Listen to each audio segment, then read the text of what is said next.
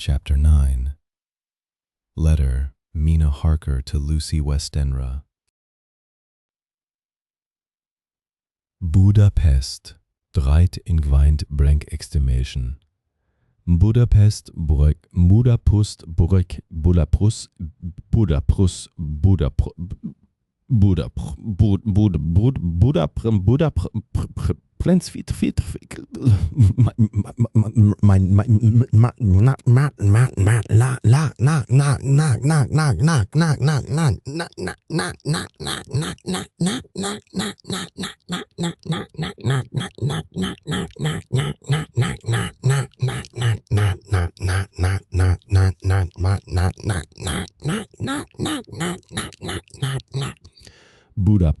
Budapest, Budabild,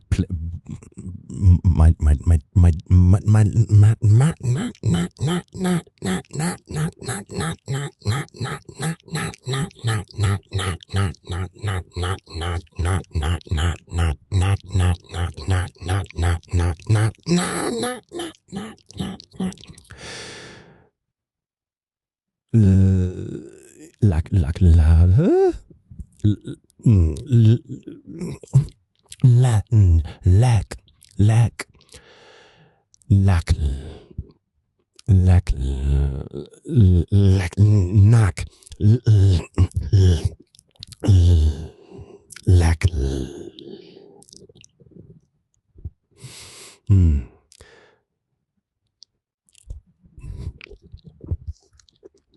my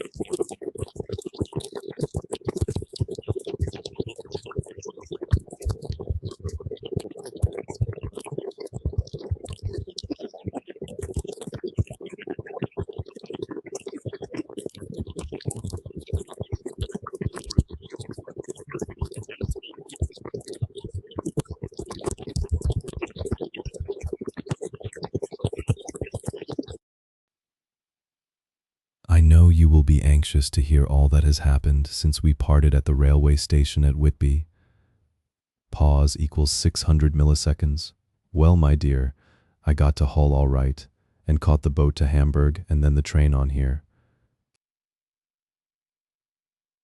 I feel that I can hardly recall anything of the journey, except that I knew I was coming to Jonathan, and that as I should have to do some nursing, I had better get all the sleep I could. I found my dear one. Oh, so thin and pale and weak-looking. All the resolution has gone out of his dear eyes, and that quiet dignity which I told you was in his face has vanished. He is only a wreck of himself, and he does not remember anything that has happened to him for a long time past. At least he wants me to believe so, and I shall never ask. He has had some terrible shock, and I fear it might tax his poor brain if he were to try to recall it. Sister Agatha, who is a good creature and a born nurse, tells me that he raved of dreadful things whilst he was off his head. I wanted her to tell me what they were, but she would only cross herself and say she would never tell. That the ravings of the sick were the secrets of God, and that if a nurse through her vocation should hear them, she should respect her trust. She is a sweet, good soul, and the next day when she saw I was troubled, she opened up the subject again, and after saying that she could never mention what my poor dear raved about, added, I can tell you this much, my dear, pause equals 600 milliseconds, that it was not about anything which he has done wrong himself, and you, as his wife-to-be, have no cause to be concerned. He has not forgotten you, or what he owes to you. His fear was of great and terrible things, which no mortal can treat of. I do believe the dear soul thought I might be jealous lest my poor dear should have fallen in love with any other girl. The idea of my being jealous about Jonathan. And yet, my dear, let me whisper, I felt a thrill of joy through me when I knew that no other woman was a cause of trouble. I am now sitting by his bedside, where I can see his face while he sleeps. He is waking. When he woke, he asked me for his coat, as he wanted to get something from the pocket. I asked Sister Agatha, and she brought all his things. I saw that amongst them was his notebook, and was going to ask him to let me look at it, for I knew then that I might find some clue to his trouble, but I suppose he must have seen my wish in my eyes, for he sent me over to the window, saying he wanted to be quite alone for a moment. Then he called me back. And when I came, he had his hand over the notebook, and he said to me very solemnly, "Wilhelmina." I knew then that he was in deadly earnest, for he has never called me by that name since he asked me to. Marry him, you know, dear. My ideas of the trust between husband and wife. There should be no secret, no concealment. I have had a great shock, and when I try to think of what it is, I feel my head spin round, and I do not know if it was all real or the dreaming of a madman. You know I have had brain fever, and that is to be mad. The secret is here, and I do not want to know it. I want to take up my life here with our marriage. For my dear, we had decided to be married as soon as the formalities are complete. Are you willing, Wilhelmina, to share my ignorance? Here is the book. Take it and keep it. Read it if you will, but never let me know. Unless, indeed, some solemn duty should come upon me to go back to the bitter hours, asleep or awake, sane or mad, recorded here. He fell back exhausted, and I put the book under his pillow and kissed him. I have asked Sister Agatha to beg the Superior to let our wedding be this afternoon, and am waiting her reply. She has come and told me that the chaplain of the English Mission Church has been sent for. We are to be married in an hour, or as soon after as Jonathan awakes. Lucy, the time has come and gone. I feel very solemn, but very, very happy. Jonathan woke a little after the hour, and all was ready, and he sat up in bed, propped up with pillows. He answered his "I will" firmly and strongly. I could hardly speak. My heart was so full that even those words seemed to choke me. The dear sisters were so kind. Please God, I shall never, never forget them, nor the grave and sweet responsibilities I have taken upon me. I must tell you of my wedding present. When the chaplain and the sisters had left me alone with my husband, oh Lucy,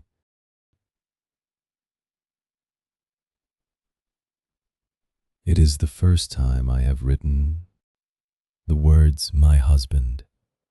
Left me alone with my husband, I took the book from under his pillow and wrapped it up in white paper and tied it with a little bit of pale blue ribbon which was round my neck, and sealed it over the knot with sealing wax. And for my seal I used my wedding ring. Then I kissed it and showed it to my husband, and told him that I would keep it so. And then it would be an outward and visible sign for us all our lives that we trusted each other, that I would never open it unless it were for his own dear sake or for the sake of some stern duty. Then he took my hand in his, and oh Lucy, it was the first time he took his wife's hand. and said that it was the dearest thing in all the wide world, and that he would go through all the past again to win it if need be. The poor dear meant to have said a part of the past, but he cannot think of time yet, and I shall not wonder if at first he mixes up not only the month, but the year. Well, my dear, what could I say? I could only tell him that I was the happiest woman in all the wide world, and that I had nothing to give him except myself, my life, and my trust, and that with these went my love and duty for all the days of my life. And, my dear, when he kissed me and drew me to him with his poor weak hands, it was like a very solemn pledge between us. Lucy, dear, do you know why I tell you all this? It is not only because it is all sweet to me, but because you have been, and are, very dear to me. It was my privilege to be your friend and guide when you came from the schoolroom to prepare for the world of life. I want you to see now, and with the eyes of a very happy wife, whither duty has led me, so that in your own married life you too may be all happy as I am. My dear, please Almighty God, your life may be all it promises. A long day of sunshine, with no harsh wind, no forgetting duty, no distrust. I must not wish you no pain, for that can never be. But I do hope you will be always as happy as I am now. Goodbye, my dear. I shall post this at once, and perhaps write you very soon again. I must stop, for Jonathan is waking. I must attend to my husband. Your ever-loving Mina Harker. Letter, Lucy Westenra to Mina Harker. Whitby, 30 of August.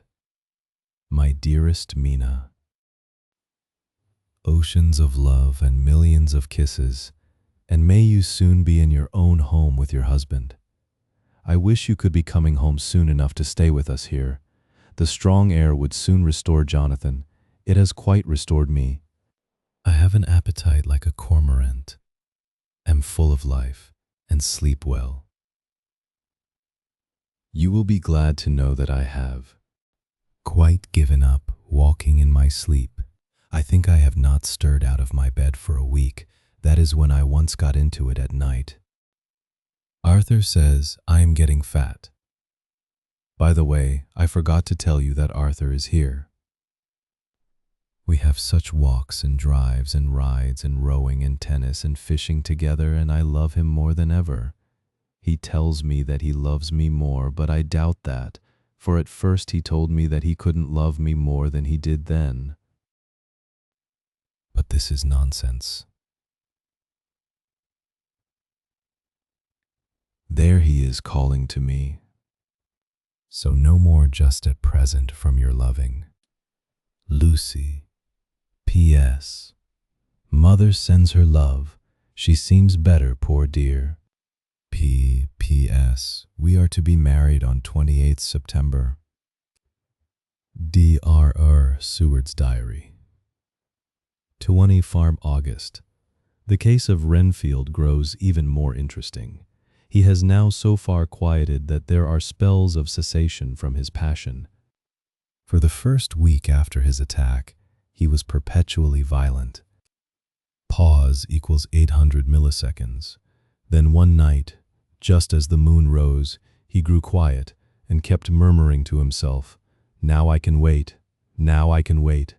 The attendant came to tell me, so I ran down at once to have a look at him. He was still in the strait waistcoat and in the padded room, but the suffused look had gone from his face, and his eyes had something of their old pleading, I might almost say, cringing softness. I was satisfied with his present condition, and directed him to be relieved. The attendants hesitated, but finally carried out my wishes without protest. It was a strange thing that the patient had humor enough to see their distrust, for, coming close to me, he said in a whisper, all the while looking furtively at them, pause equals 500 milliseconds. They think I could hurt you. Fancy me hurting you. The fools. It was soothing, somehow, to the feelings to find myself dissociated even in the mind of this poor madman from the others, but all the same I do not follow his thought. Am I to take it that I have anything in common with him, so that we are, as it were, to stand together? Or has he to gain from me some good so stupendous that my well-being is needful to him? I must find out later on. Tonight he will not speak. Even the offer of a kitten or even a full-grown cat will not tempt him. He will only say, I don't take any stock in cats. I have more to think of now, and I can wait. I can wait. After a while I left him. The attendant tells me that he was quiet until just before dawn, and that then he began to get uneasy, and at length violent, until at last he fell into a paroxysm which exhausted him so that he swooned into a sort of coma. 3 nights has the same thing happened, violent all day, then quiet from moonrise to sunrise. I wish I could get some clue to the cause. It would almost seem as if there was some influence which came and went. Happy thought. We shall tonight play sane wits against mad ones. He escaped before without our help. Tonight he shall escape with it. We shall give him a chance and have the men ready to follow in case they are required. 23 of August. The unexpected always happens. How well Disraeli knew life. Our bird, when he found the cage open, would not fly, so all our subtle arrangements were for naught. At any rate, we have proved one thing, that the spells of quietness last a reasonable time. We shall in future be able to ease his bonds for a few hours each day. I have given orders to the night attendant merely to shut him in the padded room. When once he is quiet, until an hour before sunrise, the poor soul's body will enjoy the relief even if his mind cannot appreciate it. Hark, the unexpected again. I am called. The patient has once more escaped. Later. Another night adventure. Renfield artfully waited until the attendant was entering the room to inspect. Then he dashed out past him and flew down the passage. I sent word for the attendants to follow. Again he went into the grounds of the deserted house, and we found him in the same place, pressed against the old chapel door. When he saw me, he became furious, and had not the attendants seized him in time, he would have tried to kill me. As we were holding him, a strange thing happened. He suddenly redoubled his efforts, and then as suddenly grew calm. I looked round instinctively, but could see nothing. Then I caught the patient's eye and followed it, but could trace nothing as it looked into the moonlit sky except a big bat, which was flapping its silent and ghostly way to the west. Bats usually wheel and flit about, but this one seemed to go straight on, as if it knew where it was bound, or had some intention of its own. The patient grew calmer every instant, and presently said, "You needn't tie me. I shall go quietly." Without trouble, we came back to the house. I feel there is something ominous in his calm, and shall not forget this night. Pause equals 500 milliseconds. Lucy Westenra's diary, Hillingham, 24 of August. I must imitate Mina and keep writing things down. Then we can have long talks. When we do meet, I wonder when it will be. I wish she were with me again, for I feel so unhappy. Last night I seemed to be dreaming again just as I was at Whitby. Perhaps it is the change of air, or getting home again.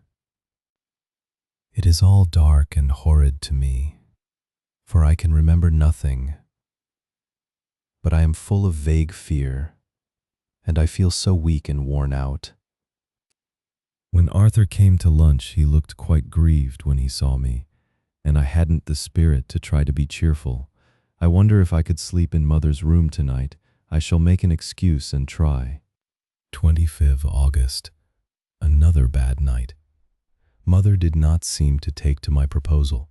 She seems not too well herself, and doubtless she fears to worry me. I tried to keep awake, and succeeded for a while. But when the clock struck 12, it waked me from a doze, so I must have been falling asleep. There was a sort of scratching or flapping at the window, but I did not mind it, and as I remember no more, I suppose I must then have fallen asleep. More bad dreams. I wish I could remember them. This morning I am horribly weak. My face is ghastly pale, and my throat pains me. It must be something wrong with my lungs, for I don't seem ever to get air enough. I shall try to cheer up when Arthur comes, or else I know he will be miserable to see me so. Letter, Arthur Holmwood to Dr. Seward. Albemarle Le Hotel, 31 of August. My dear Jack, I want you to do me a favor. Lucy is ill, that is, she has no special disease, but she looks awful and is getting worse every day. I have asked her if there is any cause. I do not dare to ask her mother, for to disturb the poor lady's mind about her daughter in her present state of health would be fatal.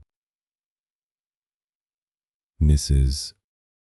Westenra has confided to me that her doom is spoken, disease of the heart, though poor Lucy does not know it yet. I am sure that there is something preying on my dear girl's mind. I am almost distracted when I think of her. To look at her gives me a pang. I told her I should ask you to see her, and though she demurred at first, I know why, old fellow, she finally consented.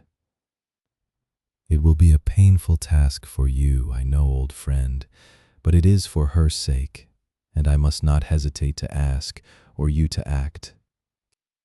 You are to come to lunch at Hillingham tomorrow, 2 o'clock, so as not to arouse any suspicion in Mrs. Westenra, and after lunch, Lucy will take an opportunity of being alone with you. I shall come in for tea, and we can go away together. I am filled with anxiety, and want to consult with you alone as soon as I can after you have seen her. Do not fail. Arthur. Telegram, Arthur Holmwood to Seward. Vest some September.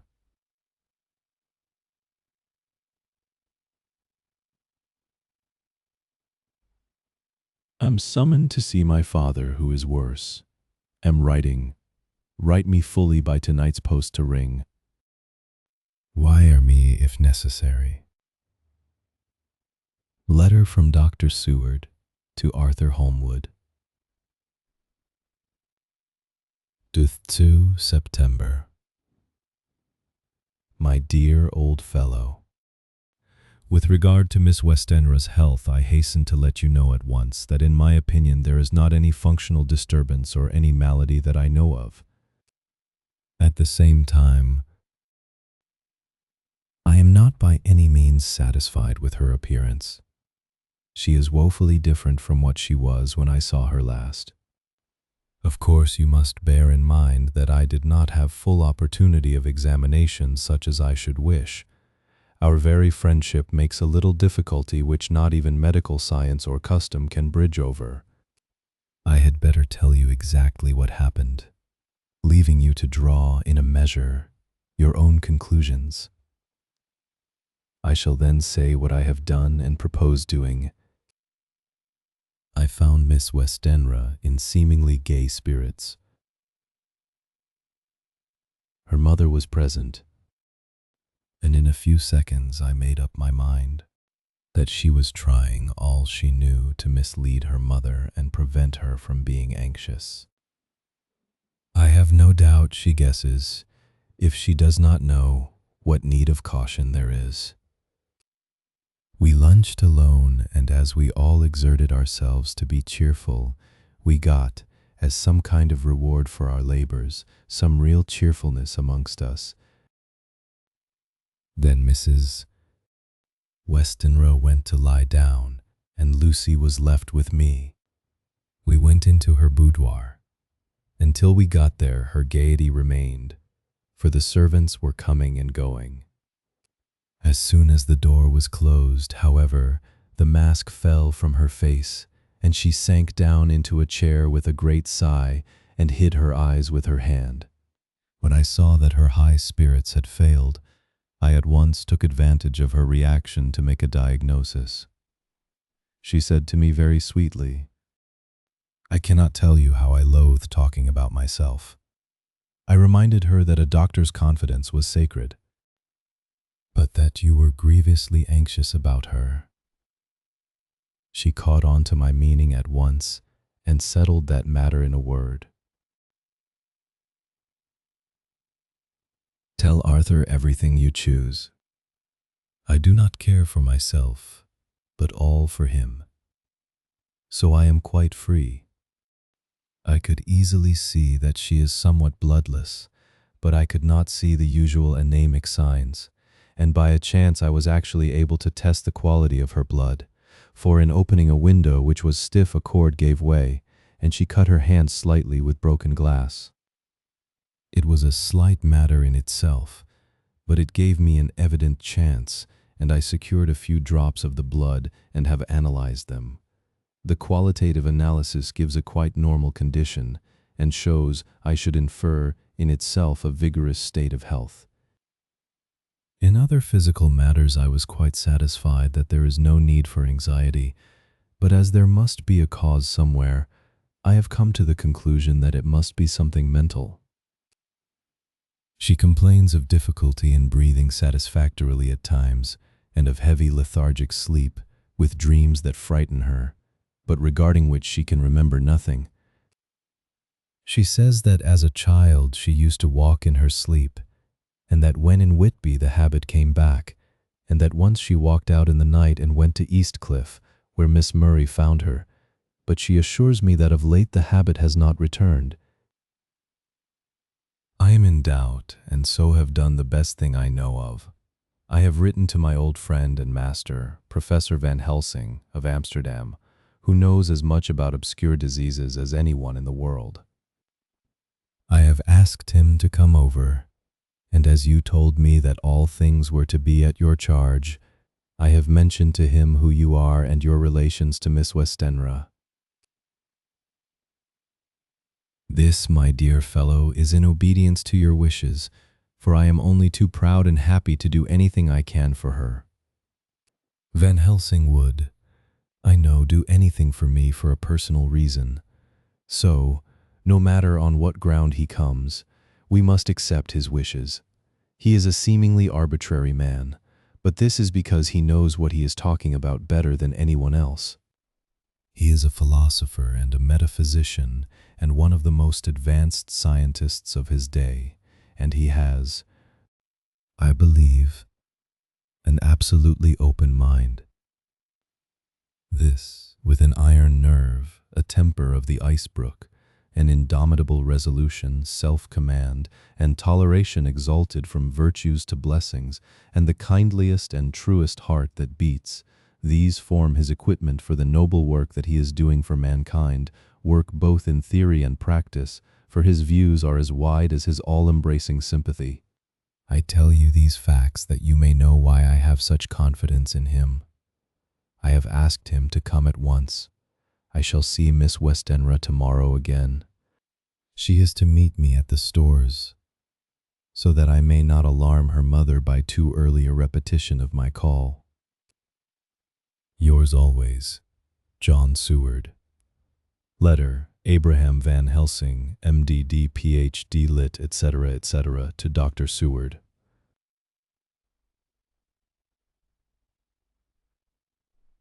The Stup, September. My good friend, when I have received your letter, I am already coming to you. By good fortune, I can leave just at once, without wrong to any of those who have trusted me. Were fortune other, then it were bad for those who have trusted, for I come to my friend when he call me to aid those he holds dear.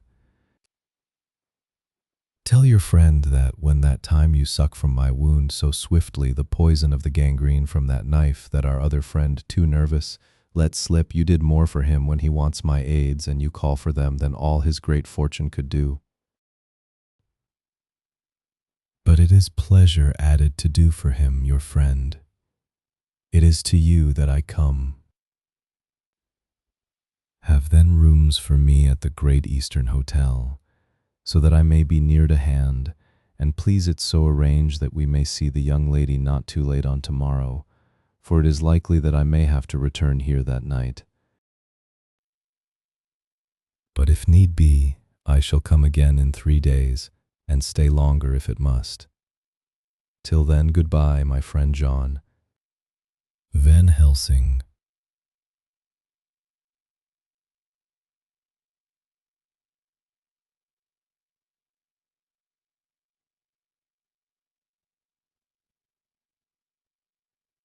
Letter, Dr. Seward to Hon.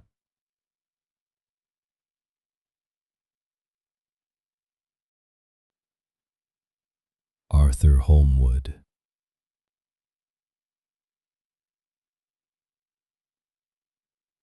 3 September. My dear Art,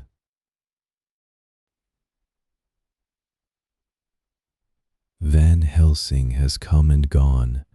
He came on with me to Hillingham and found that by Lucy's discretion her mother was lunching out, so that we were alone with her. Van Helsing made a very careful examination of the patient. He is to report to me, and I shall advise you, for of course I was not present all the time. He is, I fear, much concerned, but says he must think. When I told him of our friendship, and how you trust to me in the matter, he said, "You must tell him all." You think? Tell him what I think, if you can guess it, if you will. Nay, I am not jesting. This is no jest, but life and death, perhaps more. I asked what he meant by that, for he was very serious. This was when we had come back to town, and he was having a cup of tea before starting on his return to Amsterdam. He would not give me any further clue. You must not be angry with me, Art, because his very reticence means that all his brains are working for her good. He will speak plainly enough when the time comes, be sure. So I told him I would simply write an account of our visit, just as if I were doing a descriptive special article for the Daily Telegraph. He seemed not to notice, but remarked that the smuts in London were not quite so bad as they used to be when he was a student here. I am to get his report tomorrow if he can possibly make it. In any case, I am to have a letter. Well, as to the visit, Lucy was more cheerful than on the day I first saw her, and certainly looked better. She had lost something of the ghastly look that so upset you, and her breathing was normal. She was very sweet to the professor, as she always is, and tried to make him feel at ease, though I could see that the poor girl was making a hard struggle for it. I believe Van Helsing saw it too, for I saw the quick look under his bushy brows that I knew of old. Then he began to chat of all things except ourselves and diseases, and with such an infinite geniality that I could see poor Lucy's pretense of animation merge into reality. Then, without any seeming change, he brought the conversation gently round to his visit and suavely said, "My dear young miss, I have the so great pleasure because you are so much beloved. That is much, my dear. Ever were there that which I do not see.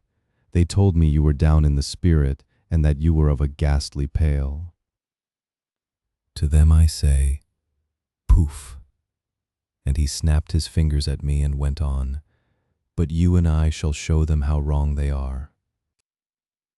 "How can he?" And he pointed at me with the same look and gesture as that with which once he pointed me out to his class on, or rather after, a particular occasion which he never fails to remind me of. Know anything of a young lady's? He has his madmans to play with, and to bring them back to happiness, and to those that love them. It is much to do, and oh, but there are rewards in that we can bestow such happiness. Pause equals 800 milliseconds, but the young ladies. He has no wife nor daughter, and the young do not tell themselves to the young, but to the old. Like me, who have known so many sorrows and the causes of them. So, my dear, we will send him away to smoke the cigarette in the garden, whiles you and I have little talk all to ourselves. I took the hint and strolled about, and presently the professor came to the window and called me in. He looked grave, but said, "I have made careful examination, but there is no functional cause. With you I agree that there has been much blood lost. It has been, but is not. But the conditions of her are in no way anemic. I have asked her to send me her maid, that I may ask just one or two questions, that so I may not chance to miss nothing. I know well what she will say. And yet there is cause. There is always cause for everything. I must go back home and think. You must send to me the telegram every day, and if there be cause I shall come again. The disease for not to be all well is a disease. Interest me. And the sweet young dear, she interest me too. She charm me. And for her, if not for you or disease, I come. As I tell you, he would not say a word more, even when we were alone. And so now, Art, you know all I know. I shall keep stern watch. I trust your poor father is rallying. It must be a terrible thing to you, my dear old fellow, to be placed in such a position between two people who are both so dear to you. I know your idea of duty to your father, and you are right to stick to it.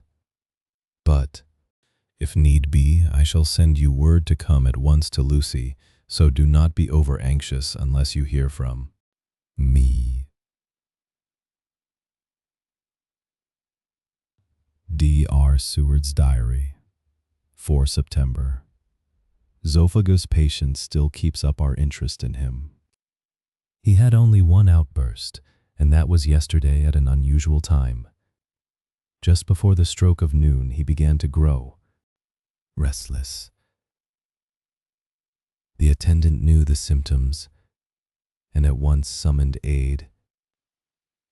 Fortunately, the men came at a run, and were just in time, for at the stroke of noon he became so violent that it took all their strength to hold him. In about 5 minutes, however, he began to get more and more quiet, and finally sank into a sort of melancholy, in which state he has remained up to now. The attendant tells me that his screams whilst in the paroxysm were really appalling. I found my hands full when I got in, attending to some of the other patients who were frightened by him. Indeed, I can quite understand the effect, for the sounds disturbed even me, though I was some distance away.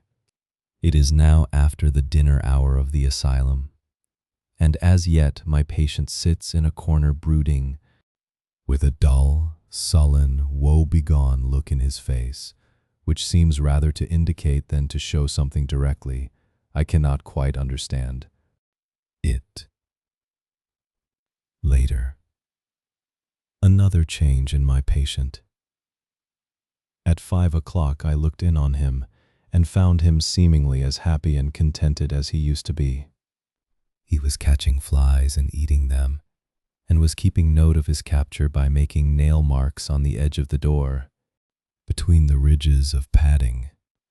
When he saw me, he came over and apologized for his bad conduct, and asked me in a very humble, cringing way to be led back to his own room and to have his notebook again. I thought it well to humor him. So he is back in his room with the window open. He has the sugar of his tea spread out on the window sill, and is reaping quite a harvest of flies.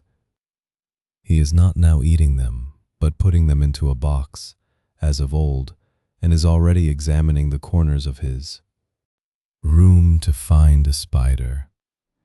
I tried to get him to talk about the past few days, for any clue to his thoughts would be of immense help to me, but he would not rise. For a moment or two he looked very sad, and said in a sort of far-away voice, as though saying it rather to himself than to me, "All over."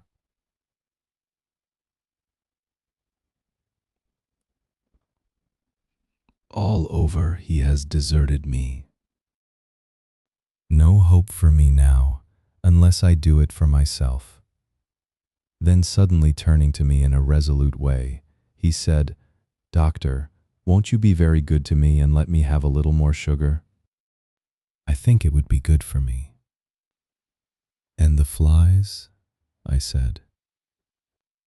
"Yes. The flies like it too. And I like the flies, therefore I like it. And there are people who know so little as to think that madmen do not argue. I procured him a double supply, and left him as happy a man as, I suppose, any in the world. I wish I could fathom his mind. Midnight. Another change in him.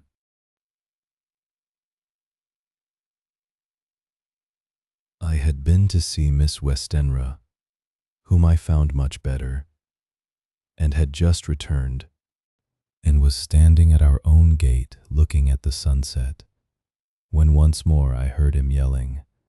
As his room is on this side of the house, I could hear it better than in the morning. It was a shock to me to turn from the wonderful smoky beauty of a sunset over London, with its lurid lights and inky shadows and all the marvelous tints that come on foul clouds even as on foul water, and to realize all the grim sternness of my own cold stone building, with its wealth of breathing misery, and my own desolate heart to endure it all. I reached him just as the sun was going down, and from his window saw the red disk sink. As it sank, he became less and less frenzied, and just as it dipped, he slid from the hands that held him, an inert mass on the floor.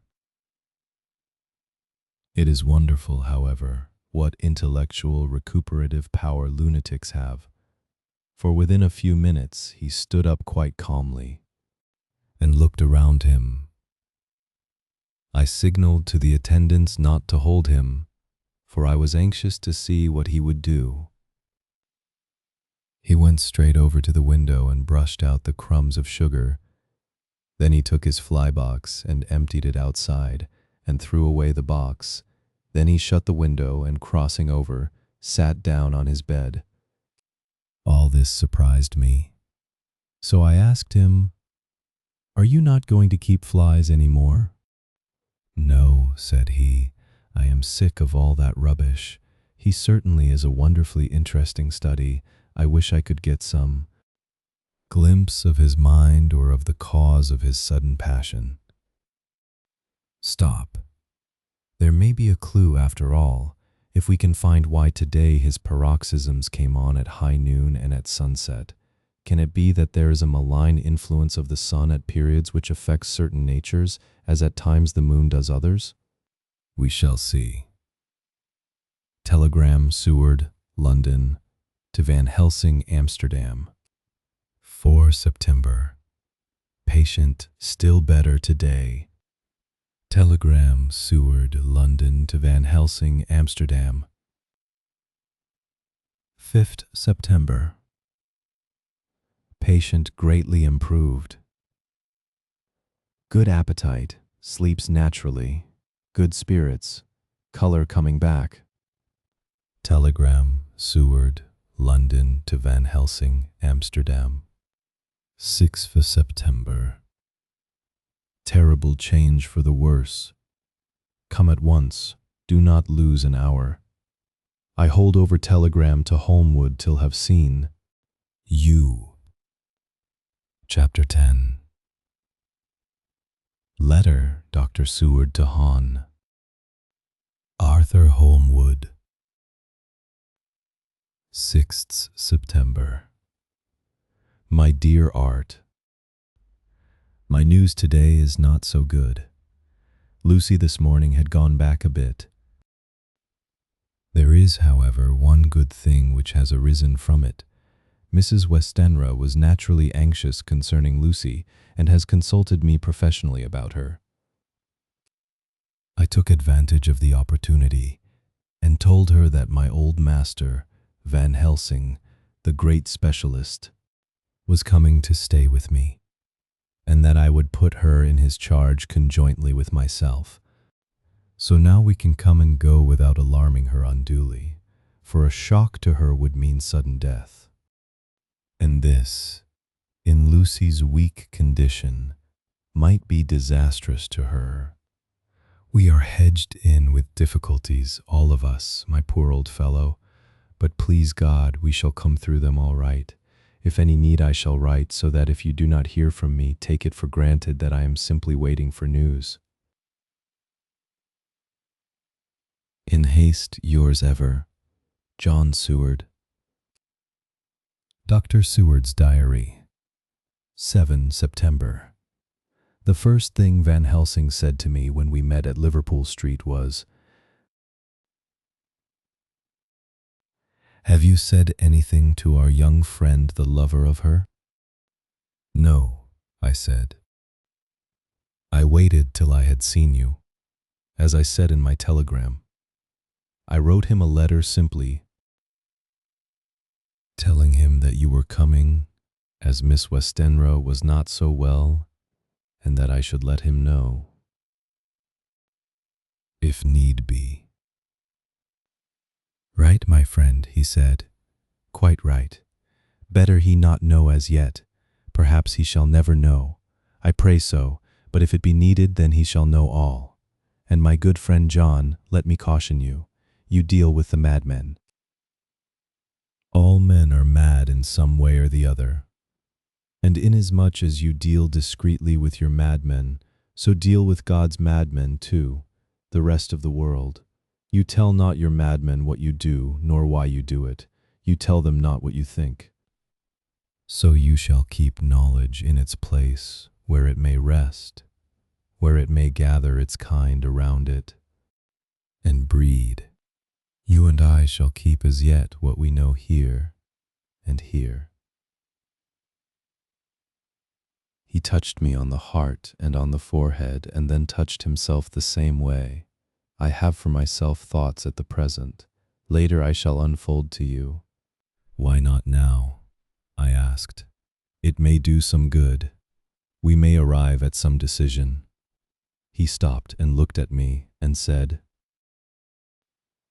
"My friend John, when the corn is grown, even before it has ripened, while the milk of its mother earth is in him, and the sunshine has not yet begun to paint him with his gold, the husbandman he pull the ear and rub him between his rough hands, and blow away the green chaff, and say to you, Look, he's good corn. He will make good crop when the time comes." I did not see the application, and told him so.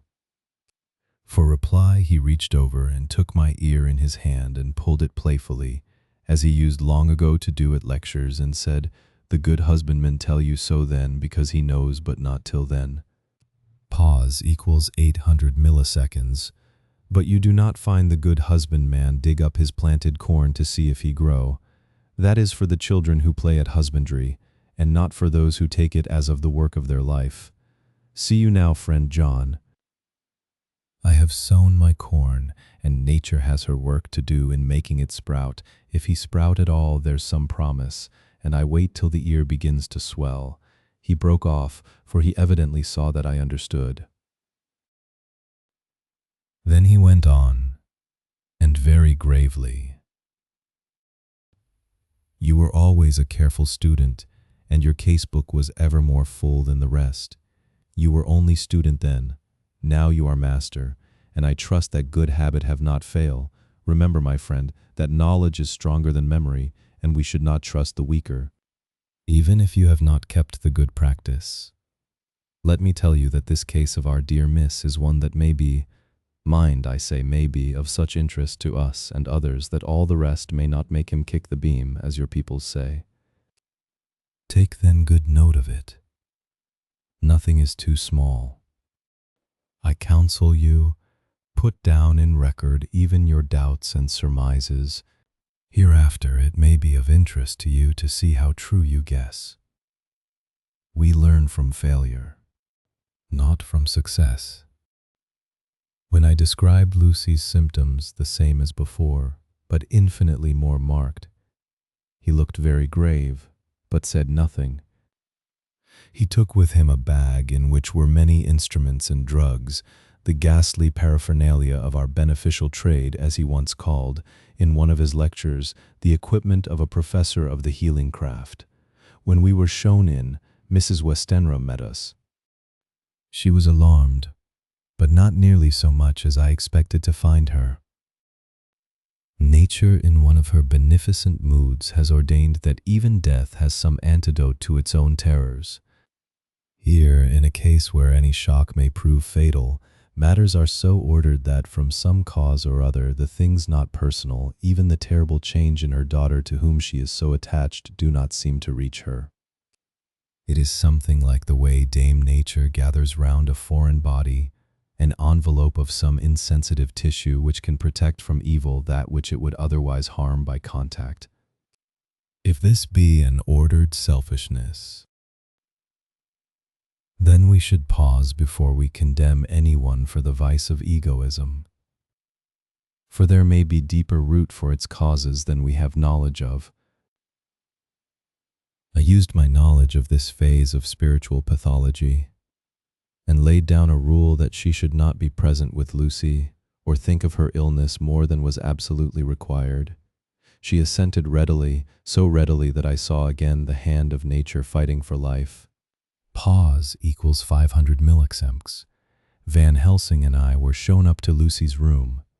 If I was shocked when I saw her yesterday, I was horrified when I saw her today. She was ghastly, chalkily pale. The red seemed to have gone even from her lips and gums, and the bones of her face stood out prominently. Her breathing was painful to see or hear. Pause equals 500 milliseconds. Van Helsing's face grew set as marble, and his eyebrows converged till they almost touched over his nose. Lucy lay motionless and did not seem to have strength to speak, so for a while we were all silent. Then Van Helsing beckoned to me, and we went gently out of the room. The instant we had closed the door, he stepped quickly along the passage to the next door, which was open. Then he pulled me quickly in with him and closed the door. "My God," he said, "this is dreadful. There is no time to be lost. She will die for sheer want of blood too. Keep the heart's action as it should be. There must be transfusion of blood at once. Is it you? Or me? I am younger and stronger, Professor. It must be me. Then get ready at once. I will bring up my bag. I am prepared." I went downstairs with him, and as we were going there was a knock at the hall door. When we reached the hall, the maid had just opened the door, and Arthur was stepping quickly in. He rushed up to me, saying in an eager whisper, "Jack, I was so anxious. I read between the lines of your letter and have been in an agony.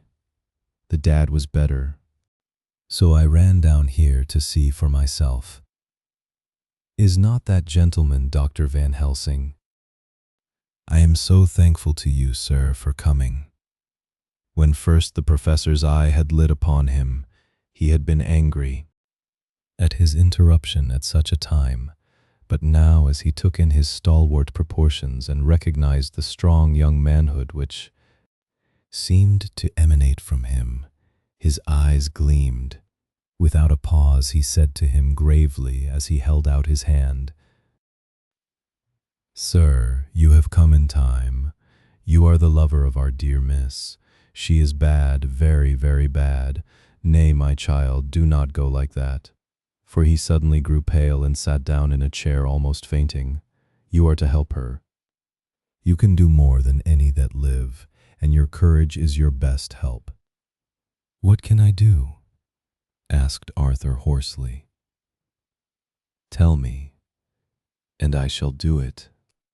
My life is hers, and I would give the last drop of blood in my body for her."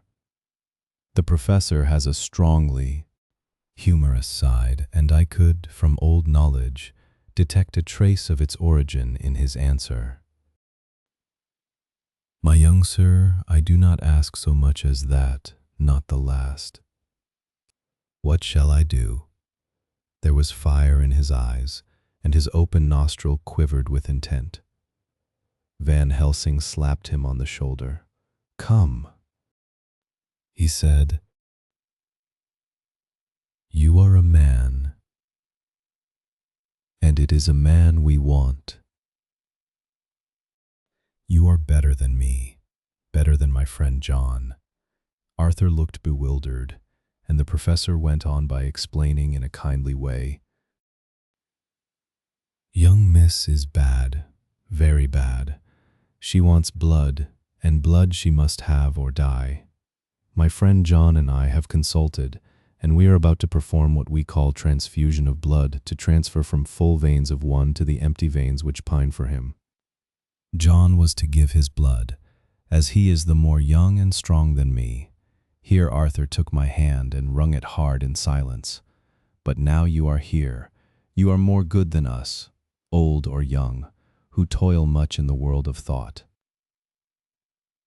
Our nerves are not so calm and our blood not so bright than yours." Arthur turned to him and said,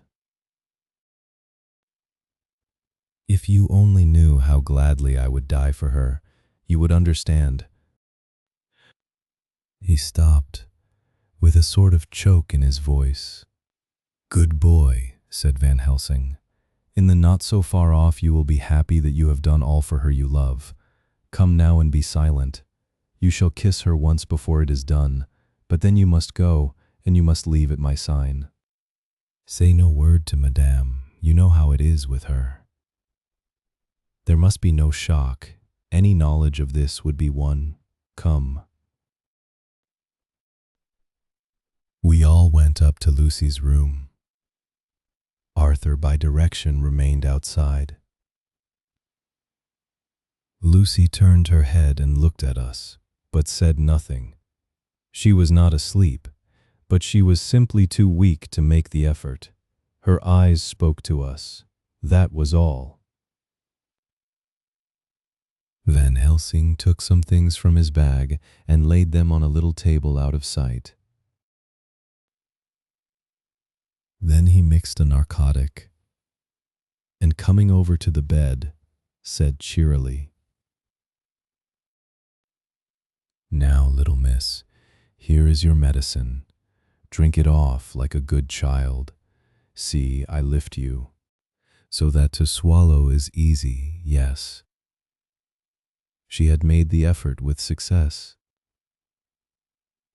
It astonished me how long the drug took to act. This, in fact, marked the extent of her weakness. The time seemed endless, until sleep began to flicker in her eyelids. At last, however, the narcotic began to manifest its potency, and she fell into a deep sleep. When the professor was satisfied, he called Arthur into the room and bade him strip off his coat. Then he added,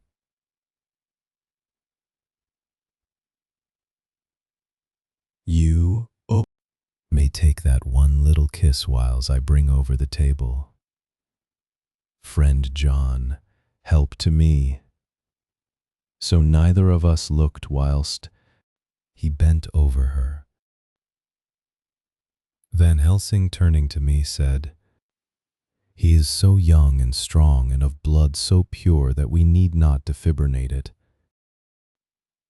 Then with swiftness, but with absolute method, Van Helsing performed the operation.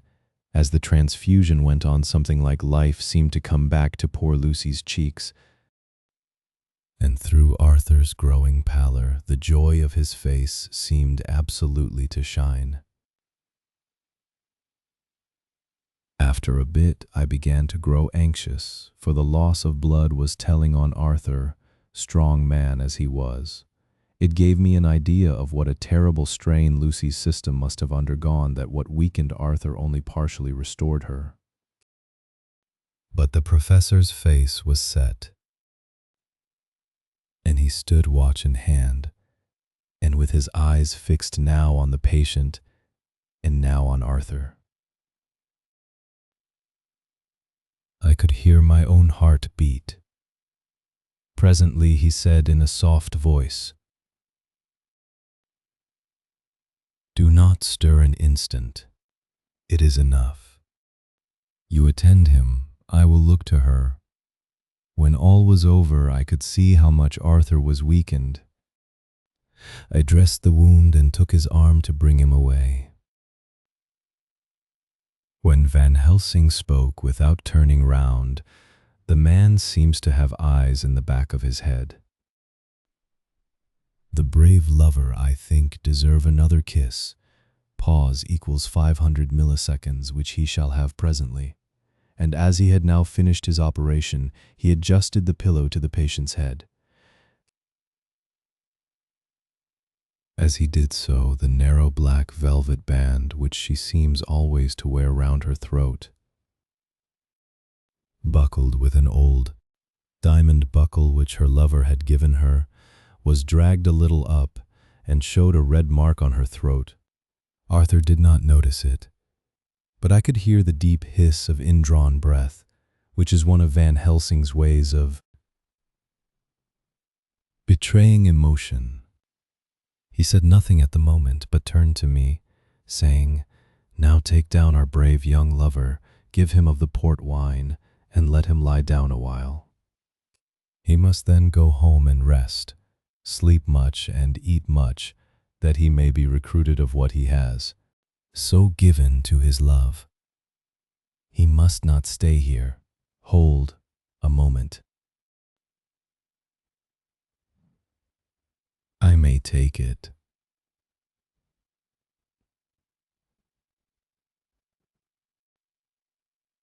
"Sir, that you are anxious of result. Then bring it with you that in all ways the operation is successful. You have saved her life this time, and you can go home and rest easy in mind that all that can be is. I shall tell her all when she is well. She shall love you none the less for what you have done. goodbye." When Arthur had gone, I went back to the room. Lucy was sleeping gently, but her breathing was stronger. I could see the counterpane move as her breast heaved. By the bedside sat Van Helsing, looking at her intently. The velvet band again covered the red mark. I asked the professor in a whisper, "What do you make of that mark on her throat?" "What do you make of it?" "I have not examined it yet," I answered, and then and there proceeded to loose the band, just over the external jugular vein. There were 2 punctures, not large, but not wholesome looking. There was no sign of disease, but the edges were white and worn looking, as if by some trituration. It at once occurred to me that this wound, or whatever it was, might be the means of that manifest loss of blood, but I abandoned the idea as soon as formed, for such a thing could not be. The whole bed would have been drenched to a scarlet with the blood which the girl must have lost to leave such a pallor as she had before the transfusion. "Well?" said Van Helsing. "Well," said I can make nothing of it." The professor stood up. "I must go back to Amsterdam tonight," he said. "There are books and things there which I want. You must remain here all the night, and you must not let your sight pass from her." "Shall I have a nurse?" I asked. "We are the best nurses, you and I. You keep watch all night, see that she is well fed, and that nothing disturbs her. You must not sleep all the night. Later on we can sleep, you and I. I shall be back as soon as possible."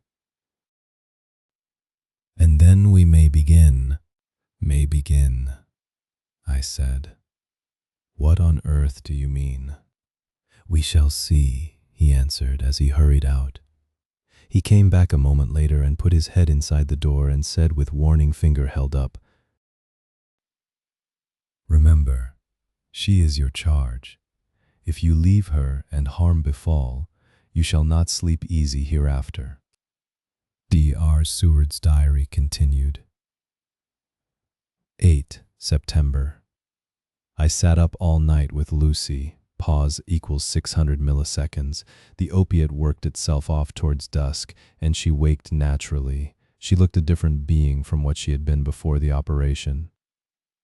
Her spirits even were good, and she was full of a happy vivacity. But I could see evidences of the absolute prostration which she had undergone. When I told Mrs. Westenra that Dr. Van Helsing had directed that I should sit up with her, she almost pooh-poohed the idea, pointing out her daughter's renewed strength and excellent spirits. I was firm, however, and made preparations for my long vigil. When her maid had prepared her for the night, I came in, having in the meantime had supper, and took a seat by the bedside. She did not in any way make objection, but looked at me gratefully whenever I caught her eye.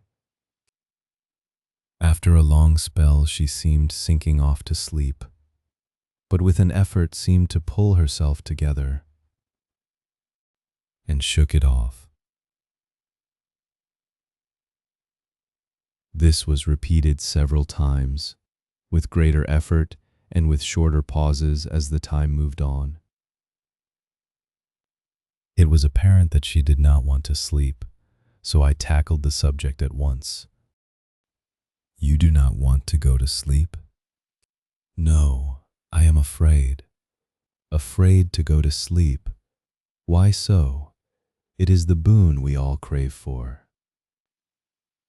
"Ah, not if you were like me, if sleep was to you a presage of horror." "A presage of horror? What on earth do you mean?" "I don't know." "Oh, I don't know.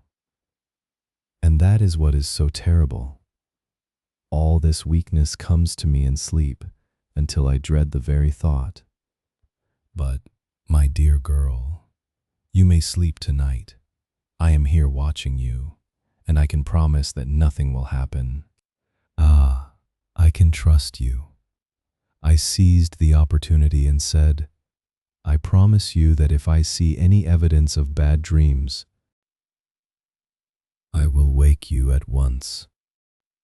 You will? Oh, will you really? How good you are to me. Then I will sleep.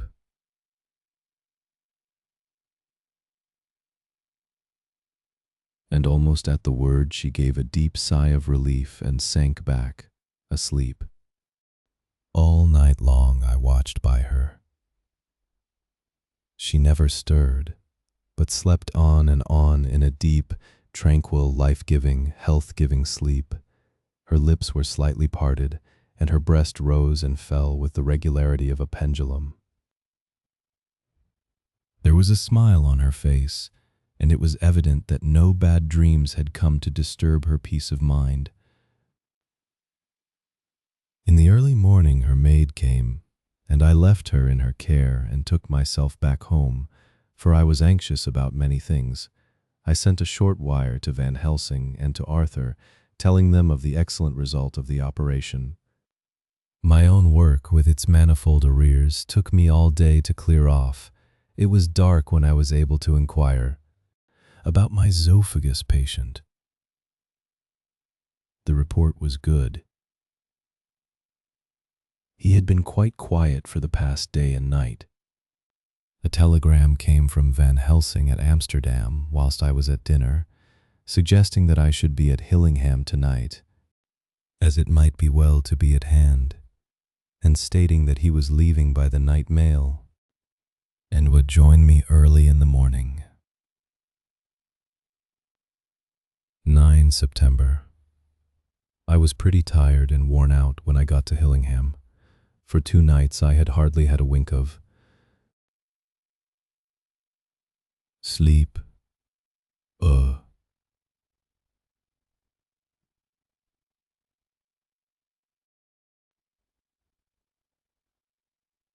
And my brain was beginning to feel that numbness which marks cerebral exhaustion. Lucy was up, and in cheerful spirits. When she shook hands with me, she looked sharply in my face and said, "No sitting up tonight for you. You are worn out."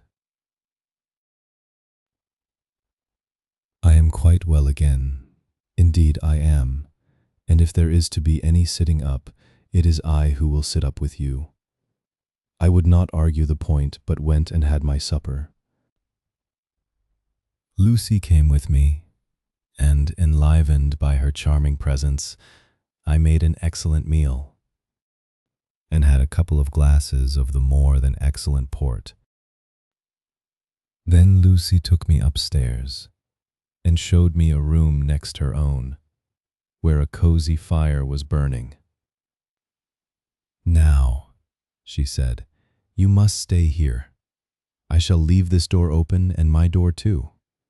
You can lie on the sofa, for I know that nothing would induce any of you doctors to go to bed whilst there is a patient above the horizon."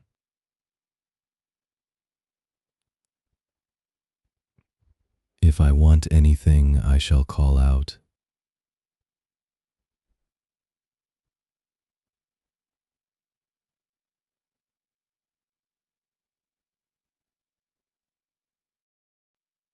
"And you can come to me at once."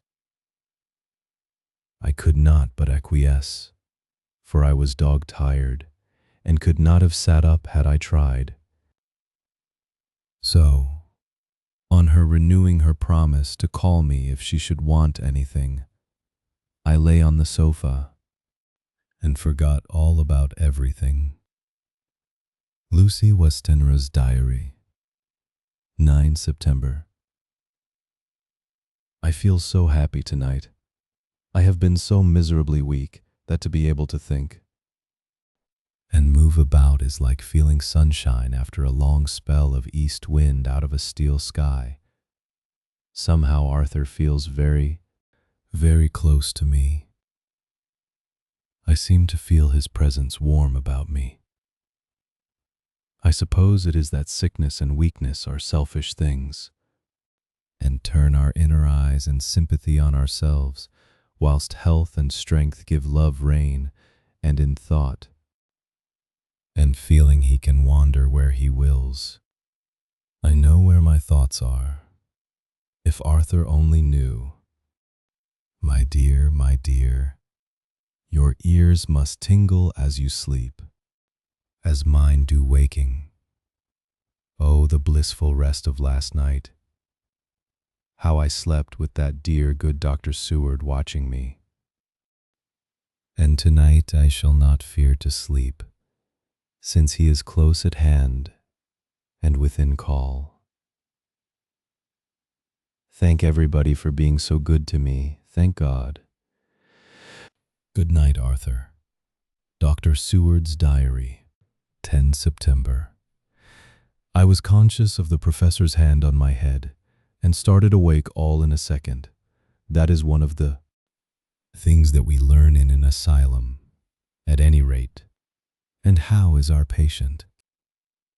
Well, when I left her, or rather when she left me, I answered, "Come, let us see," he said. And together we went into the room. The blind was down, and I went over to raise it gently, whilst Van Helsing stepped, with his soft, cat-like tread, over to the bed. As I raised the blind, and the morning sunlight flooded the room, I heard the professor's low hiss of inspiration. And knowing its rarity, a deadly fear shot through my heart. As I passed over, he moved back, and his exclamation of horror, Gott in Himmel, needed no enforcement from his agonized face. He raised his hand and pointed to the bed, and his iron face was drawn and ashen white. I felt my knees begin to tremble. There on the bed, seemingly in a swoon, lay poor Lucy, more horribly white and wan-looking than ever. Even the lips were white, and the gums seemed to have shrunken back from the teeth, as we sometimes see in a corpse after a prolonged illness. Van Helsing raised his foot to stamp in anger, but the instinct of his life and all the long years of habit stood to him, and he put it down again softly. "Quick," he said. "Bring the brandy." I flew to the dining room and returned with the decanter. He wetted the poor white lips with it, and together we rubbed palm and wrist and heart. He felt her heart, and after a few moments of agonizing suspense said, "It is not too late. It beats, though, but feebly. All our work is undone. We must begin again." Pause equals 500 milliseconds. There is no young Arthur here now. I have to call on you yourself this time, friend John. As he spoke, he was dipping into his bag and producing the instruments for transfusion. I had taken off my coat and rolled up my shirt sleeve. There was no possibility of an opiate just at present, and no need of one, and so, without a moment's delay, we began the operation. After a time, it did not seem a short time either, for the draining away of one's blood, no matter how willingly it be given, is a terrible feeling. Van Helsing held up a warning finger. "Do not stir," he said. "But I fear that with growing strength she may wake, and that would make danger, oh, so much danger." Pause equals 800 milliseconds, but I shall precaution take. "I shall give hypodermic injection of morphia," he proceeded then swiftly and deftly to carry out his intent. The effect on Lucy was not bad, for the faint seemed to merge subtly into the narcotic sleep. It was with a feeling of personal pride that I could see a faint tinge of color steal back into the pallid cheeks and lips.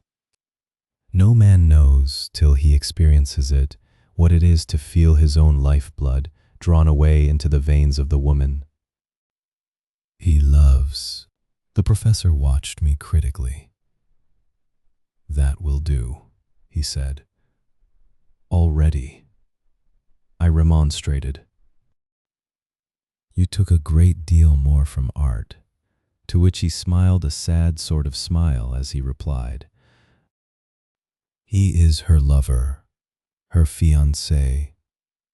You have work, much work to do for her and for others, and the present will suffice."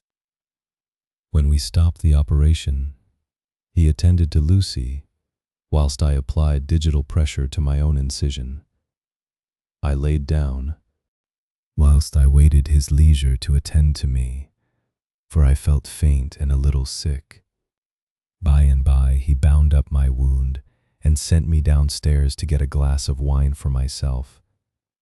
As I was leaving the room, he came after me and half whispered,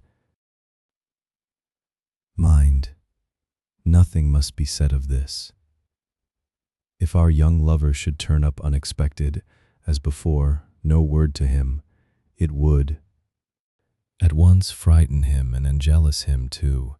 There must be none, so." When I came back, he looked at me carefully and then said, "You are not much the worse. Go into the room and lie on your sofa and rest a while. Then have much breakfast and come here to me."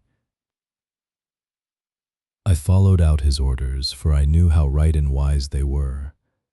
I had done my part, and now my next duty was to keep up my strength. I felt very weak, and in the weakness lost something of the amazement at what had occurred. I fell asleep on the sofa, however, wondering over and over again how Lucy had made such a retrograde movement, and how she could have been drained of so much blood with no sign anywhere to show for it. I think I must have continued my wonder in my dreams, for, sleeping and waking, my thoughts always came back to the little punctures in her throat and the ragged, exhausted appearance of their edges, tiny though they were. Lucy slept well into the day, and when she woke, she was fairly well and strong, though not nearly so much so as the day before. When Van Helsing had seen her, he went out for a walk, leaving me in charge with strict injunctions that I was not to leave her for a moment. I could hear his voice in the hall asking the way to the nearest telegraph office. Lucy chatted with me freely and seemed quite unconscious that anything had happened. I tried to keep her amused and interested. When her mother came up to see her, she did not seem to notice any change whatever, but said to me gratefully, "We owe you so much, Dr. Seward, for all you have done, but you really must now take care not to overwork yourself. You are looking pale yourself. You want a wife to nurse and look after you a bit. That you do." As she spoke, Lucy turned crimson, though it was only momentarily, for her poor wasted veins could not stand for long such an unwanted drain to the head.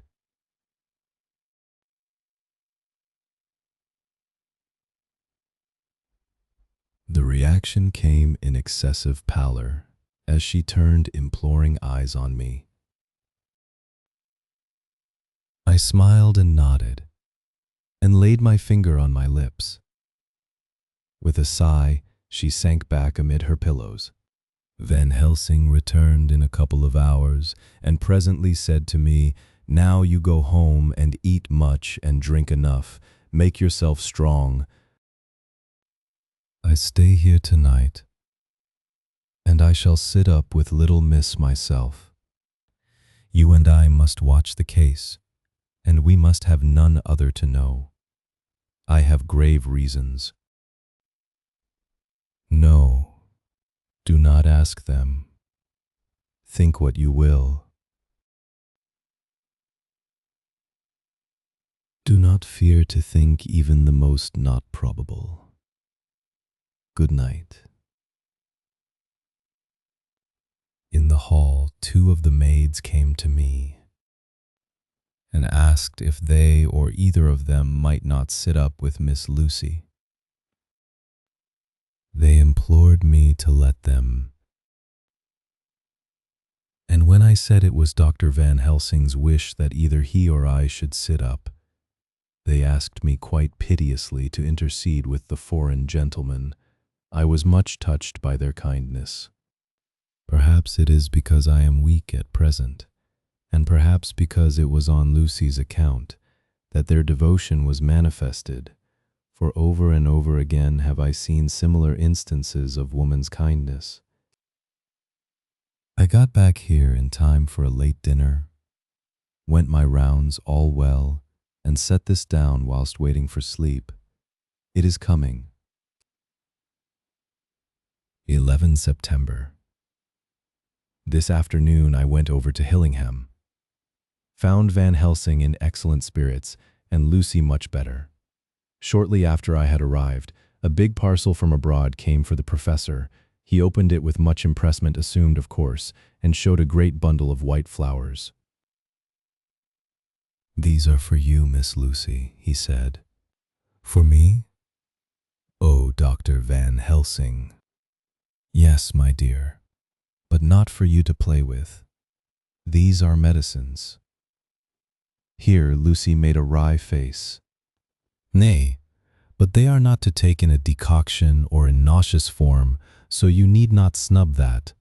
So charming knows, or I shall point out to my friend Arthur what woes he may have to endure in seeing so much beauty that he so loves so much distort. Aha, my pretty miss, that bring the so nice nose all straight again. This is medicinal, but you do not know how. I put him in your window. I make pretty wreath and hang him round your neck so that you sleep well. Oh yes.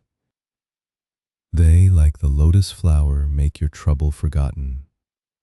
It smells so like the waters of Lethe, and of that fountain of youth that the conquistador is sought for in the Floridas, and find him all too late." Whilst he was speaking, Lucy had been examining the flowers and smelling them. Now she threw them down, saying with half laughter and half disgust, "Oh, Professor, I believe you are only putting up a joke on me. Why, these flowers are only common garlic." To my surprise, Van Helsing rose up and said with all his sternness, his iron jaw set, and his bushy eyebrows meeting, "No trifling with me. I never jest. There is grim purpose in all I do, and I warn you that you do not thwart me. Take care, for the sake of others, if not for your own." Then, seeing poor Lucy scared, as she might well be, he went on more gently, "Oh, little miss, my dear, do not fear me. I only do for your good, but there is much virtue to you in those so common flowers. See, I place them myself in your room. I make myself the wreath that you are to wear. But hush, no telling to others that make so inquisitive questions. We must obey, and silence is a part of obedience, and obedience is to bring you strong and well into loving arms that wait for you. Now sit still a while. Come with me, friend John, and you shall help me deck the room with my garlic, which is all the way from Haarlem, where my friend Vanderpool raise herb in his glass houses all the year. I had to telegraph yesterday, or they would not have been here." We went into the room, taking the flowers with us. The professor's actions were certainly odd and not to be found in any pharmacopoeia that I ever heard of. First, he fastened up the windows and latched them securely. Next, taking a handful of the flowers, he rubbed them all over the sashes, as though to ensure that every whiff of air that might get in would be laden with the garlic smell. Then with the wisp he rubbed all over the jamb of the door, above, below, and at each side, and round the fireplace in the same way. It all seemed grotesque to me, and presently I said, "Well, Professor, I know you always have a reason for what you do, but this certainly puzzles me. It is well we have no skeptic here, or he would say that you were working some spell to keep out an evil spirit." "Perhaps I am," he answered quietly as he began to make the wreath which Lucy was to wear round her neck. We then waited whilst Lucy made her toilet for the night, and when she was in bed he came and himself fixed the wreath of garlic round her neck. The last words he said to her were, "Take care you do not disturb it, and even if the room feel close, do not tonight open the window or the door." "I promise," said Lucy, "and thank you both 1,000 times for all your kindness to me. Oh, what have I done to be blessed with such friends?" As we left the house in my fly, which was waiting, Van Helsing said, "Tonight I can sleep in peace, and sleep I want. 2 nights of travel, much reading in the day between, and much anxiety on the day to follow, and a night to sit up without to wink. Tomorrow in the morning early you call for me, and we come together to see our pretty miss, so much more strong for my spell which I have work." Ho, ho!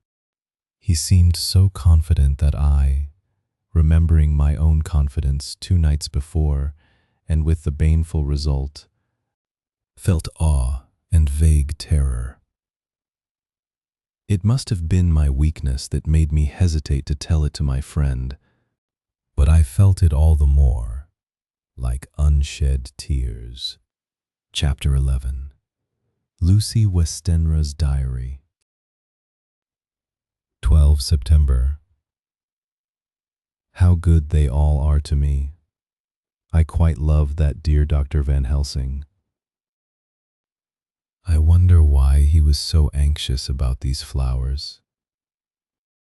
He positively frightened me. He was so fierce, and yet he must have been right, for I feel comfort from them already. Somehow I do not dread being alone tonight, and I can go to sleep without fear. I shall not mind any flapping outside the window. Oh, the terrible struggle that I have had against sleep so often of late, the pain of the sleeplessness, or the pain of the fear of sleep, with such unknown horrors as it has for me. How blessed are some people, whose lives have no fears, no dreads, to whom sleep is a blessing that comes nightly and brings nothing but sweet dreams. Well, here I am tonight, hoping for sleep and lying like Ophelia in the play, with virgin krantz and maiden struments. I never liked garlic before, but tonight it is delightful. There is peace in its smell. I feel sleep coming already. Good night, everybody. D.R.R. Seward's Diary.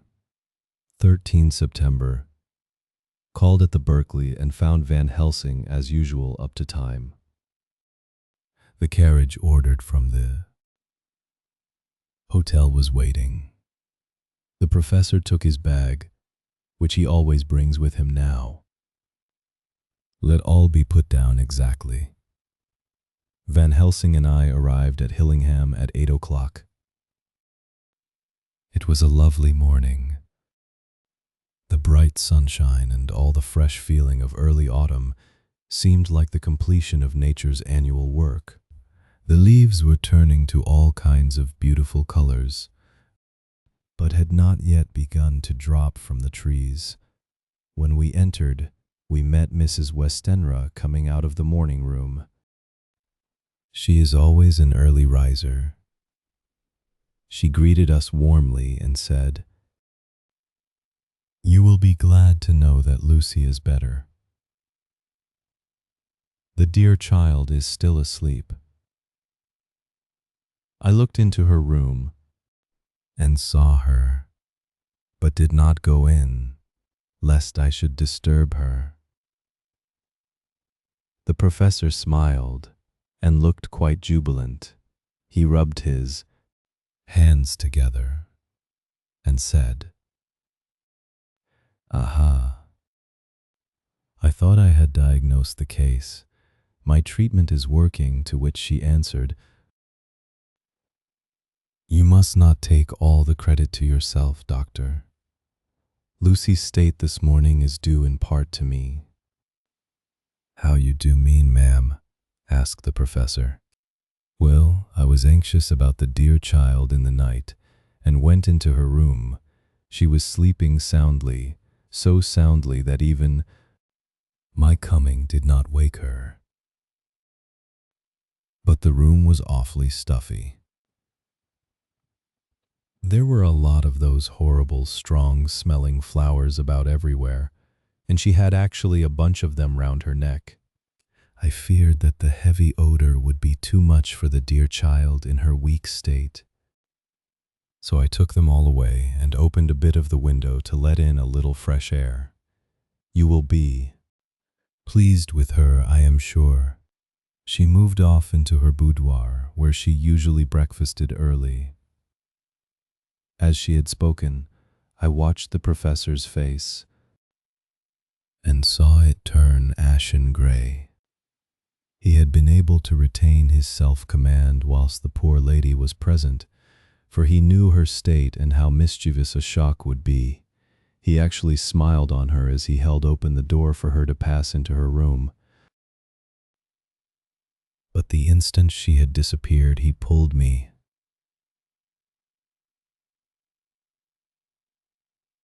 suddenly and forcibly into the dining room and closed the door. Then, for the first time in my life, I saw Van Helsing break down.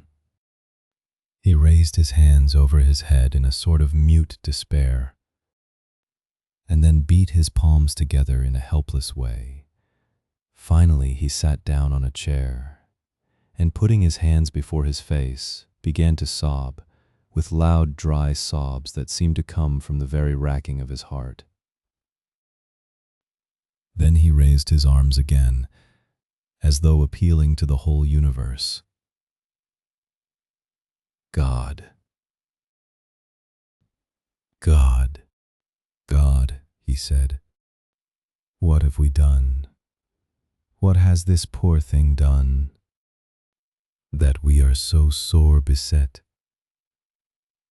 Is there fate amongst us still, sent down from the pagan world of old, that such things must be and in such way? This poor mother, all unknowing and all for the best as she think, does such thing as lose her daughter body and soul. And we must not tell her, we must not even warn her, or she die. And then both die. Oh, how we are beset! How are all the powers of the devils against us?" Suddenly he jumped to his feet. "Come," he said, "come. We must see and act. Devils or no devils, or all the devils at once, it matters not. We fight him all the same." He went to the hall door for his bag, and together we went up to Lucy's room. Once again I drew up the blind, whilst Van Helsing went towards the bed. This time he did not start as he looked on the poor face with the same awful, waxen pallor as before. He wore a look of stern sadness and infinite pity. "As I expected," he murmured, with that hissing inspiration of his, which meant so much. Without a word he went and locked the door, and then began to set out on the little table the instruments for yet another operation of transfusion of blood. I had long ago recognized the necessity and begun to take off my coat, but he stopped me with a warning hand. "No," he said. "Today you must operate. I shall provide. You are weakened already." As he spoke, he took off his coat and rolled up his shirt sleeve. Again the operation, again the narcotic, again some return of color to the ashy cheeks and the regular breathing of healthy sleep. This time I watched whilst Van Helsing recruited himself and rested. Presently he took an opportunity of telling Mrs. Westenra that she must not remove anything from Lucy's room without consulting him, that the flowers were of medicinal value, and that the breathing of their odor was a part of the system of cure. Then he took over the care of the case himself, saying that he would watch this night and the next, and would send me word when to come. After another hour, Lucy waked from her sleep, fresh and bright and seemingly not much the worse for her terrible ordeal. What does it all mean? I am beginning to wonder if my long habit of life amongst the insane is beginning to tell upon my own brain. Lucy Westenra's Diary. 17 September, 4 days and nights of peace. I am getting so strong again that I hardly know myself. It is as if I had passed through some long nightmare and had just awakened to see the beautiful sunshine and feel the fresh air of the morning around me. I have a dim half-remembrance of long, anxious times of waiting and fearing. Darkness in which there was not even the pain of hope to make present distress more poignant. And then long spells of oblivion, and the rising back to life as a diver, coming up through a great press of water. Since, however, Dr. Van Helsing has been with me, all this bad dreaming seems to have passed away, the noises that used to frighten me out of my wits, the flapping against the windows, the distant voices which seemed so close to me, the harsh sounds that came from I know not where and commanded me to do I know not what, have all ceased. I go to bed now without any fear of sleep. I do not even try to keep awake. I have grown quite fond of the garlic, and a boxful arrives for me every day from Harlem. Tonight,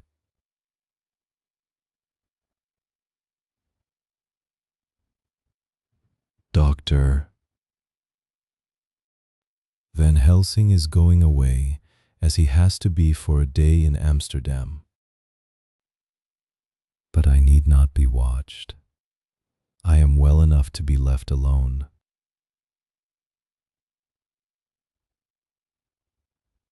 Thank God for Mother's sake, and dear Arthur's, and for all our friends who have been so kind. I shall not even feel the change. For last night Dr. Van Helsing slept in his chair a lot of the time. I found him asleep twice when I awoke. But I did not fear to go to sleep again, although the boughs or bats or something napped almost angrily against the window panes. The Pall Mall Gazette, 18 September. The Escaped Wolf. Perilous adventure of our interviewer. Interview with the keeper in the zoological gardens. After many inquiries, and almost as many refusals, and perpetually using the words Pall Mall Gazette as a sort of talisman, I managed to find the keeper of the section of the zoological gardens in which the wolf department is included. Thomas Builder lives in one of the cottages in the enclosure behind the elephant house, and was just sitting down to his tea when I found him. Thomas and his wife are hospitable folk, elderly and without children, and if the specimen I enjoyed of their hospitality be of the average kind, their lives must be pretty comfortable. The keeper would not enter on what he called business until the supper was over, and we were all satisfied. Then, when the table was cleared, and he had lit his pipe, he said, "Now, sir, you can go on and ask me what you want. You'll excuse me refusin' to talk of professional subjects afore meals. I gives the wolves and the jackals and the hyenas and all our section their tea afore I begins to ask them questions." "How do you mean, ask them questions?" I queried, wishful to get him into a talkative humor. "Ittin' of them over the 'ead with a pole is one way, scratchin' of their hears is another. When gents as is flush wants a bit of a show orf to their gals. I don't so much mind the fust, the ittin' with a pole afore I chucks in their dinner, but I waits till they've 'ad their sherry and coffee, so to speak, afore I tries on with the ear scratchin'. Mind you," he added philosophically, "there's a deal of the same nature in us as in them theer animiles. Here's you a-comin' and arskin' of me questions about my business, and I that grumpy like that only for your bloomin' arfquid I'd a-seen you blowed fust 'fore I'd answer. Not even when you arst me sarcastic like, if I'd like you to arsk the superintendent if you might arsk me questions, without offense did I tell yer to go to L. You did. And when you said you'd report me for oozin' of obscene language that was ittin' me over the 'ead, but the arfquid made that all right, I weren't a-going to fight, so I waited for the food and did with my owl as the wolves and lions and tigers does." Pause equals 800 milliseconds, but Lord love your art.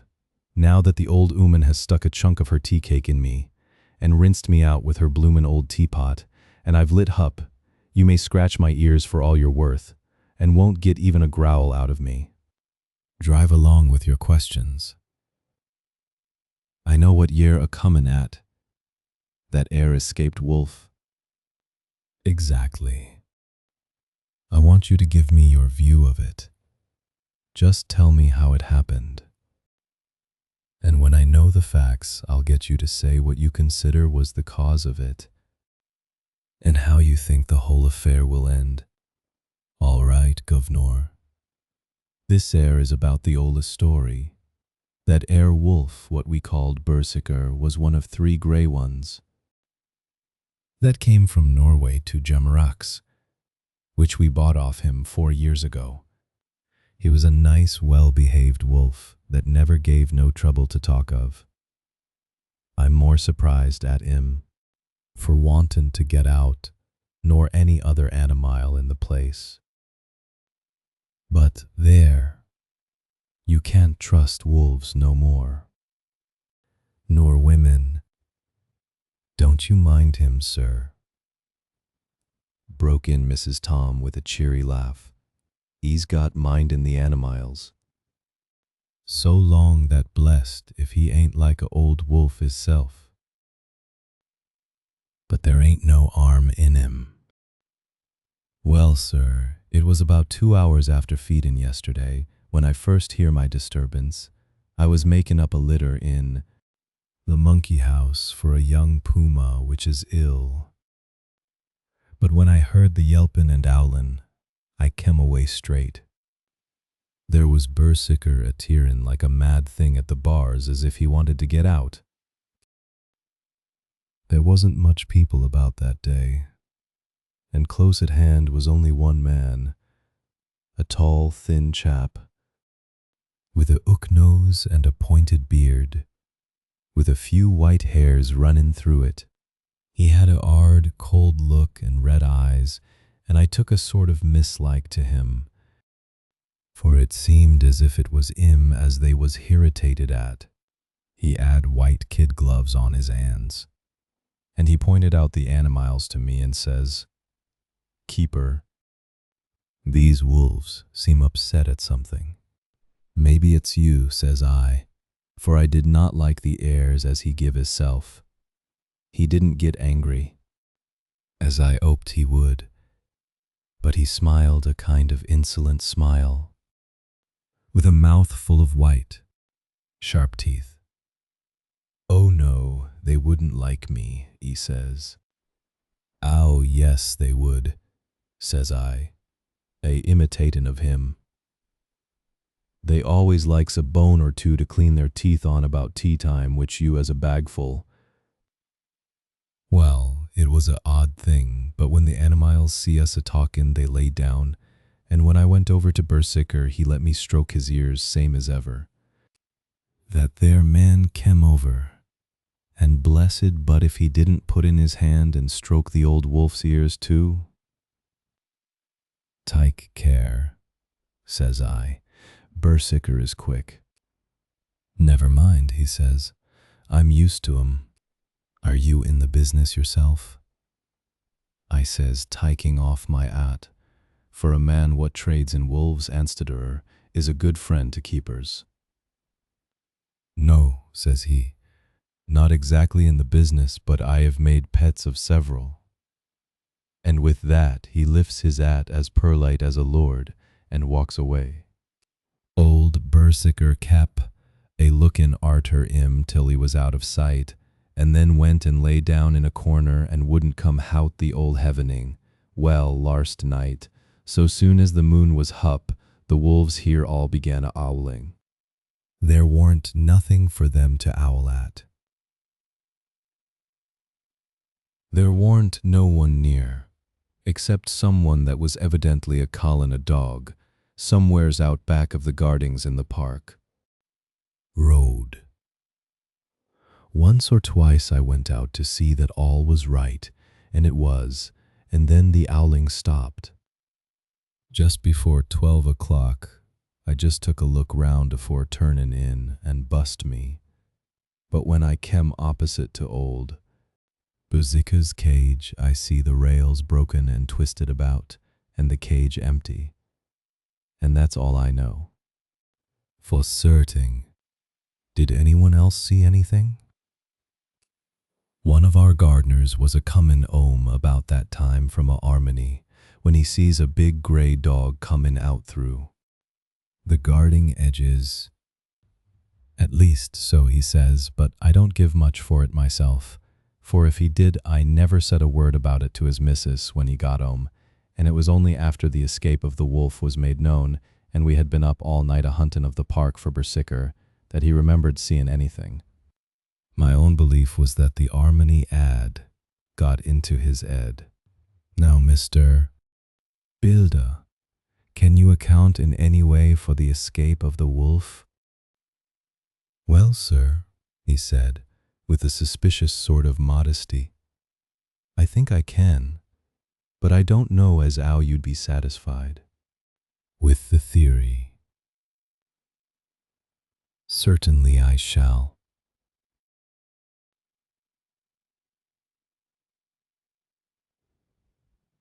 If a man like you, who knows the animals from experience, can't hazard a good guess at any rate, who is even to try?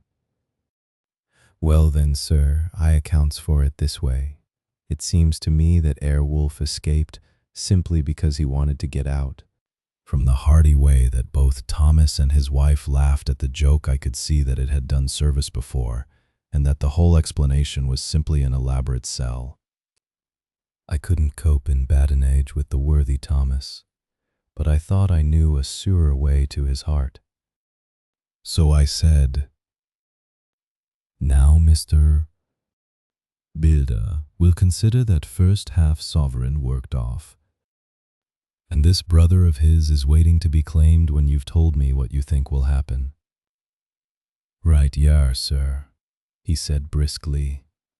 Ye'll excuse me, I know, for a chaffin of ye, but the old woman here winked at me, which was as much as telling me to go on. Well, I never, said the old lady. My opinion is this, that wolf is a dinnin of somewheres. The gardener Wote didn't remember said he was a gallopin northward faster than a horse could go. But I don't believe him, for yer see, sir, wolves don't gallop no more nor dogs does. They not bein' built that way. Wolves is fine things in a storybook. And I dessay when they gets in packs and does be chivvyin' something that's more afeard than they can make a devil of a noise and chop it up, whatever it is. But lor bless you, in real life a wolf is only a low creature, not half so clever or bold as a good dog, and not half a quarter so much fight in him. This one ain't been used to fightin' or even to providin' for hisself, and more like he's somewhere round the park aidin' and a shiverin' of, and if he thinks at all, wonderin' where he is to get his breakfast from, or maybe he's got down some area and is in a coal cellar. My eye, won't some cook get a rum start when she sees his green eyes a-shining at her out of the dark? If he can't get food, he's bound to look for it, and mayhap he may chance to light on a butcher's shop in time. If he doesn't, and some nursemaid goes a walkin' orf with a soldier, leavin' of the hinfant in the perambulator, well then I shouldn't be surprised if the census is one babby the less. That's all. I was handing him the half-sovereign when something came bobbing up against the window, and Mr. Builder's face doubled its natural length with surprise. God bless me, he said. If there ain't old Berserker come back by hisself. He went to the door and opened it. A most unnecessary proceeding, it seemed to me. I have always thought that a wild animal never looks so well as when some obstacle of pronounced durability is between us. A personal experience has intensified rather than diminished.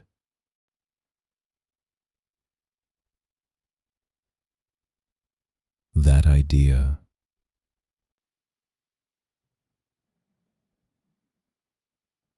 After all, however, there is nothing like custom, for neither Builder nor his wife thought any more of the wolf than I should of a dog. The animal itself was as peaceful and well-behaved as that father of all picture wolves, Red Riding Hood's quondam friend, whilst moving her confidence in masquerade. The whole scene was an unutterable mixture of comedy and pathos. The wicked wolf that for half a day had paralyzed London and set all the children in the town shivering in their shoes, was there in a sort of penitent mood, and was received and petted like a sort of vulpine prodigal son. Old Builder examined him all over with most tender solicitude, and when he had finished with his penitence said, "There, I knew the poor old chap would get into some kind of trouble.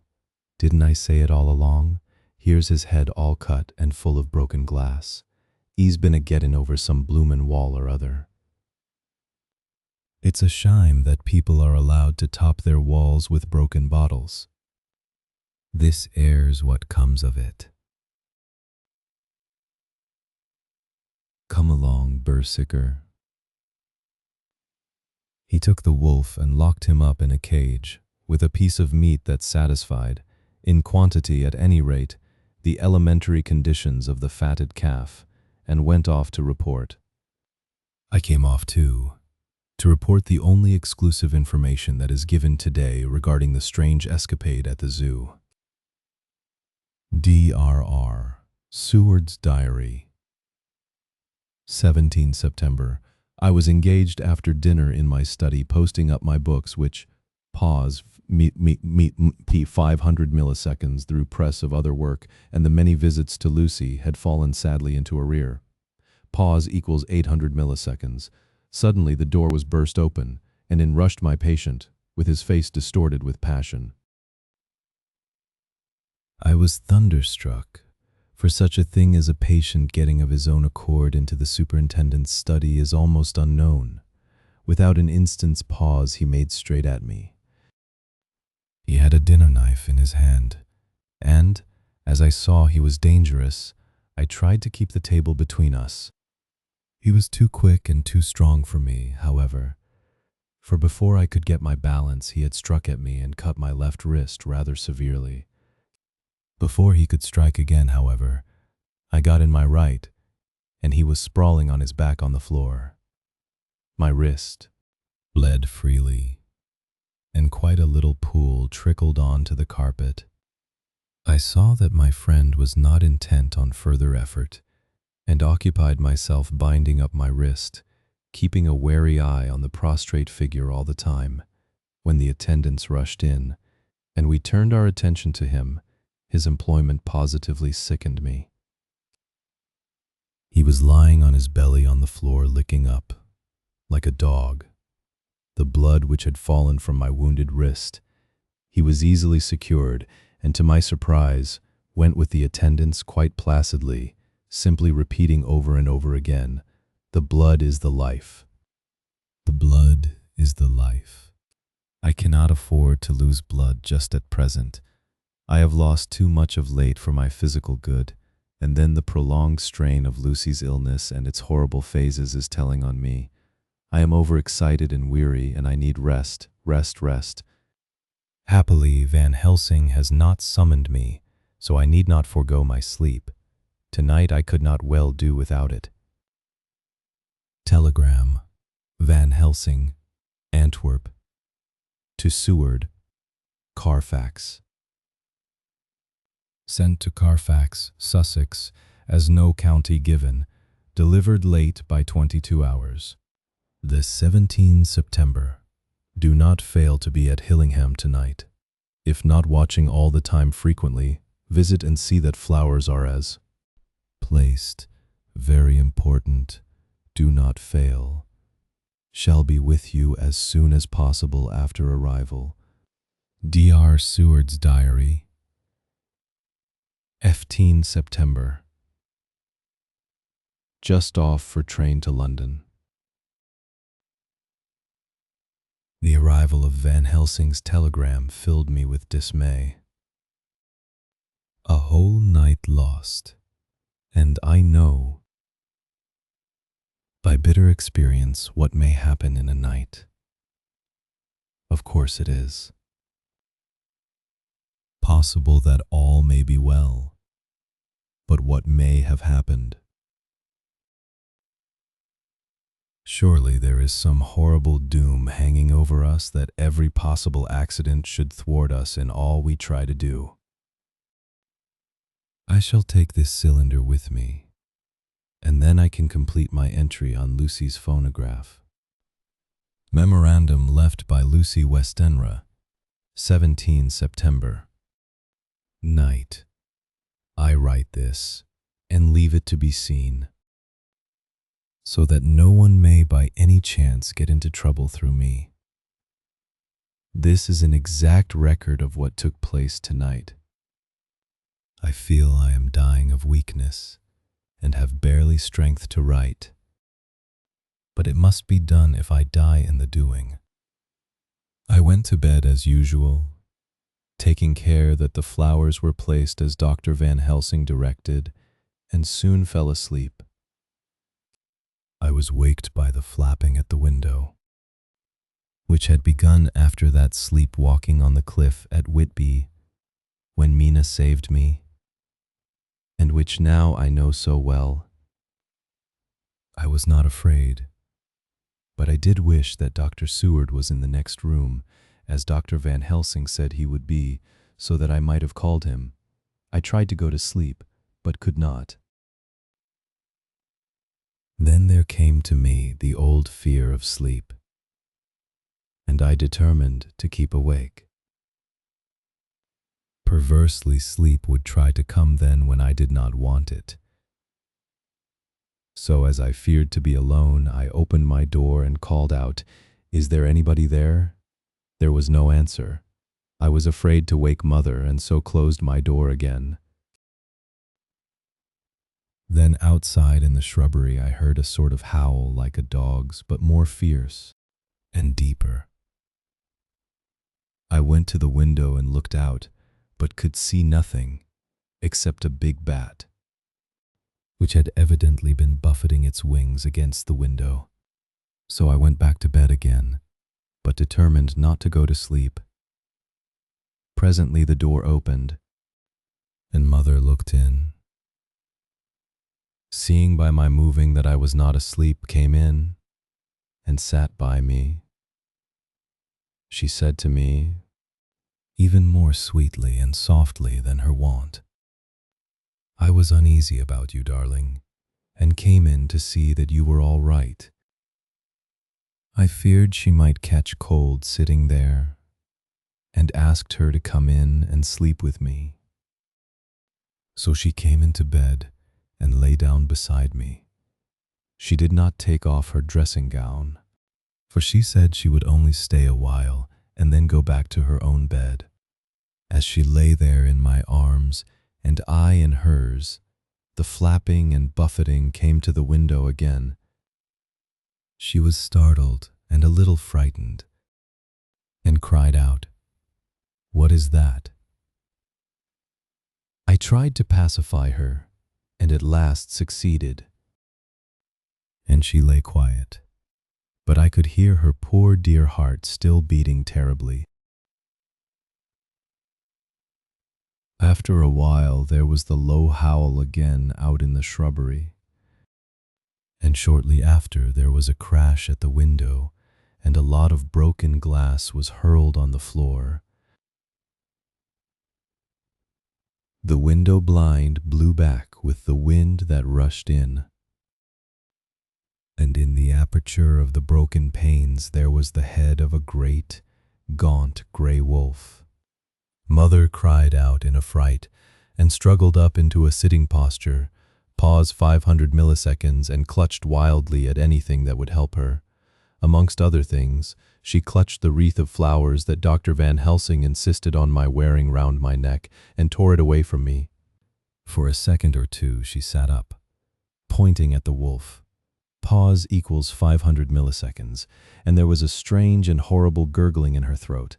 Then she fell over as if struck with lightning, and her head hit my forehead and made me dizzy for a moment or two.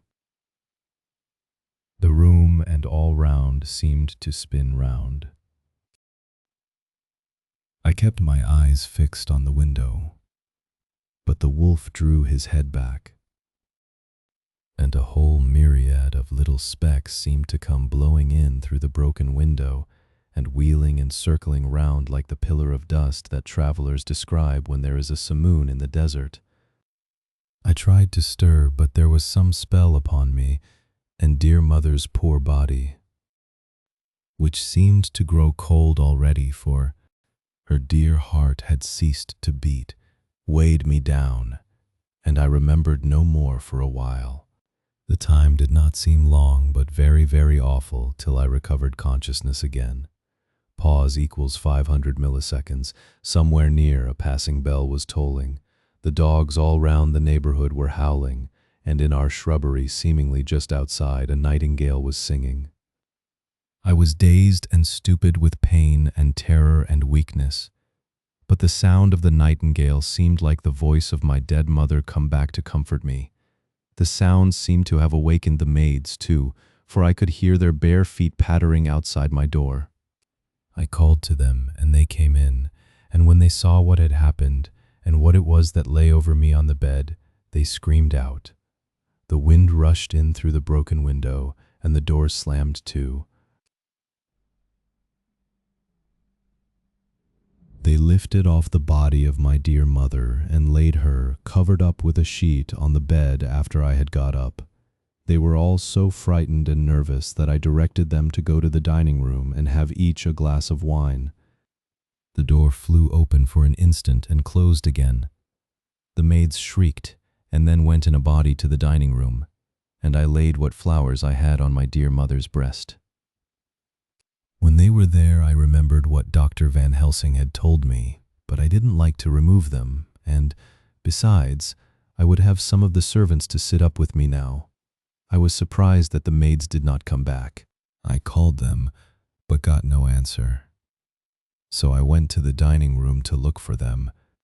My heart sank when I saw what had happened. They all four lay helpless on the floor, breathing heavily. The decanter of sherry was on the table half full, but there was a queer, acrid smell about. I was suspicious and examined the decanter.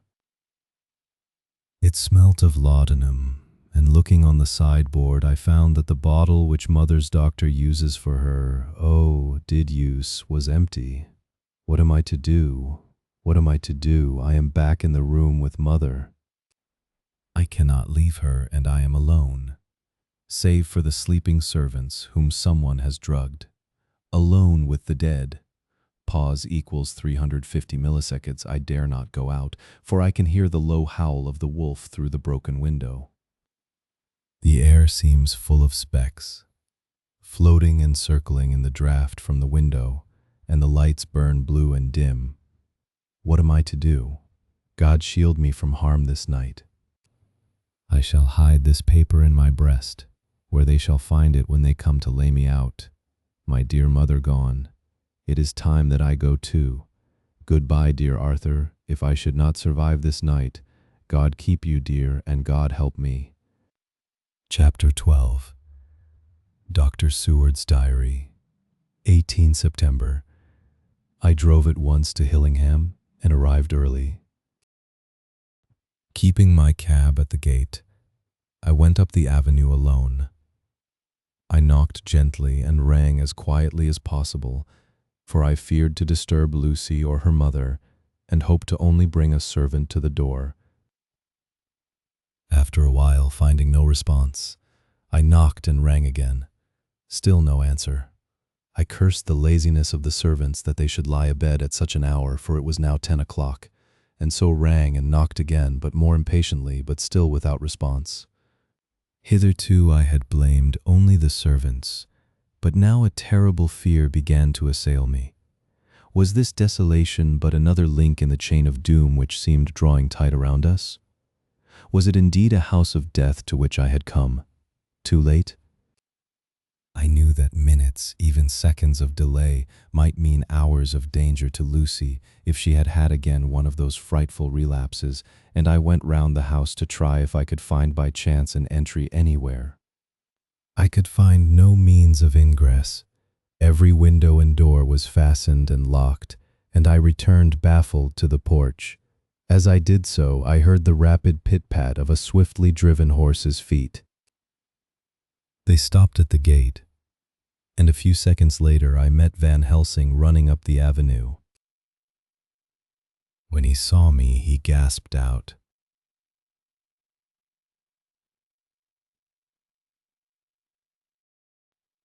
"Then it was you, and just arrived. How is she? Are we too late? Did you not get my telegram?" I answered as quickly and coherently as I could that I had only got his telegram early in the morning, and had not lost a minute in coming here, and that I could not make anyone in the house hear me. He paused and raised his hat as he said solemnly, "Then I fear we are too late. God's will be done," with his usual recuperative energy. He went on, "Come. If there be no way open to get in, we must make one. Time is all in all to us now." We went round to the back of the house, where there was a kitchen window. The professor took a small surgical saw from his case and, handing it to me, pointed to the iron bars which guarded the window.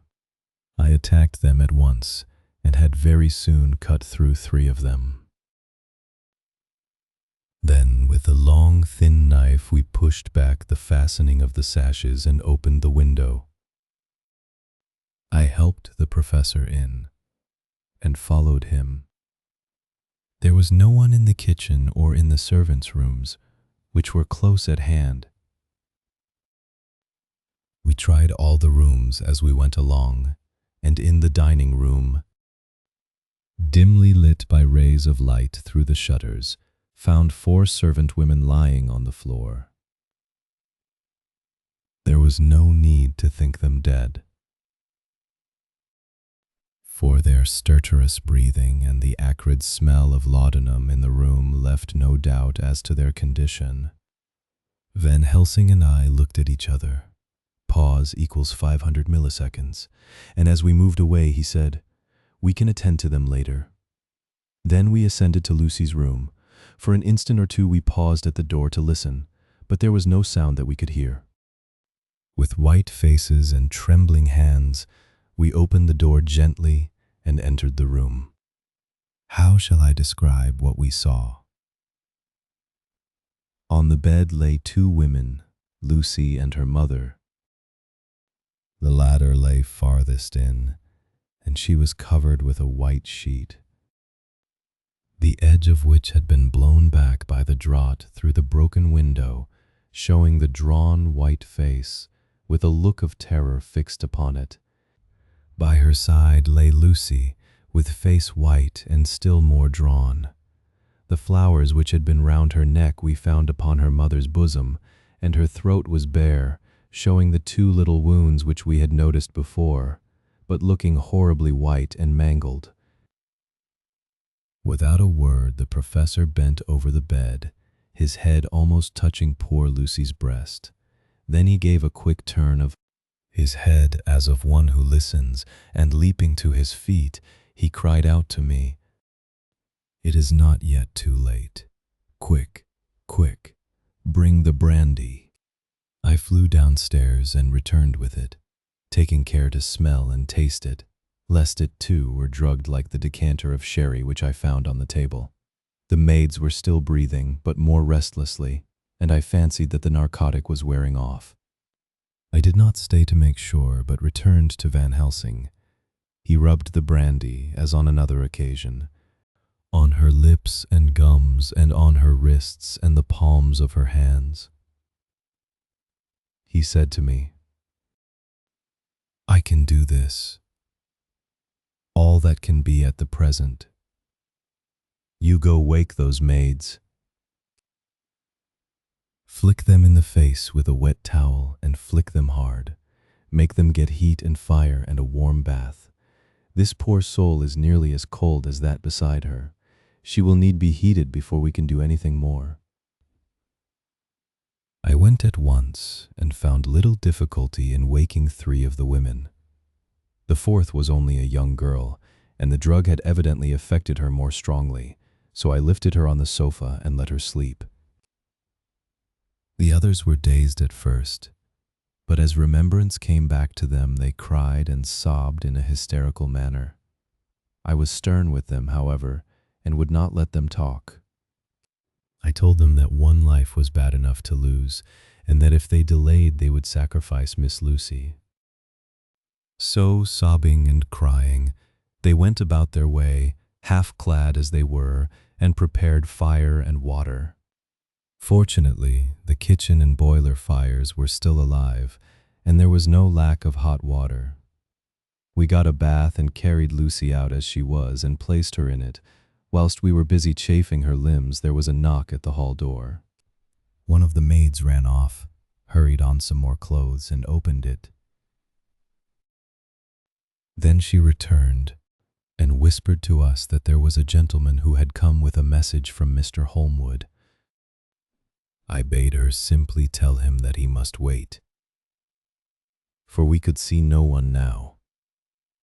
She went away with the message, and engrossed with our work, I clean forgot all about him. I never saw in all my experience the professor work in such deadly earnest. I knew as he knew that it was a stand-up fight with death, and in a pause told him so. He answered me in a way that I did not understand, but with the sternest look that his face could wear. If that were all, I would stop here where we are now, and let her fade away into peace. For I see no light in life over her horizon. He went on with his work with, if possible,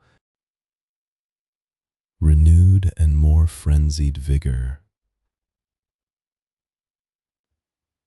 Presently we both began to be conscious that the heat was beginning to be of some effect. Lucy's heart beat a trifle more audibly to the stethoscope, and her lungs had a perceptible movement. Van Helsing's face almost beamed, and as we lifted her from the bath and rolled her in a hot sheet to dry her, he said to me, "The first gain is ours. Check to the king." We took Lucy into another room which had by now been prepared and laid her in bed and forced a few drops of brandy down her throat. I noticed that Van Helsing tied a soft silk handkerchief round her throat. She was still unconscious and was quite as bad as, if not worse than, we had ever seen her.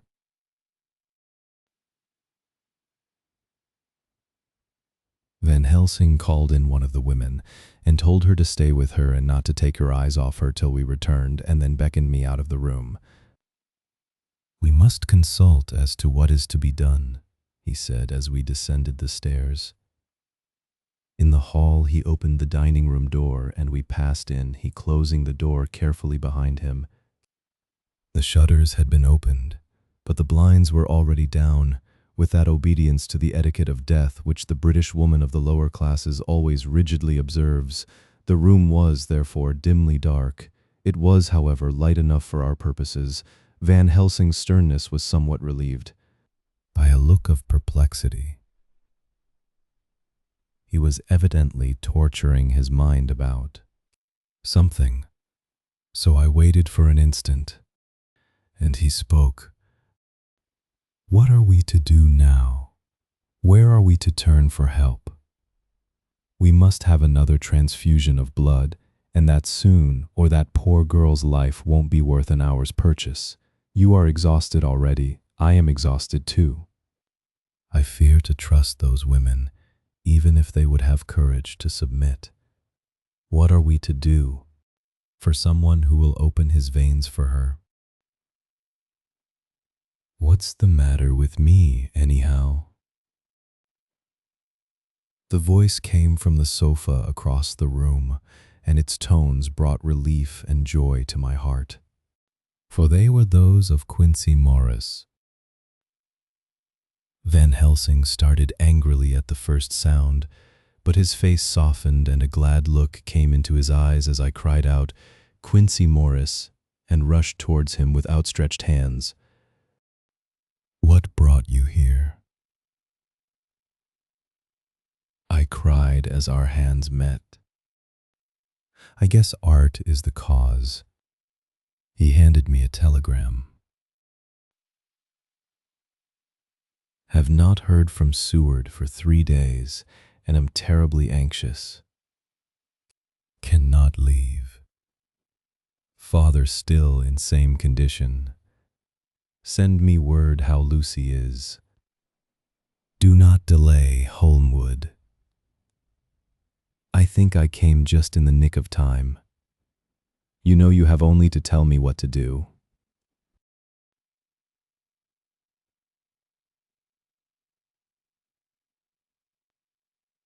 Van Helsing strode forward and took his hand, looking him straight in the eyes as he said, "A brave man's blood is the best thing on this earth when a woman is in trouble. You're a man and no mistake. Well, the devil may work against us for all he's worth, but God sends us men when we want them." Once again we went through that ghastly operation. I have not the heart to go through with the details.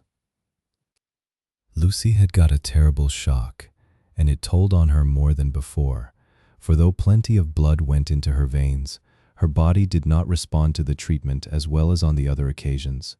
Her struggle back into life was something frightful to see and hear. However, the action of both heart and lungs improved, and Van Helsing made a subcutaneous injection of morphia, as before, and with good effect. Her faint became a profound slumber. The professor watched whilst I went downstairs with Quincy Morris and sent one of the maids to pay off one of the cabmen who were waiting. I left Quincy lying down after having a glass of wine and told the cook to get ready a good breakfast. Then a thought struck me, and I went back to the room where Lucy now was. When I came softly in, I found Van Helsing with a sheet or two of notepaper in his hand. He had evidently read it and was thinking it over as he sat with his hand to his brow. There was a look of grim satisfaction in his face, as of one who has had a doubt solved. He handed me the paper, saying only, "It dropped from Lucy's breast when we carried her to the bath." When I had read it, I stood looking at the professor, and after a pause asked him, "In God's name, what does it all mean?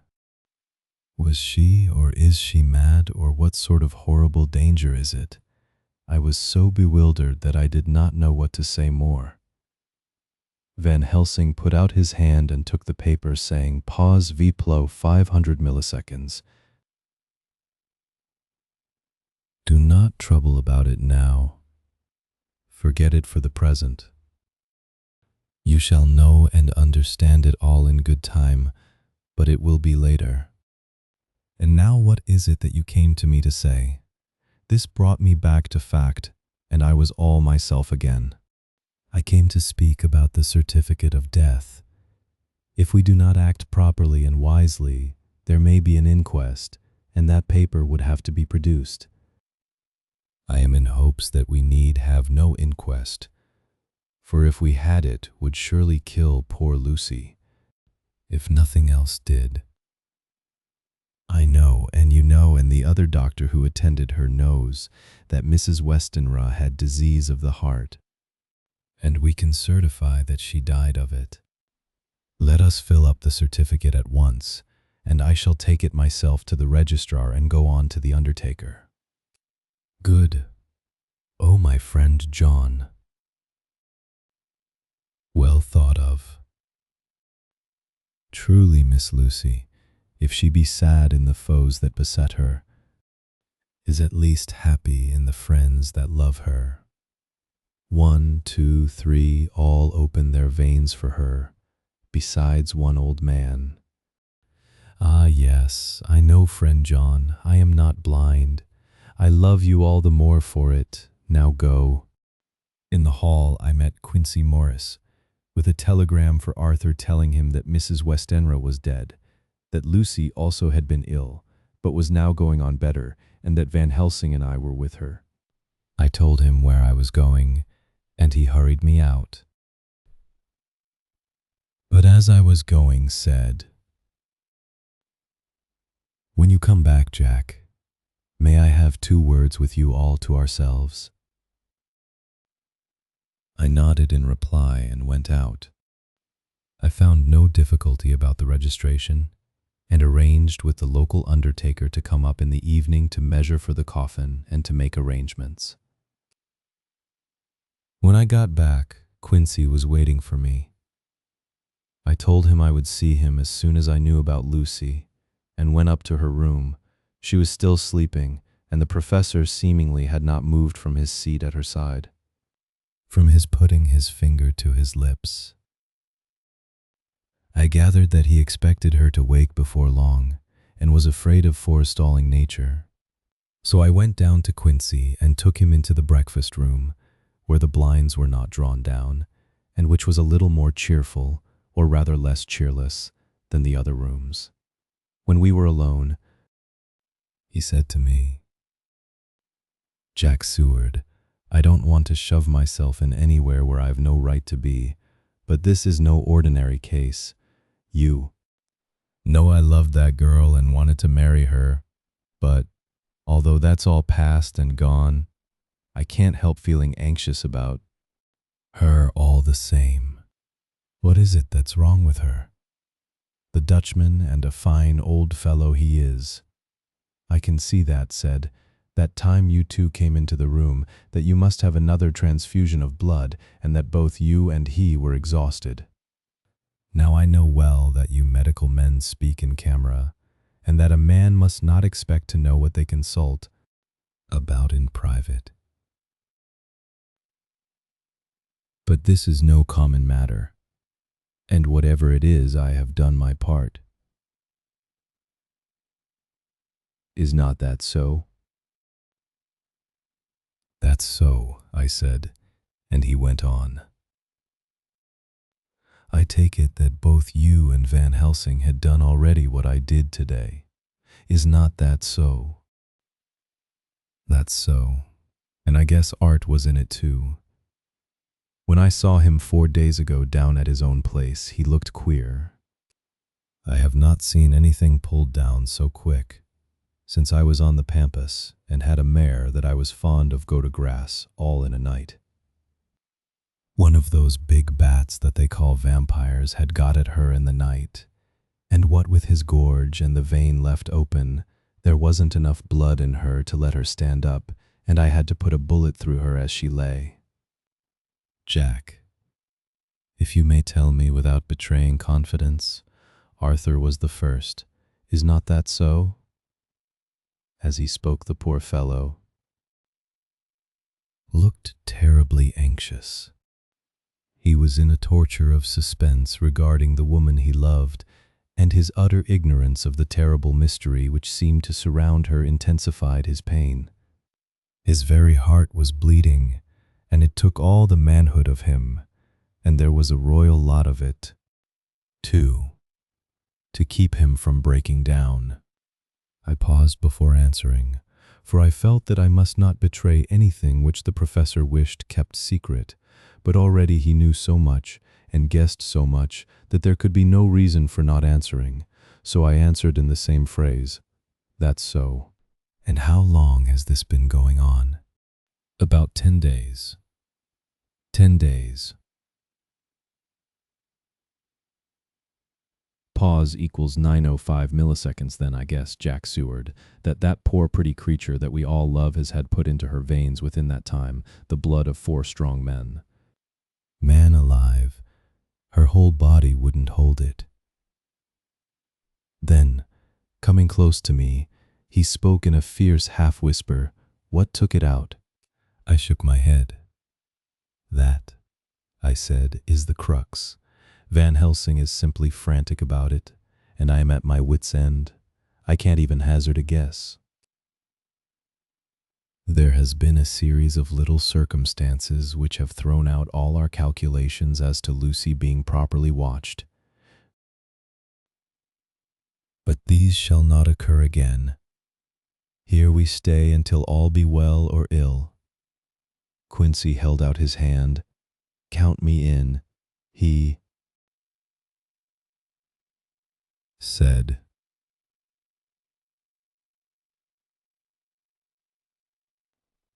You and the Dutchman will tell me what to do, and I'll do it. When she woke late in the afternoon, Lucy's first movement was to feel in her breast and, to my surprise, produced the paper which Van Helsing had given me to read.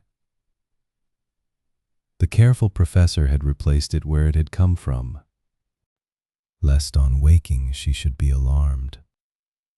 Her eye then lit on Van Helsing and on me too, and gladdened. Then she looked around the room, and seeing where she was, shuddered. She gave a loud cry, and put her poor thin hands before her pale face. We both understood what that meant, that she had realized to the full her mother's death, so we tried what we could to comfort her. Doubtless sympathy eased her somewhat, but she was very low in thought and spirit, and wept silently and weakly for a long time. We told her that either or both of us would now remain with her all the time, and that seemed to comfort her. Towards dusk she fell into a doze. Here a very odd thing occurred. Whilst still asleep, she took the paper from her breast and tore it in two. Van Helsing stepped over and took the pieces from her. All the same, however, she went on with the action of tearing, as though the material were still in her hands. Finally, she lifted her hands and opened them as though scattering the fragments. Van Helsing seemed surprised, and his brows gathered as if in thought, but he said nothing. 19 September. All last night she slept fitfully, being always afraid to sleep, and something weaker when she woke from it. The professor and I took it in turns to watch, and we never left her for a moment unattended. Quincy Morris said nothing about his intention, but I knew that all night long he patrolled round and round the house. When the day came, its searching light showed the ravages in poor Lucy's strength. She was hardly able to turn her head, and the little nourishment which she could take seemed to do her no good. At times she slept, and both Van Helsing and I noticed the difference in her between sleeping and waking. Whilst asleep, she looked stronger, although more haggard, and her breathing was softer. Her open mouth showed the pale gums drawn back from the teeth, which thus looked positively longer and sharper than usual. When she woke, the softness of her eyes evidently changed the expression, for she looked her own self, although a dying one. In the afternoon, she asked for Arthur, and we telegraphed for him. Quincy went off to meet him at the station. When he arrived, it was nearly 6 o'clock, and the sun was setting full and warm, and the red light streamed in through the window and gave more color to the pale cheeks. When he saw her, Arthur was simply choking with emotion, and none of us could speak. In the hours that had passed, the fits of sleep, or the comatose condition that passed for it, had grown more frequent, so that the pauses when conversation was possible were shortened. Arthur's presence, however, seemed to act as a stimulant. She rallied a little, and spoke to him more brightly than she had done since we arrived. He too pulled himself together and spoke as cheerily as he could, so that the best was made of everything. It was now nearly 1 o'clock, and he and Van Helsing are sitting with her. I am to relieve them in 1/4 of an hour, and I am entering this on Lucy's phonograph. Until 6 o'clock they are to try to rest.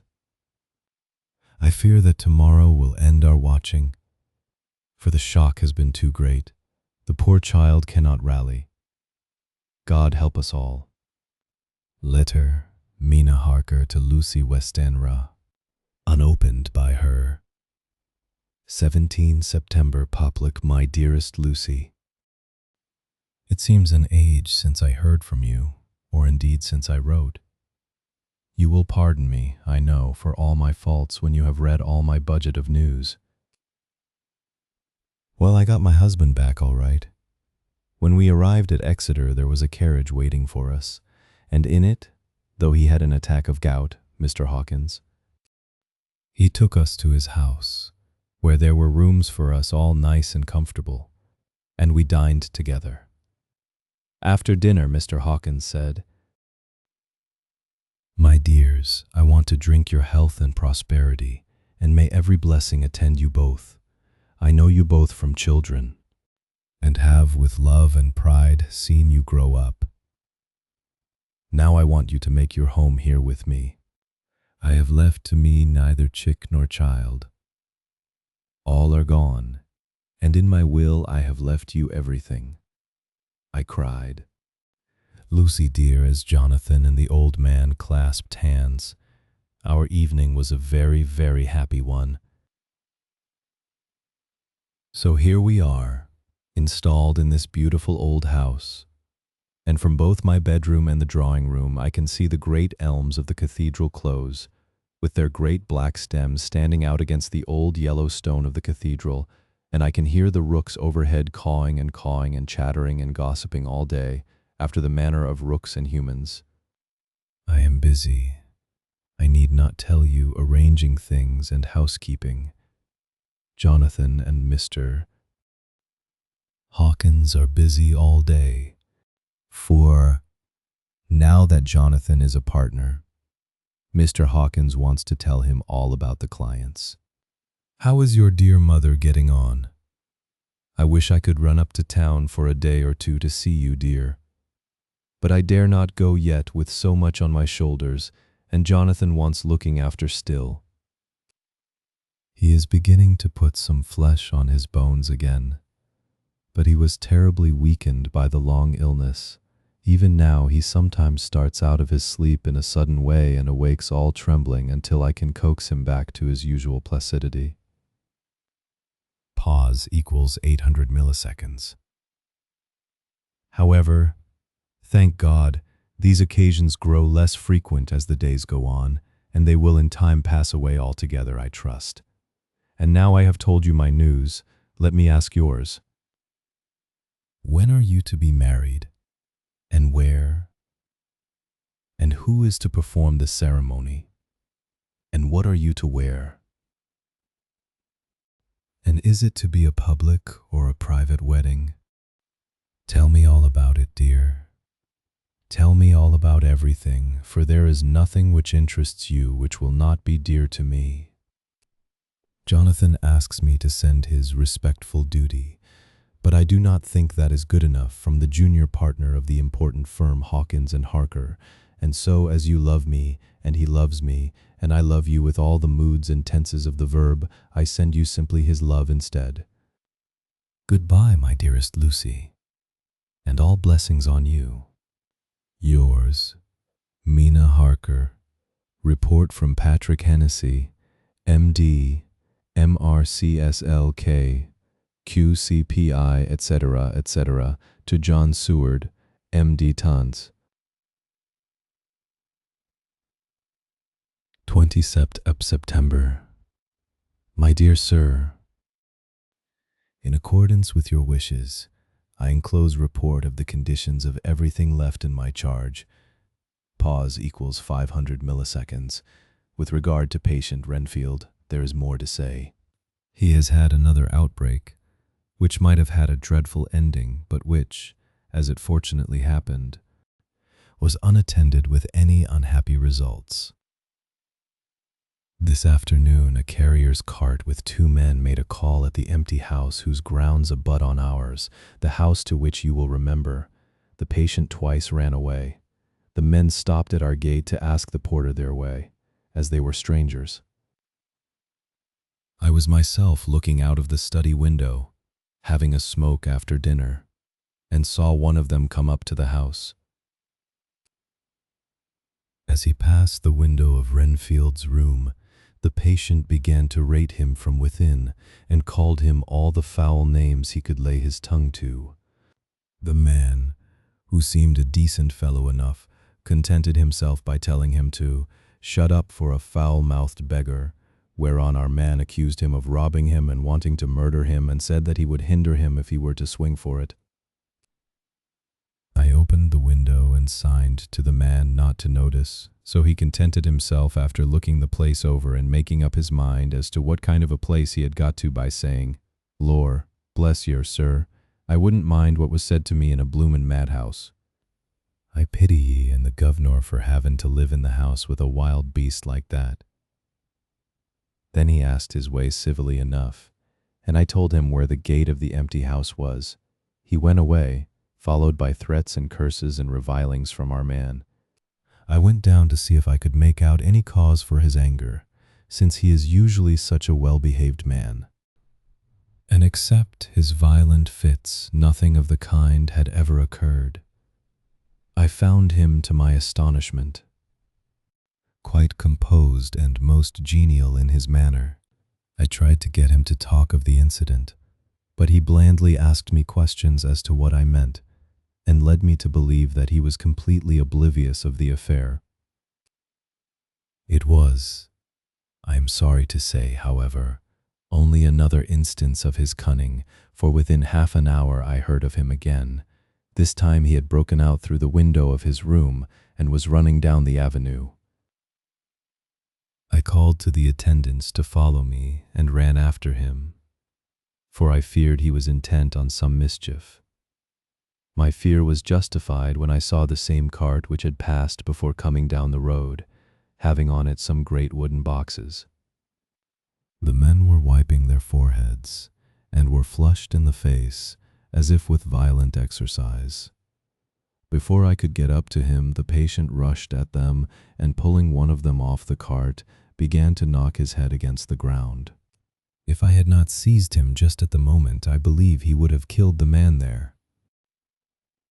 And then the other fellow jumped down and struck him over the head with the butt end of his heavy whip. It was a terrible blow, but he did not seem to mind it, but seized him also, and struggled with the three of us, pulling us to and fro as if we were kittens. You know I am no lightweight, and the others were both burly men. At first he was silent in his fighting, but as we began to master him, and the attendants were putting a strait waistcoat on him, he began to shout, "I'll frustrate them. They shan't rob me. They shan't murder me by inches. I'll fight for my lord and master," and all sorts of similar incoherent ravings. It was with very considerable difficulty that they got him back to the house and put him in the padded room. One of the attendants, Hardy, had a finger broken. However, I set it all right, and he is going on well. The two carriers were at first loud in their threats of actions for damages, and promised to rain all the penalties of the law on us. Their threats were, however, mingled with some sort of indirect apology for the defeat of the two of them by a feeble madman. They said that if it had not been for the way their strength had been spent in carrying and raising the heavy boxes to the cart, they would have made short work of him. They gave as another reason for their defeat the extraordinary state of drought to which they had been reduced by the dusty nature of their occupation and the reprehensible distance from the scene of their labors of any place of public entertainment. I quite understood their drift, and after a stiff glass of grog, or rather more of the same, and with each a sovereign in hand, they made light of the attack, and swore that they would encounter a worse madman any day for the pleasure of meeting so bloomin' good a bloke as your correspondent. I took their names and addresses, in case they might be needed. They are as follows: Jack Smollett, of Dudding's Rents, King George's Road, Great Walworth, and Thomas Snelling, Peter Farley's Row, Guide Court, Bethnal Green. They are both in the employment of Harris and Sons, Moving and Shipment Company, Orange Masters Yard, Soho. I shall report to you any matter of interest occurring here, and shall wire you at once if there is anything of importance. Believe me, dear sir, yours faithfully, Patrick Hennessy. Letter. Mina Harker to Lucy Westenra. Unopened by her.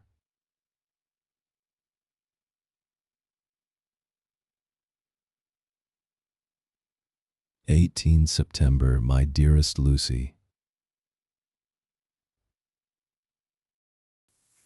Such a sad blow has befallen us. Mr. Hawkins has died very suddenly. Some may not think it so sad for us, but we had both come to so love him that it really seems as though we had lost a father. I never knew either father or mother, so that the dear old man's death is a real blow to me. Jonathan is greatly distressed. It is not only that he feels sorrow, deep sorrow for the dear, good man who has befriended him all his life, and now at the end has treated him like his own son, and left him a fortune which to people of our modest bringing up is wealth beyond the dream of avarice. But Jonathan feels it on another account. He says the amount of responsibility which it puts upon him makes him nervous. He begins to doubt himself. I try to cheer him up, and my belief in him helps him to have a belief in himself. But it is here that the grave shock that he experienced tells upon him the most. Oh, it is too hard that a sweet, simple, noble, strong nature such as his, a nature which enabled him by our dear, good friend's aid to rise from clerk to master in a few years, should be so injured that the very essence of its strength is gone. Forgive me, dear, if I worry you with my troubles in the midst of your own happiness, but, Lucy, dear, I must tell someone, for the strain of keeping up a brave and cheerful appearance to Jonathan tries me, and I have no one here that I can confide in. I dread coming up to London, as we must do the day after tomorrow, for poor Mr. Hawkins left in his will that he was to be buried in the grave with his father. As there are no relations at all, Jonathan will have to be chief mourner. I shall try to run over to see you, dearest, if only for a few minutes. Forgive me for troubling you with all blessings. Your loving Mina Harker. Dr. Seward's Diary. 20 September. Only resolution and habit can let me make an entry tonight.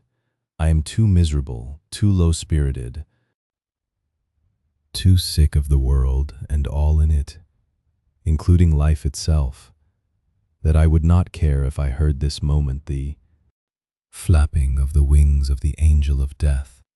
And he has been flapping those grim wings to some purpose of late, Lucy's mother and Arthur's father, and now. Let me get on with my work.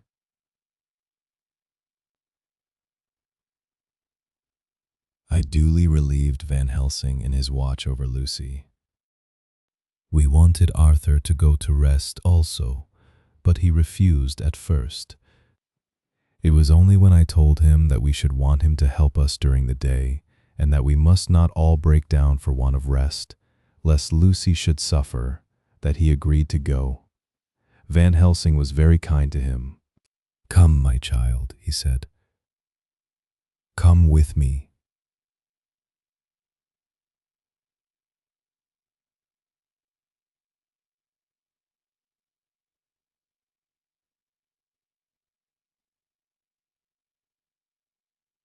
You are sick and weak, and have had much sorrow and much mental pain, as well as that tax on your strength that we know of. You must not be alone, for to be alone is to be full of fears and alarms. Come to the drawing room, where there is a big fire, and there are 2 sofas. You shall lie on one, and I on the other, and our sympathy will be comfort to each other, even though we do not speak, and even if we sleep. Arthur went off with him, casting back a longing look on Lucy's face, which lay in her pillow. Almost whiter than the lawn, she lay quite still, and I looked round the room to see that all was as it should be. I could see that the professor had carried out in this room, as in the other, his purpose of using the garlic. The whole of the window sashes reeked with it, and round Lucy's neck, over the silk handkerchief which Van Helsing made her keep on, was a rough chaplet of the same odorous flowers.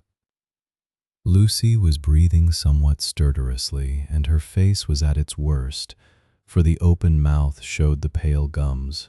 Her teeth, in the dim, uncertain light, seemed longer and sharper than they had been in the morning. In particular, by some trick of the light, The canine teeth looked longer and sharper than the rest. I sat down by her, and presently she moved uneasily. At the same moment there came a sort of dull flapping or buffeting at the window. I went over to it softly and peeped out by the corner of the blind. There was a full moonlight, and I could see that the noise was made by a great bat, which wheeled round, doubtless attracted by the light, although so dim, and every now and again struck the window with its wings.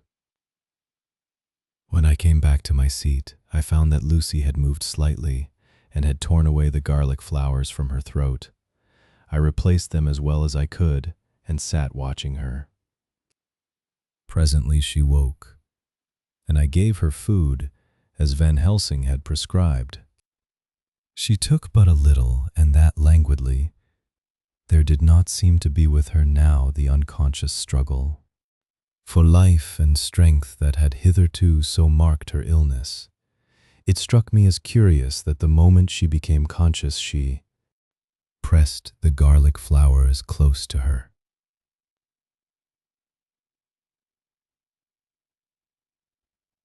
It was certainly odd that whenever she got into that lethargic state with the stertorous breathing, she put the flowers from her, but that when she waked she clutched them close. There was no possibility of making any mistake about this, for in the long hours that followed she had many spells of sleeping and waking, and repeated both actions many times. At 6 o'clock, Van Helsing came to relieve me. Arthur had then fallen into a doze, and he mercifully let him sleep on. When he saw Lucy's face, I could hear the sissing indraw of his breath, and he said to me in a sharp whisper, "Draw up the blind. I want light." Then he bent down, and with his face almost touching Lucy's, examined her carefully. He removed the flowers and lifted the silk handkerchief from her throat. As he did so, he started back, and I could hear his ejaculation, "Mein Gott," as it was smothered in his throat. I bent over and looked too, and as I noticed some queer chill came over me. The wounds on the throat had absolutely disappeared. For fully 5 minutes, Van Helsing stood looking at her, with his face at its sternest. Then he turned to me and said calmly, "She is dying. It will not be long now. It will be much difference, mark me, whether she dies conscious or in her sleep. Wake that poor boy, and let him come and see the last. He trusts us, and we have promised him." I went to the dining room and waked him. He was dazed for a moment, but when he saw the sunlight streaming in through the edges of the shutters, he thought he was late and expressed his fear. I assured him that Lucy was still asleep, but told him as gently as I could that both Van Helsing and I feared that the end was near. He covered his face with his hands and slid down on his knees by the sofa, where he remained perhaps a minute, with his head buried, praying, whilst his shoulders shook with grief. I took him by the hand and raised him up. "Come," I said, "my dear old fellow, summon all your fortitude. It will be best and easiest for her." When we came into Lucy's room, I could see that Van Helsing had, with his usual forethought, been putting matters straight and making everything look as pleasing as possible. He had even brushed Lucy's hair so that it lay on the pillow in its usual sunny ripples. When we came into the room, she opened her eyes, and seeing him, whispered softly, "Arthur." "Oh, my love, I am so glad you have come." He was stooping to kiss her, when Van Helsing motioned him back. "No," he whispered. "Not yet. Hold her hand. It will comfort her more." So Arthur took her hand and knelt beside her, and she looked her best, with all the soft lines matching the angelic beauty of her eyes.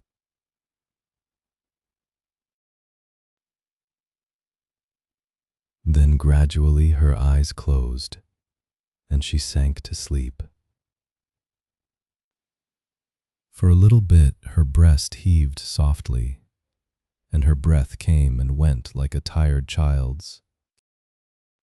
And then insensibly there came the strange change which I had noticed in the night. Her breathing grew stertorous. The mouth opened, and the pale gums, drawn back, made the teeth look longer and sharper than ever. In a sort of sleep-waking, vague, unconscious way, she opened her eyes, which were now dull and hard at once, and said in a soft, voluptuous voice, such as I had never heard from her lips, "Arthur."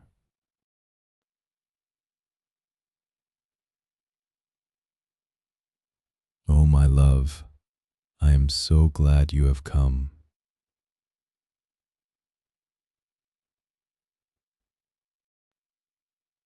"Kiss me."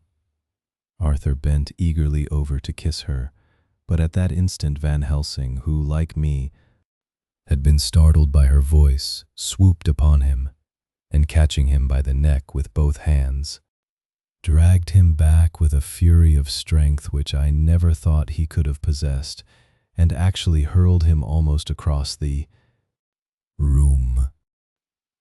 "Not for your life," he said, "not for your living soul and hers," and he stood between them like a lion at bay. Arthur was so taken aback that he did not for a moment know what to do or say. And before any impulse of violence could seize him, he realized the place and the occasion, and stood silent, waiting. I kept my eyes fixed on Lucy, as did Van Helsing, and we saw a spasm as of rage flit like a shadow over her face. The sharp teeth champed together.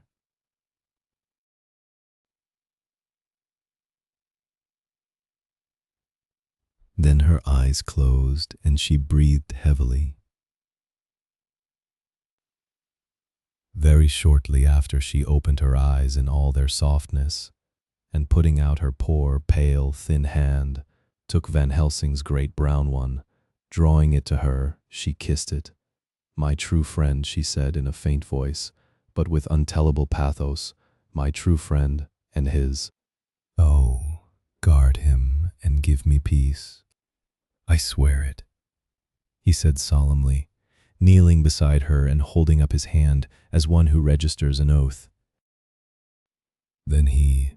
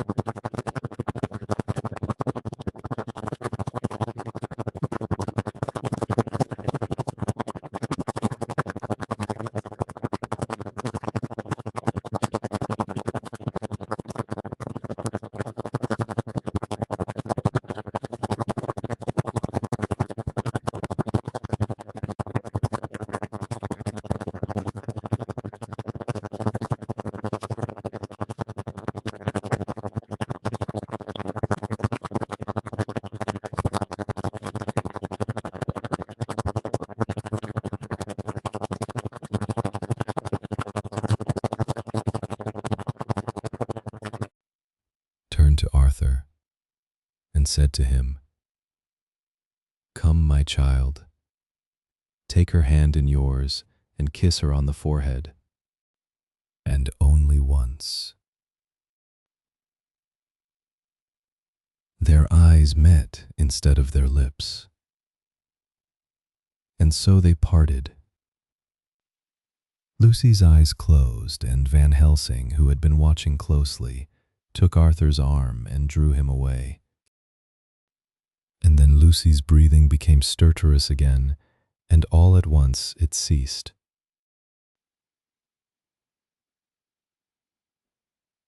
"It is all over," said Van Helsing. "She is dead." I took Arthur by the arm and led him away to the drawing room, where he sat down and covered his face with his hands, sobbing in a way that nearly broke me down to see. I went back to the room and found Van Helsing looking at poor Lucy, and his face was sterner than ever. Some change had come over her body. Death had given back part of her beauty, for her brow and cheeks had recovered some of their flowing lines. Even the lips had lost their deadly pallor. It was as if the blood, no longer needed for the working of the heart, had gone to make the harshness of death as little rude as might be. We thought her dying whilst she slept, and sleeping when she died. I stood beside Van Helsing and said, "Ah, well, poor girl, there is peace for her at last. It is the end." He turned to me and said with grave solemnity, "Not so, alas, not so. It is only the beginning." When I asked him what he meant, he only shook his head and answered, "We can do nothing as yet. Wait and see." Chapter 13. Dr. Seward's diary continued. The funeral was arranged for the next succeeding day, so that Lucy and her mother might be buried together. I attended to all the ghastly formalities, and the urbane undertaker proved that his staff were afflicted or blessed with something of his own obsequious suavity. Even the woman who performed the last offices for the dead remarked to me, in a confidential, brother-professional way, when she had come out from the death chamber, "She makes a very beautiful corpse, sir. It's quite a privilege to attend on her. It's not too much to say that she will do credit to our establishment." I noticed that Van Helsing never kept far away. This was possible from the disordered state of things in the household.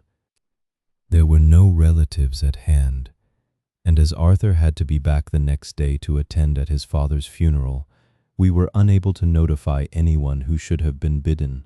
Under the circumstances, Van Helsing and I took it upon ourselves to examine papers, etc. He insisted upon looking over Lucy's papers himself. I asked him why, for I feared that he, being a foreigner, might not be quite aware of English legal requirements, and so might in ignorance make some unnecessary trouble. He answered me, I know. You forget that I am a lawyer as well as a doctor.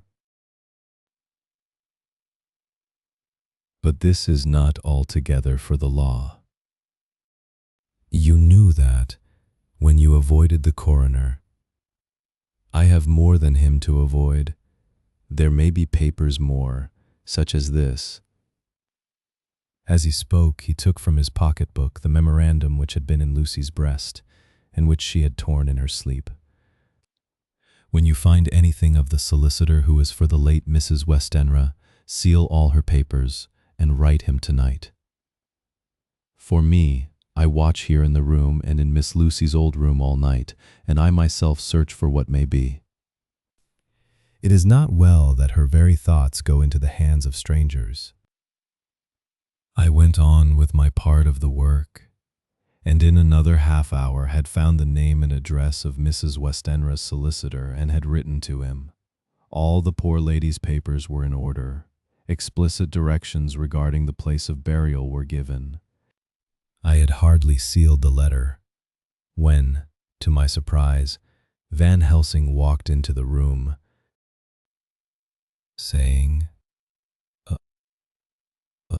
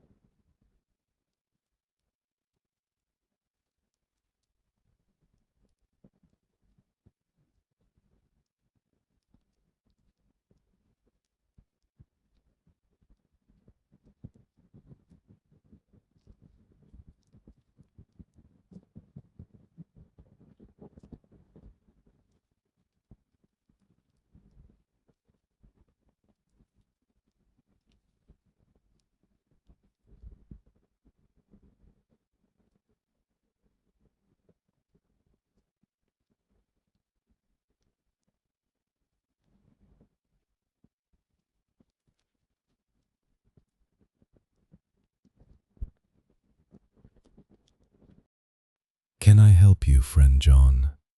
I am free, and if I may, my service is to you." "Have you got what you looked for?" I asked, to which he replied, "Pause equals 500 milliseconds." I did not look for any specific thing. I only hoped to find, and find I have, all that there was only some letters and a few memoranda and a diary new begun. But I have them here, and we shall for the present say nothing of them. I shall see that poor lad tomorrow evening, and with his sanction, I shall use some. When we had finished the work in hand, he said to me, "And now, friend John, I think we may to bed. We want sleep, both you and I, and rest to recuperate."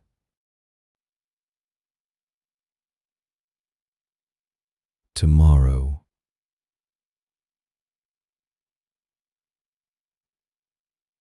We shall have much to do, but for the tonight there is no need of us. Alas! Before turning in, we went to look at poor Lucy. The undertaker had certainly done his work well, for the room was turned into a small chapelle ardente. There was a wilderness of beautiful white flowers, and death was made as little repulsive as might be. The end of the winding sheet was laid over the face, Pause equals 500 milliseconds when the professor bent over and turned it gently back. We both started at the beauty before us, the tall wax candles showing a sufficient light to note it well. All Lucy's loveliness had come back to her in death, and the hours that had passed, instead of leaving traces of decay's effacing, fingers had but restored the beauty of life, till positively I could not believe my eyes that I was looking at a corpse. The professor looked sternly grave. He had not loved her as I had, and there was no need for tears in his eyes. He said to me, "Remain till I return," and left the room. He came back with a handful of wild garlic from the box waiting in the hall, but which had not been opened, and placed the flowers amongst the others on and around the bed. Then he took from his neck, inside his collar, a little gold crucifix and placed it over the mouth. He restored the sheet to its place, and we came away. I was undressing in my own room when, with a premonitory tap at the door, he entered and at once began to speak. "Tomorrow I want you to bring me, before night, a set of post-mortem knives." "Must we make an autopsy?" I asked. "Yes and no. I want to operate, but not as you think. Pause equals 500 milliseconds. Let me tell you now, but not a word to another. I want to cut off her head and take out her heart. Ah, you a surgeon, and so shocked. You, whom I have seen with no tremble of hand or heart, do operations of life and death that make the rest shudder. Oh, but I must not forget, my dear friend John, that you loved her, and I have not forgotten it. For it is I that shall operate, and you must only help. I would like to do it tonight, but for Arthur I must not. He will be free after his father's funeral tomorrow, and he will want to see her, to see it. Then, when she is coffined ready for the next day, you and I shall come when all sleep. We shall unscrew the coffin lid and shall do our operation, and then replace all, so that none know, save we alone. But why do it at all?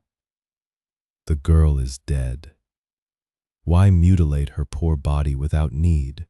And if there is no necessity for a post-mortem and nothing to gain by it, no good to her, to us, to science, to human knowledge, why do it? Without such it is monstrous. For answer he put his hand on my shoulder and said with infinite tenderness, "Friend John, I pity your poor bleeding heart, and I love you the more because it does so bleed.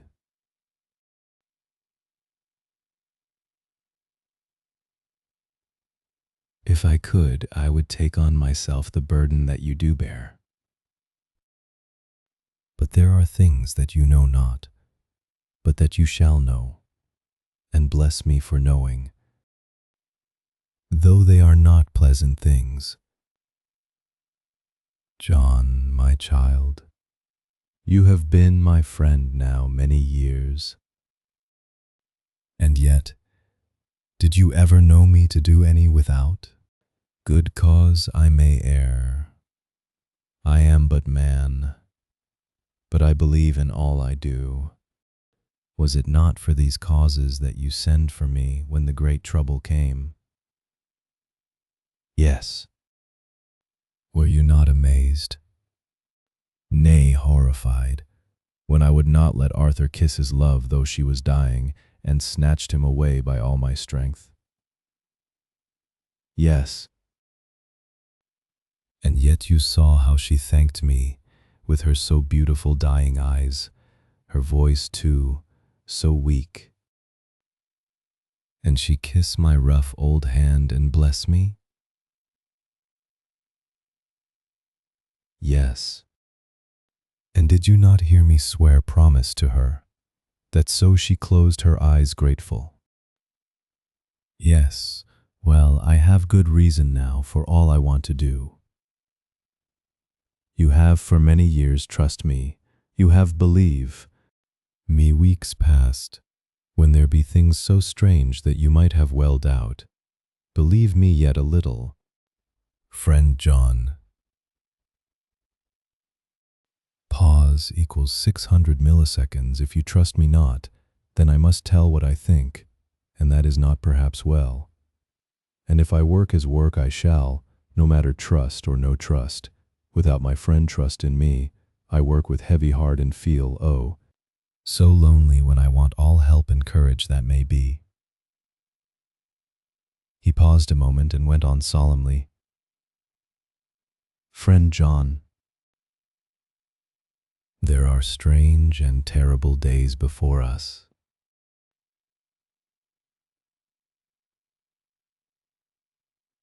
Let us not be two, but one, that so we work to a good end. Will you not have faith in me?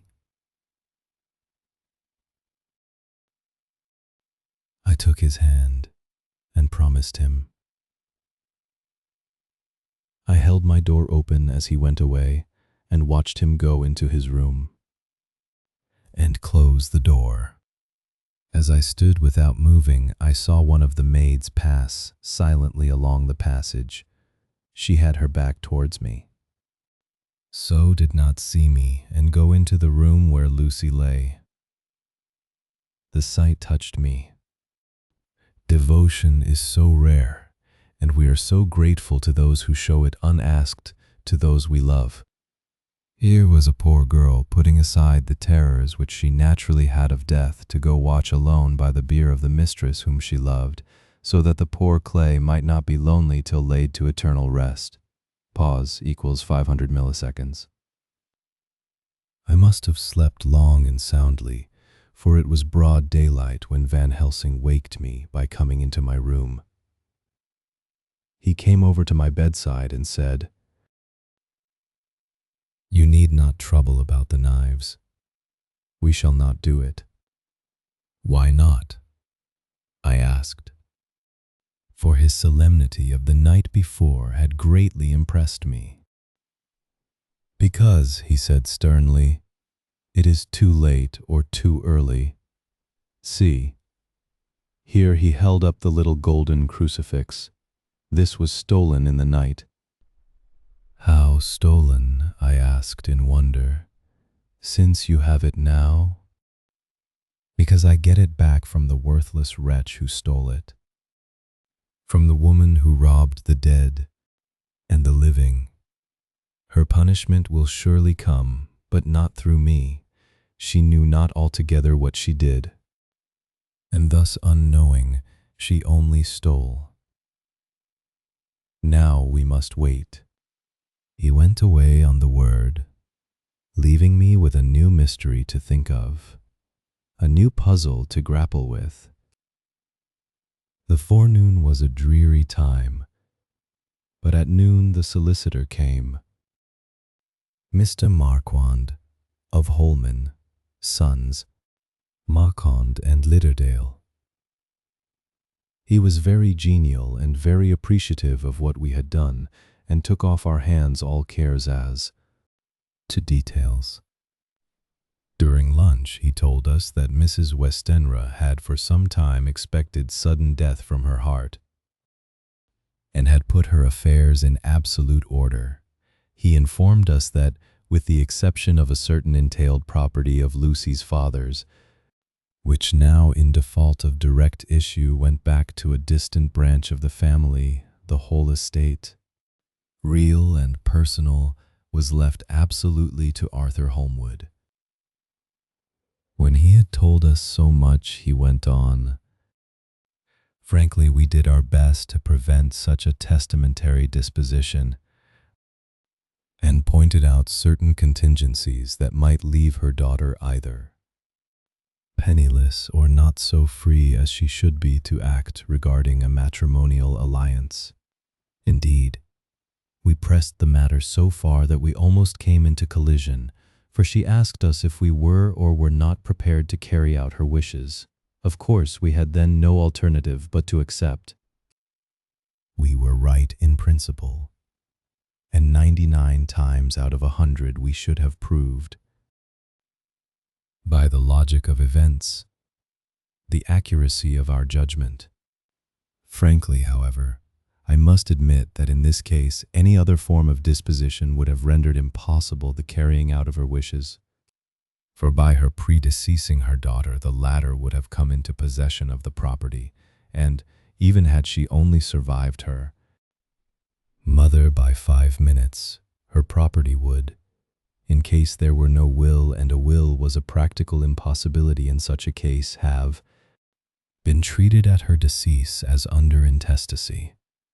In which case Lord Godalming, though so dear a friend, would have had no claim in the world, and the inheritors, being remote, would not be likely to abandon their just rights for sentimental reasons regarding an entire stranger. I assure you, my dear sirs, I am rejoiced at the result, perfectly rejoiced.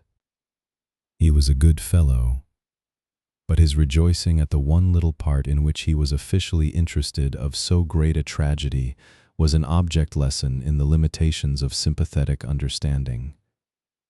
He did not remain long, but said he would look in later in the day and see Lord Godalming. His coming, however, had been a certain comfort to us, since it assured us that we should not have to dread hostile criticism as to any of our acts. Arthur was expected at 5 o'clock, so a little before that time we visited the death chamber. It was so in very truth, for now both mother and daughter lay in it. The undertaker, true to his craft, had made the best display he could of his goods, and there was a mortuary air about the place that lowered our spirits at once. Van Helsing ordered the former arrangement to be adhered to, explaining that, as Lord Godalming was coming very soon, it would be less harrowing to his feelings to see all that was left of his fiancée quite alone. The undertaker seemed shocked at his own stupidity and exerted himself to restore things to the condition in which we left them the night before, so that when Arthur came such shocks to his feelings as we could avoid were saved. Poor fellow! He looked desperately sad and broken. Even his stalwart manhood seemed to have shrunk somewhat under the strain of his much-tried emotions. He had, I knew, been very genuinely and devotedly attached to his father, and to lose him, and at such a time, was a bitter blow to him. With me he was warm as ever, and to Van Helsing he was sweetly courteous, but I could not help seeing that there was some constraint with him. The professor noticed it too, and motioned me to bring him upstairs. I did so, and left him at the door of the room, as I felt he would like to be quite alone with her. But he took my arm and led me in, saying huskily, "You loved her too, old fellow. She told me all about it, and there was no friend had a closer place in her heart than you. I don't know how to thank you for all you have done for her. I can't think yet." Here he suddenly broke down and threw his arms round my shoulders and laid his head on my breast, crying,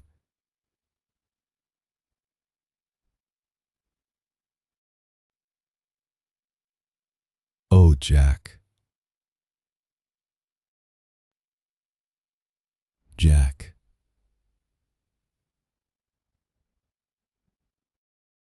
what shall I do? The whole of life seems gone from me all at once, and there is nothing in the wide world for me to live for."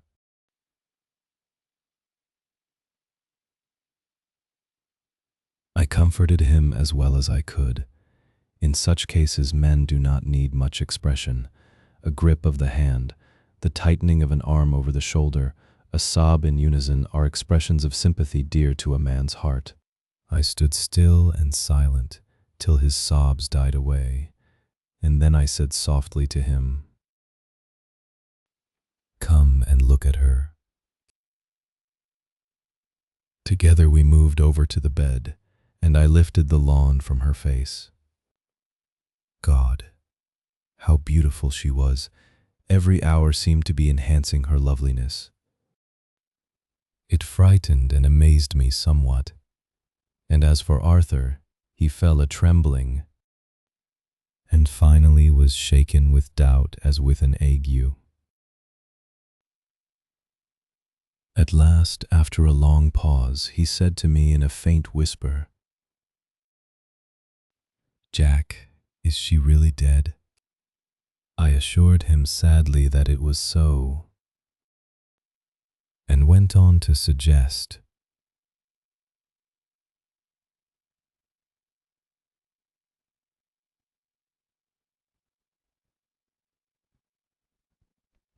for I felt that such a horrible doubt should not have life for a moment longer than I could help, that it often happened that after death faces became softened, and even resolved into their youthful beauty, that this was especially so when death had been preceded by any acute or prolonged suffering.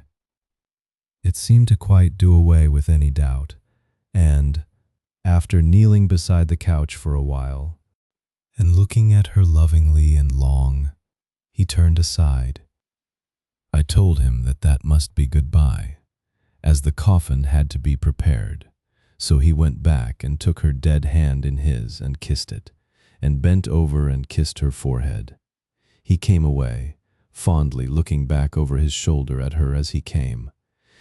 I left him in the drawing room and told Van Helsing that he had said goodbye, so the latter went to the kitchen to tell the undertaker's men to proceed with the preparations and to screw up the coffin. When he came out of the room again, I told him of Arthur's question, and he replied, "I am not surprised.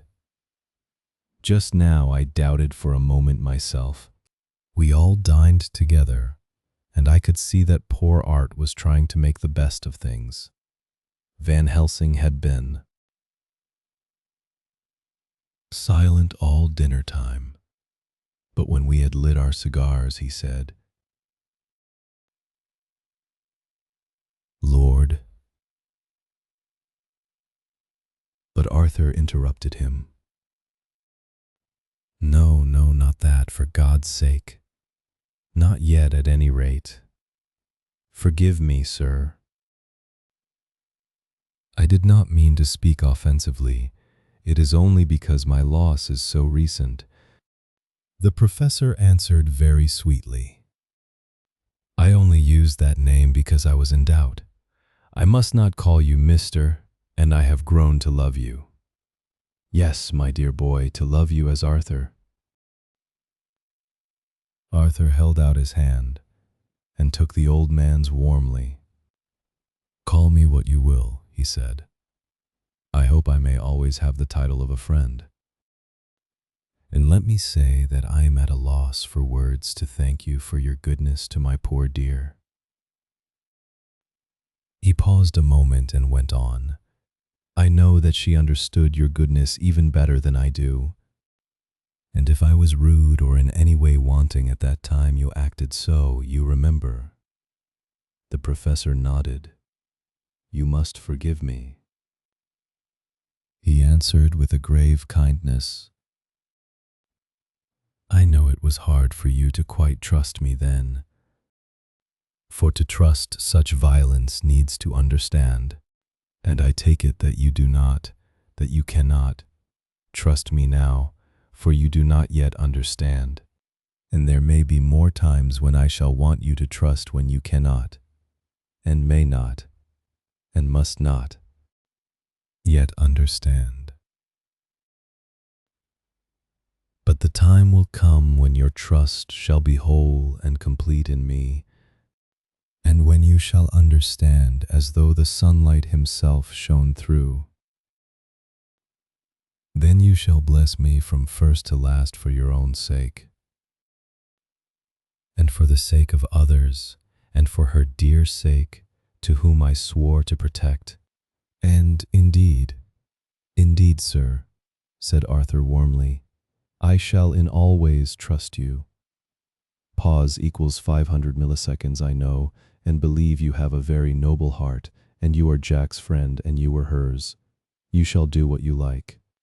The professor cleared his throat a couple of times, as though about to speak, and finally said, pause equals 500 milliseconds. May I ask you something now? Certainly.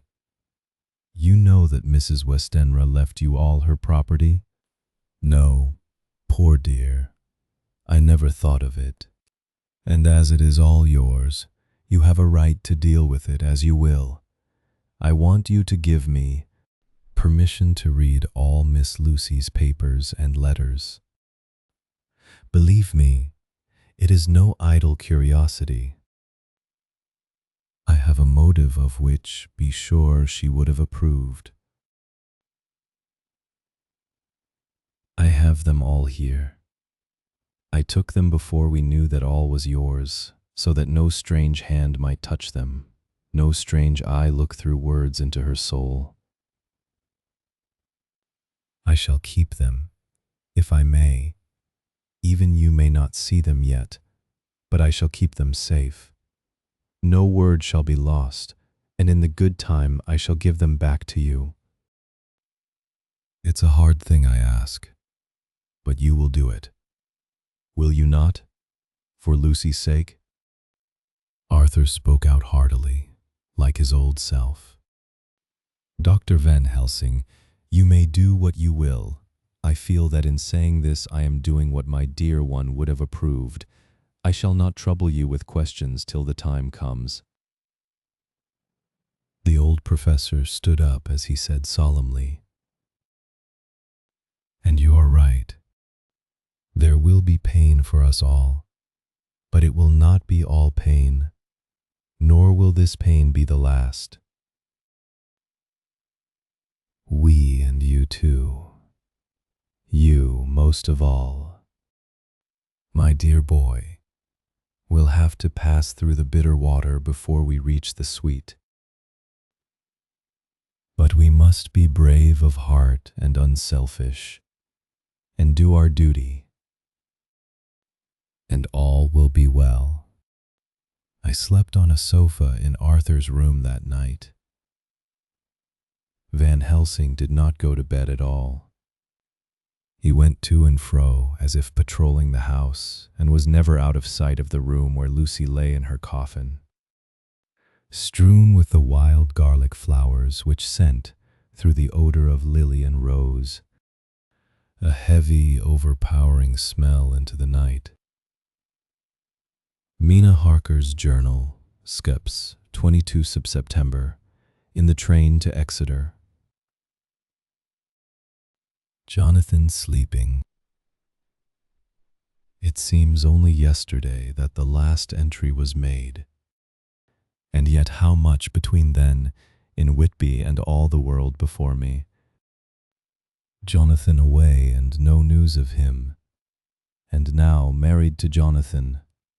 Jonathan a solicitor, a partner, rich, master of his business, Mr. Hawkins dead and buried, and Jonathan with another attack that may harm him. Some day he may ask me about it. Down it all goes. I am rusty in my shorthand. See what unexpected prosperity does for us, so it may be as well to freshen it up again, with an exercise anyhow. The service was very simple and very solemn. There were only ourselves and the servants there, one or two old friends of his, from Exeter, his London agent, and a gentleman representing Sir John Paxton, the president of the Incorporated Law Society. Jonathan and I stood hand in hand, and we felt that our best and dearest friend was gone from us. We came back to town quietly, taking a bus to Hyde Park Corner. Jonathan thought it would interest me to go into the Row for a while, so we sat down, but there were very few people there, and it was sad-looking and desolate to see so many empty chairs. It made us think of the empty chair at home.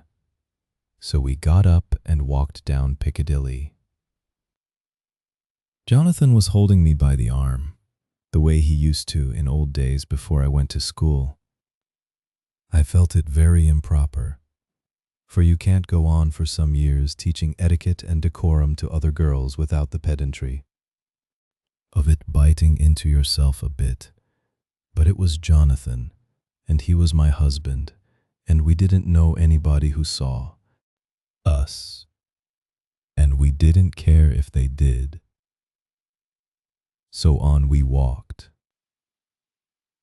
I was looking at a very beautiful girl in a big cartwheel hat, sitting in a Victoria outside Giuliano's, when I felt Jonathan clutch my arm so tight that he hurt me, and he said under his breath, "My God, I am always anxious about Jonathan, for I fear that some nervous fit may upset him again." So I turned to him quickly and asked him what it was that disturbed him.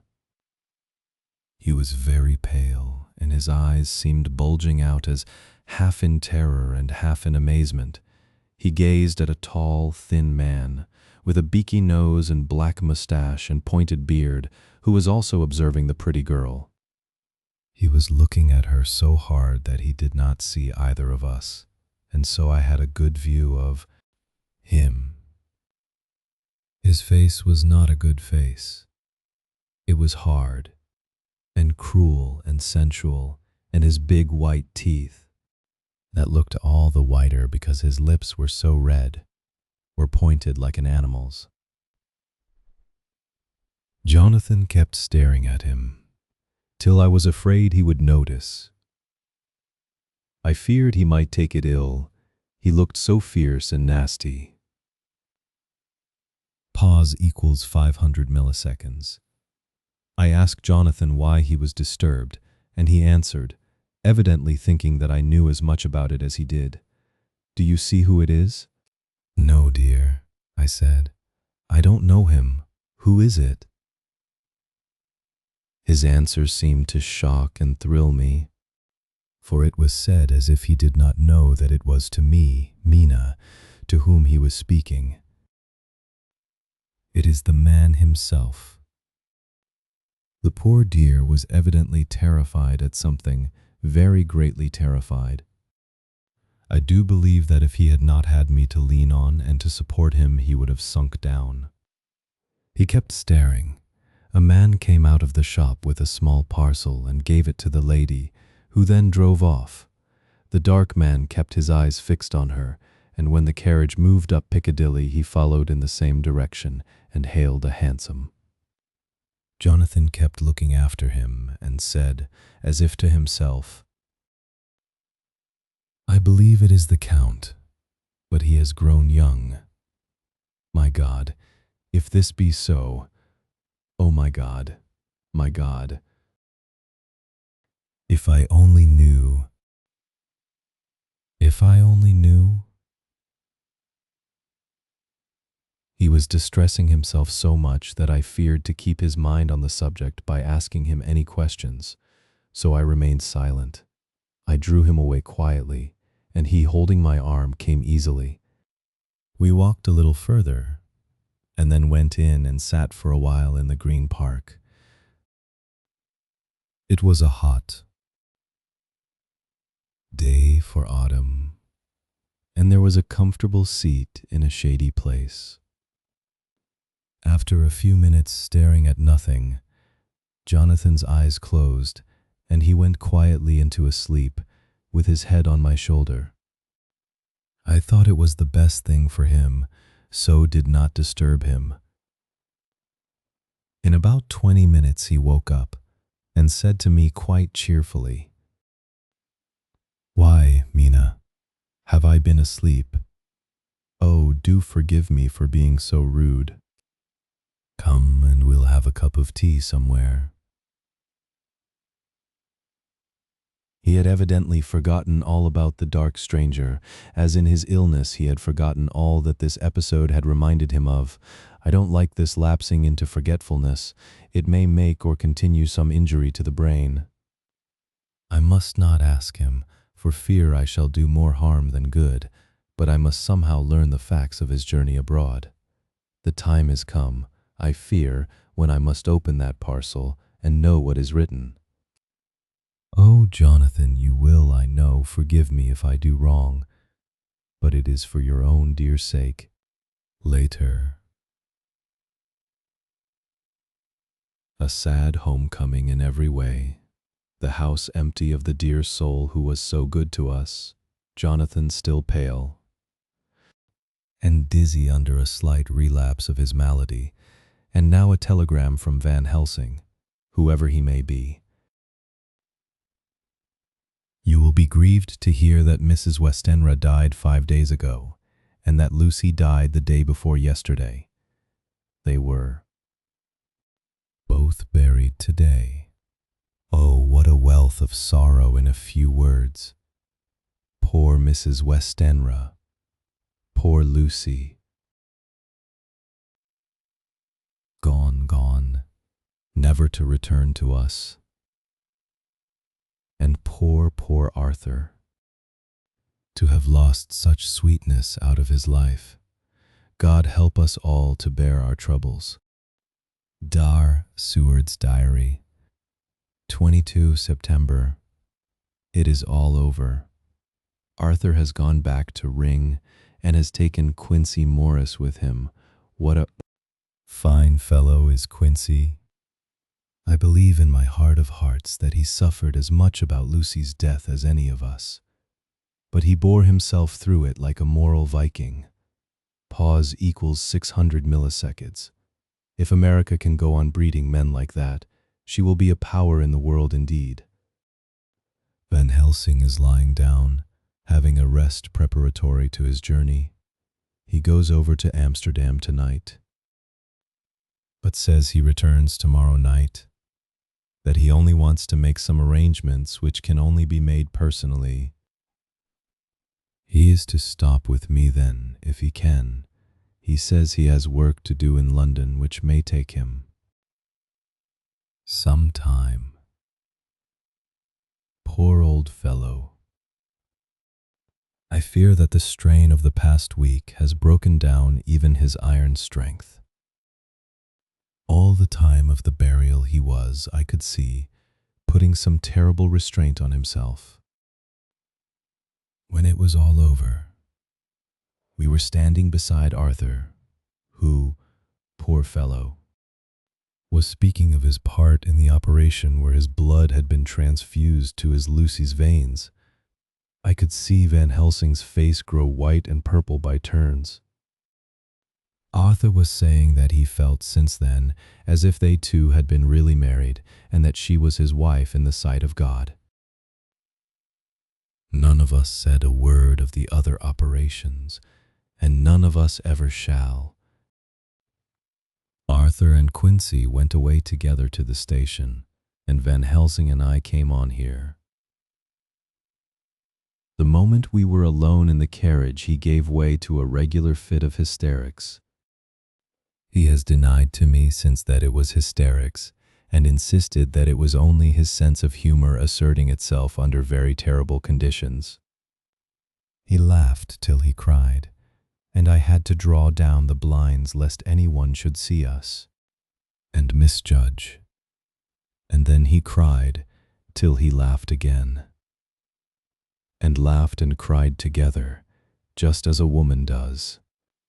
I tried to be stern with him, as one is to a woman under the circumstances, but it had no effect.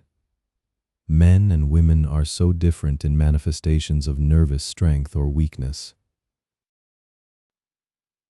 Then when his face grew grave and stern again, I asked him why his mirth, and why at such a time.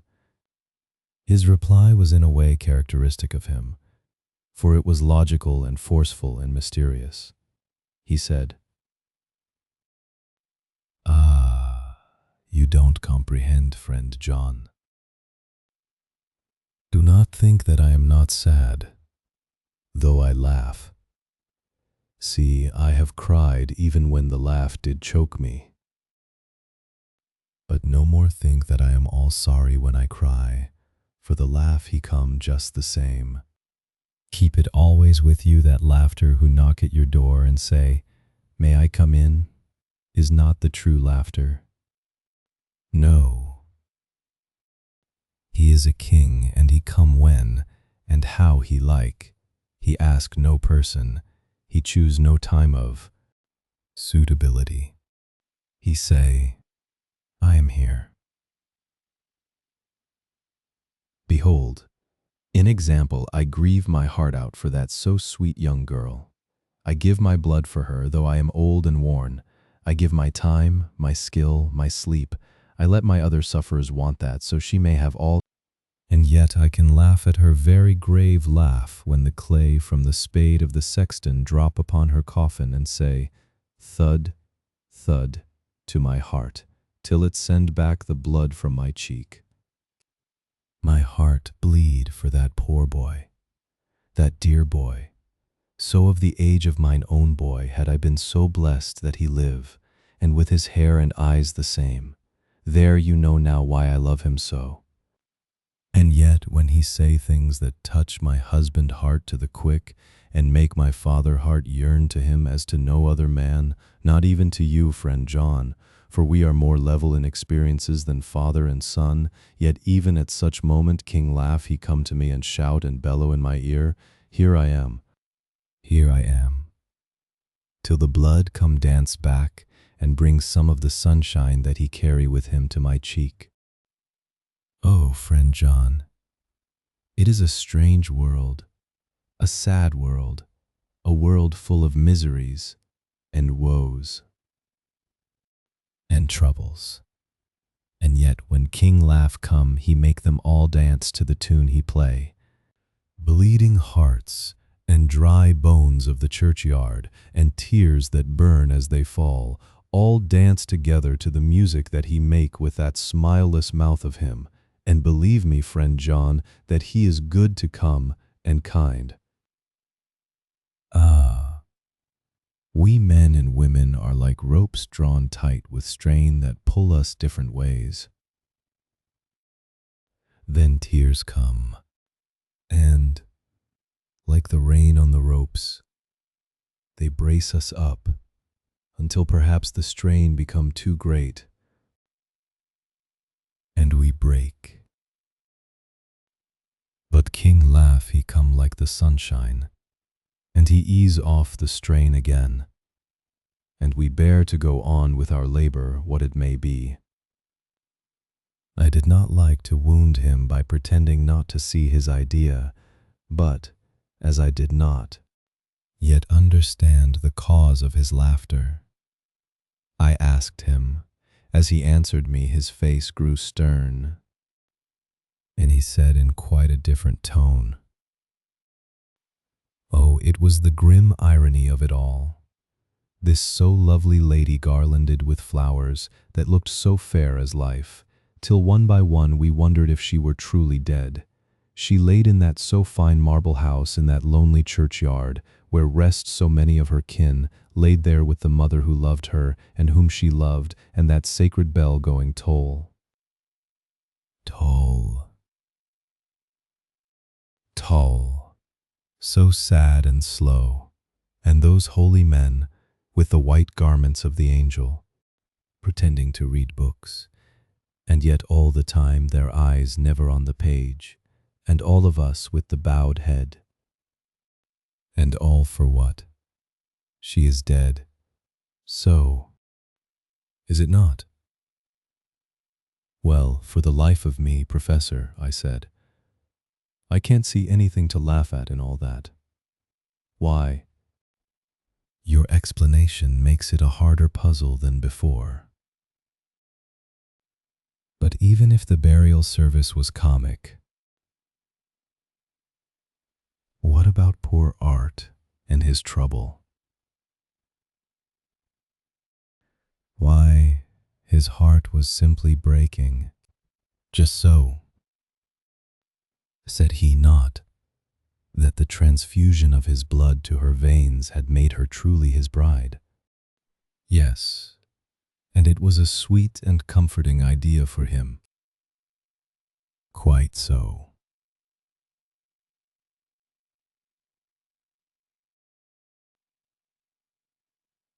But there was a difficulty, friend John. If so that, then what about the others? Ho, ho.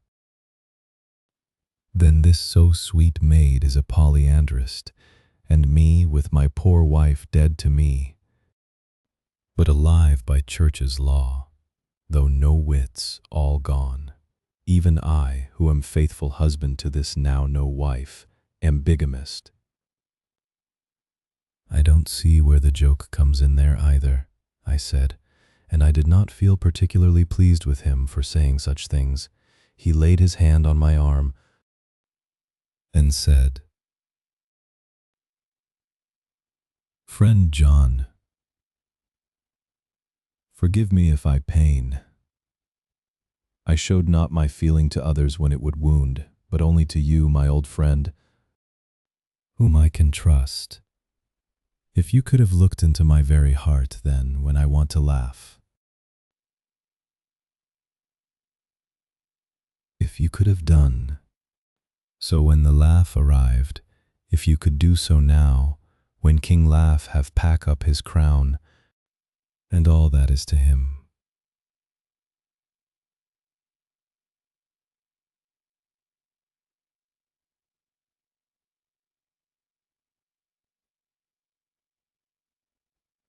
For he go far, far away from me, and for a long, long time, maybe you would perhaps pity. Me the most of all. I was touched by the tenderness of his tone, and asked why. Because I know, and now we are all scattered, and for many a long day, loneliness will sit over our roofs with brooding wings. Lucy lies in the tomb of her kin, a lordly death house in a lonely churchyard, away from teeming London, where the air is fresh, and the sun rises over Hampstead Hill, and where wildflowers grow of their own accord. So I can finish this diary, and God only knows if I shall ever begin another. If I do, or if I even open this again, it will be to deal with different people, and different themes for here at the end, where the romance of my life is told, ere I go back to take up the thread of my life work, I say sadly and without hope.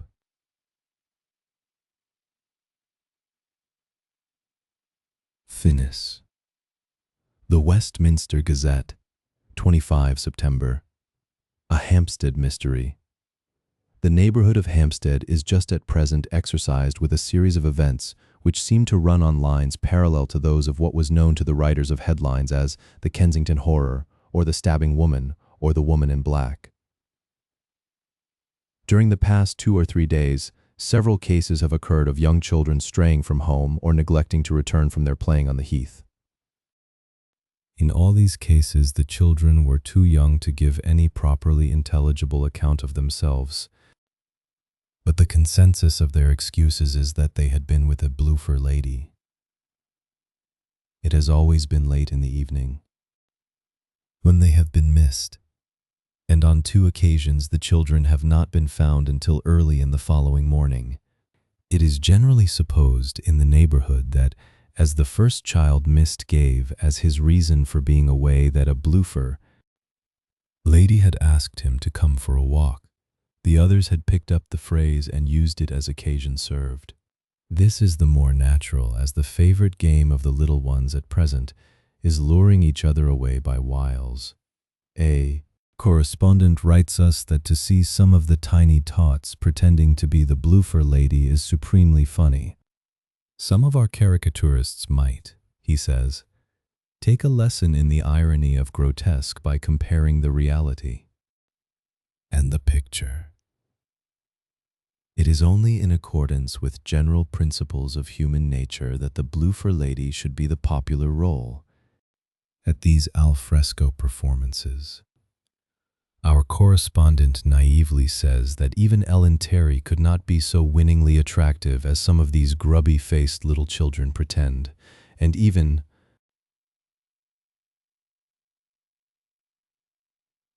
imagine themselves to be.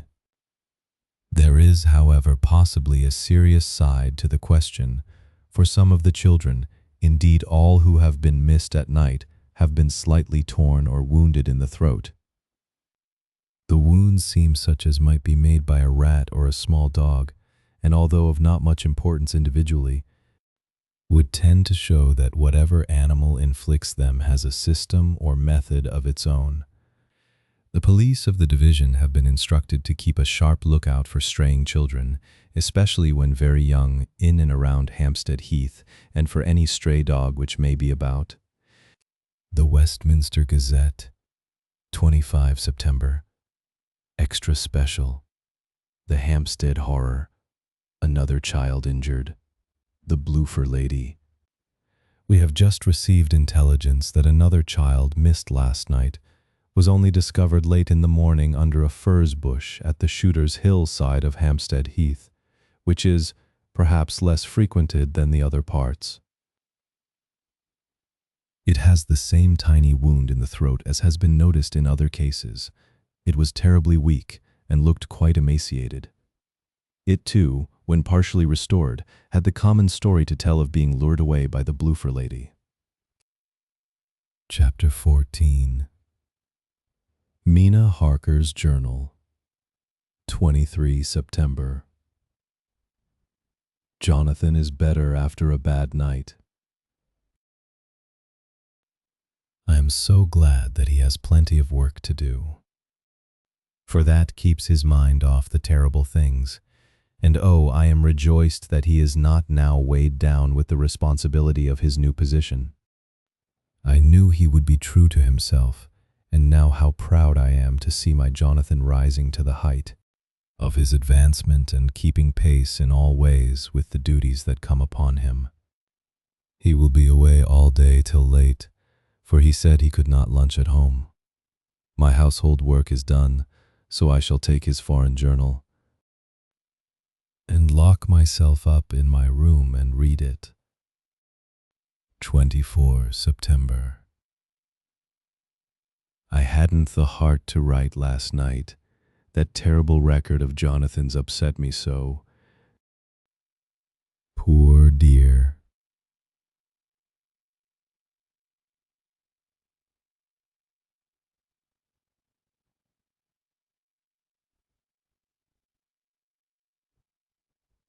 Poor.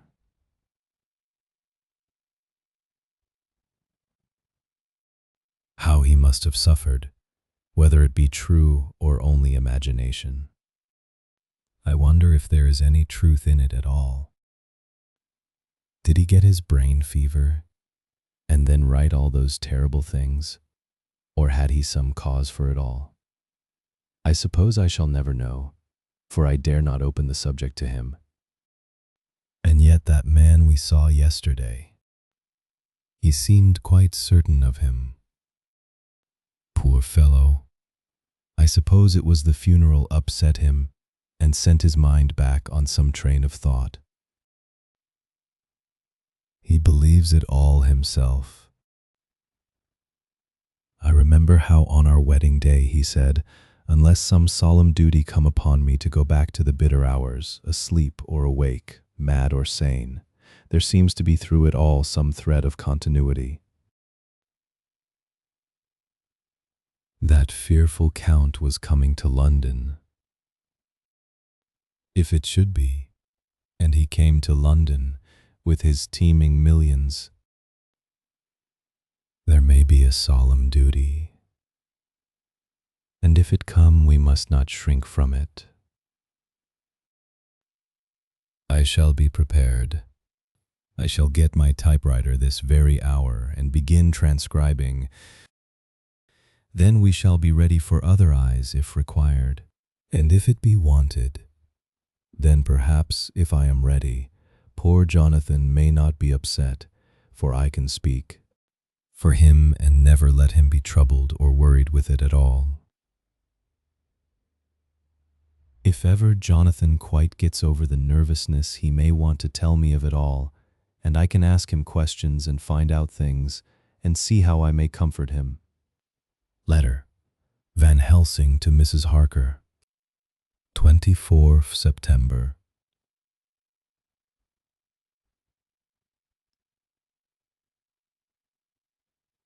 Dear Madam, I pray you to pardon my writing, in that I am so far friend as that I sent to you sad news of Miss Lucy Westenra's death. By the kindness of Lord Godalming, I am empowered to read her letters and papers, for I am deeply concerned about certain matters vitally important. In them I find some letters from you, which show how great friends you were and how you love her. Oh, Madam Mina, by that love I implore you help me. It is for others' good that I ask to redress great wrong and to lift much and terrible troubles that may be more great than you can know. May it be that I see you, you can trust me. I am friend of Dr. John Seward and of Lord Godalming, that was Arthur of Miss Lucy. I must keep it private for the present from all. I should come to Exeter to see you at once if you tell me I am privileged to come, and where and when. I implore your pardon, madam.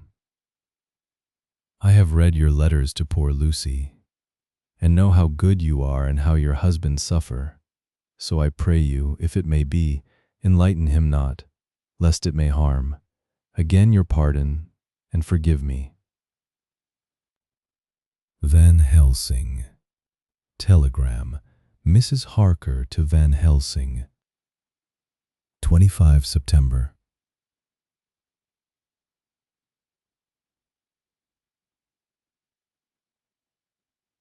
Come today by 10:15 train if you can catch it.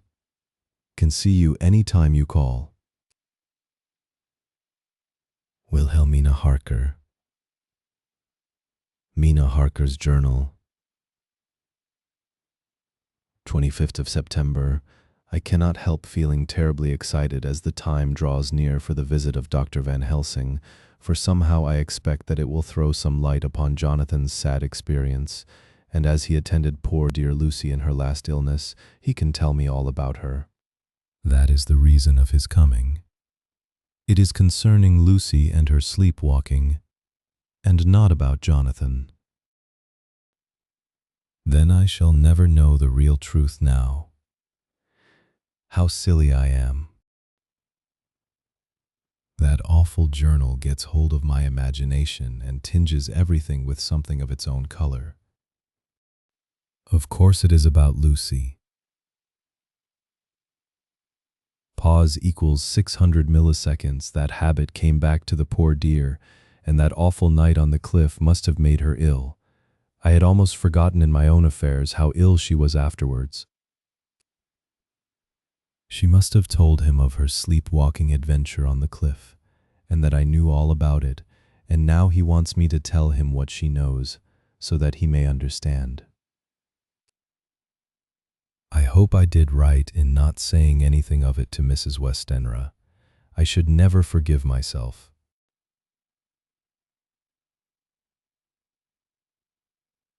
If any act of mine, were it even a negative one, brought harm on poor dear Lucy, I hope too Dr. Van Helsing will not blame me. I have had so much trouble and anxiety of late that I feel I cannot bear more just at present. I suppose a cry does us all good at times, clears the air as other rain does. Perhaps it was reading the journal yesterday that upset me, and then Jonathan went away this morning to stay away from me a whole day and night, the first time we have been parted since our marriage. I do hope the dear fellow will take care of himself, and that nothing will occur to upset him. It is 2 o'clock, and the doctor will be here soon now. I shall say nothing of Jonathan's journal unless he asks me. I am so glad I have typewritten out my own journal, so that, in case he asks about Lucy, I can hand it to him. It will save much questioning. Later, he has come and gone. Oh, what a strange meeting, and how it all makes my head whirl round. I feel like one in a dream. Can it be all possible, or even a part of it? If I had not read Jonathan's journal first, I should never have accepted even a possibility. Poor, dear Jonathan. How he must have suffered. Please, the good God, all this may not upset him again. I shall try to save him from it. But it may be even a consolation and a help to him, terrible though it be and awful in its consequences, to know for certain that his eyes and ears and brain did not deceive him, and that it is all true. It may be that it is the doubt which haunts him, that when the doubt is removed, no matter which, waking or dreaming, may prove the truth, he will be more satisfied and better able to bear the shock. Doctor.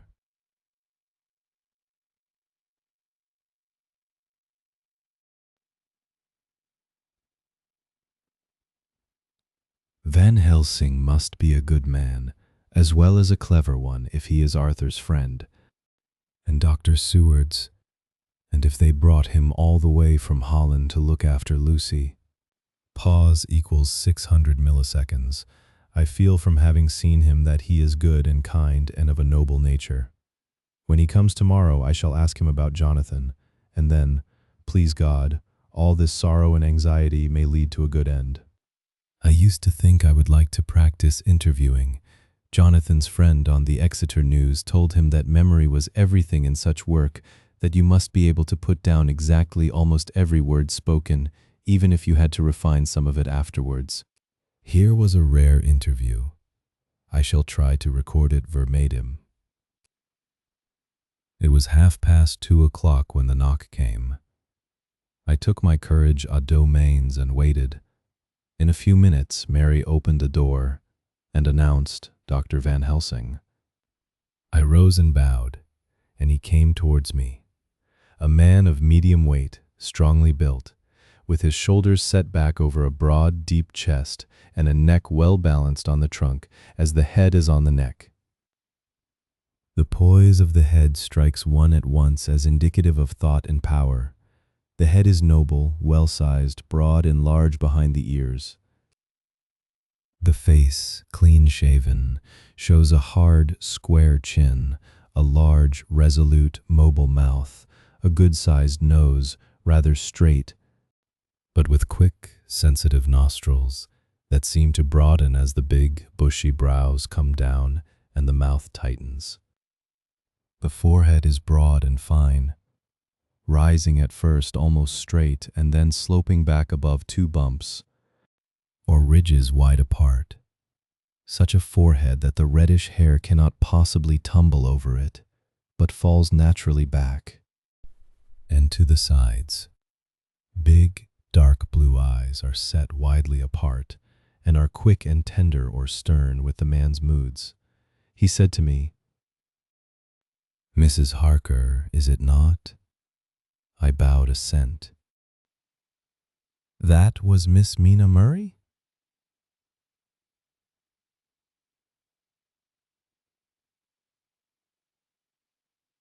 Again I assented.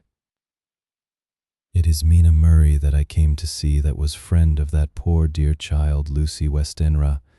Madam Mina, it is on account of the dead I come. Sir, I said, you could have no better claim on me than that you were a friend and helper of Lucy Westenra. And I held out my hand. He took it and said tenderly, "Oh, Madam Mina, I knew that the friend of that poor Lily girl must be good, but I had yet to learn." He finished his speech with a courtly bow. I asked him what it was that he wanted to see me about, so he at once began. Pause equals 500 milliseconds. I have read your letters to Miss Lucy. Forgive me, but I had to begin to inquire somewhere, and there was none to ask. I know that you were with her at Whitby. She sometimes kept a diary. You need not look surprised, Madam Mina. It was begun after you had left. and was in imitation of you. And in that diary she traces by inference certain things to a sleepwalking in which she puts down that you saved her. In great perplexity then I come to you, and ask you out of your so much kindness to tell me all of it that you can remember. I can tell you, I think, Dr. Van Helsing, all about it. Then you have good memory for facts, for details. It is not always so with young ladies. No, doctor, but I wrote it all down at the time. I can show it to you if you like. Oh, Madam Mina, I will be grateful. You will do me much favor. I could not resist the temptation of mystifying him a bit. I suppose it is some of the taste of the original apple that remains still in our mouths, so I handed him the shorthand diary. He took it with a grateful bow and said, "May I read it?"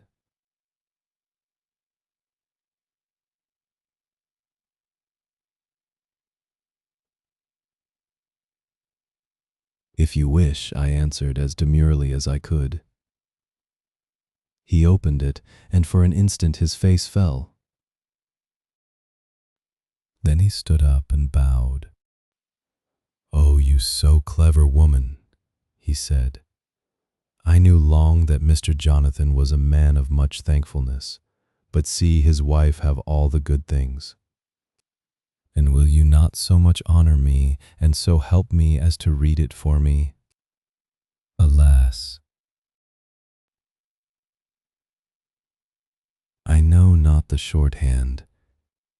By this time my little joke was over, and I was almost ashamed, so I took the typewritten copy from my work basket and handed it to him. "Forgive me," I said. "I could not help it, but I had been thinking that it was of dear Lucy that you wished to ask, and so that you might not have time to wait, not on my account, but because I know your time must be precious. I have written it out on the typewriter for you." He took it and his eyes glistened. "You are so good," he said, "and may I read it now? I may want to ask you some things when I have read." "By all means," I said. "Read it over whilst I order lunch, and then you can ask me questions whilst we eat." He bowed and settled himself in a chair with his back to the light, and became absorbed in the papers, whilst I went to see after lunch chiefly in order that he might not be disturbed. When I came back, I found him walking hurriedly up and down the room, his face all ablaze with excitement. He rushed up to me and took me by both hands. "Oh, Madam Mina," he said, "how can I say what I owe to you? This paper is as sunshine. It opens the gate to me. I am dazed, I am dazzled with so much light, and yet clouds roll in behind the light every time. Pause equals 800 milliseconds, but that you do not, cannot comprehend. Oh, but I am grateful to you, you so clever woman. Madam," he said this very solemnly, "if ever Abraham Van Helsing can do anything for you or yours, I trust you will let me know. It will be pleasure and delight if I may serve you as a friend, but all I have ever learned, all I can ever do, shall be for you and those you love. There are darknesses in life, and there are lights. You are one of the lights. You will have happy life, and good life, and your husband will be blessed in you. But doctor, you praise me too much, and you do not know me." "Not know you? I, who am old, and who have studied all my life men and women, I, who have made my specialty the brain and all that belongs to him and all that follow from him. And I have read your diary that you have so goodly written for me, and which breathes out truth in every line. I, who have read your so sweet letter to poor Lucy of your marriage and your trust, not know you. O Madam Mina, good women tell all their lives, and by day and by hour and by minute, such things that angels can read, and we men who wish to know have in us something of angels' eyes. Your husband is noble nature, and you are noble too, for you trust. And trust cannot be where there is mean nature. And your husband, tell me of him, is he quite well? Is all that fever gone, and is he strong and hearty? I saw here an opening to ask him about Jonathan, so I said, he was almost recovered, but he has been greatly upset by Mr. Hawkins's death. He interrupted, oh yes, I know. I have read your last 2 letters. I went on. I suppose this upset him, for when we were in town on Thursday last, he had a sort of shock. A shock, and after brain fever so soon.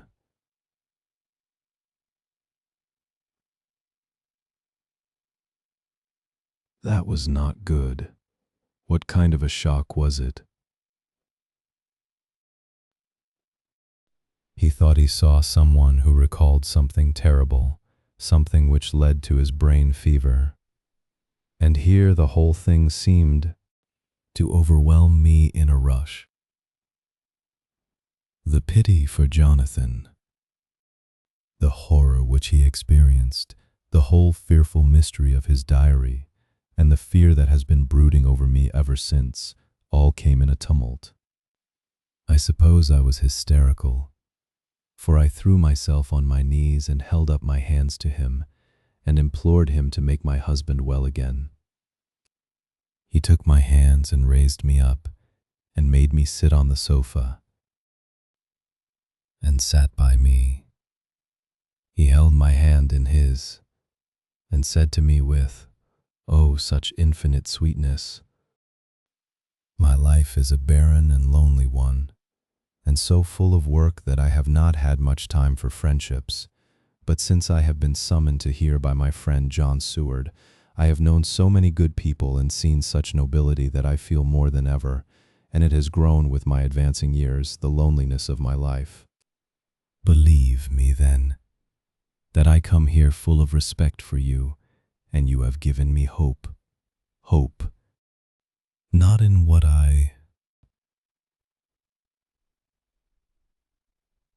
I'm seeking of, but that there are good women still left to make life happy, good women whose lives and whose truths may make good lesson for the children that are to be. I am glad that I may here be of some use to you. For if your husband suffer, he suffer within the range of my study and experience. I promise you that I will gladly do all for him that I can, all to make his life strong and manly, and your life a happy one. Now you must eat. You are overwrought and perhaps over-anxious. Husband Jonathan would not like to see you so pale, and what he like not where he love is not to his good. Therefore for his sake you must eat and smile. You have told me all about Lucy, and so now we shall not speak of it, lest it distress. I shall stay in Exeter tonight, for I want to think much over what you have told me, and when I have thought I will ask you questions, if I may. And then too you will tell me of husband Jonathan's trouble so far as you can, but not yet. You must eat now. Afterwards you shall tell me all.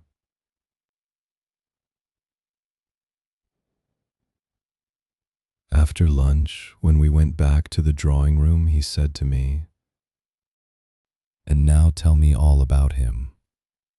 When it came to speaking to this great learned man, I began to fear that he would think me a weak fool and Jonathan a madman.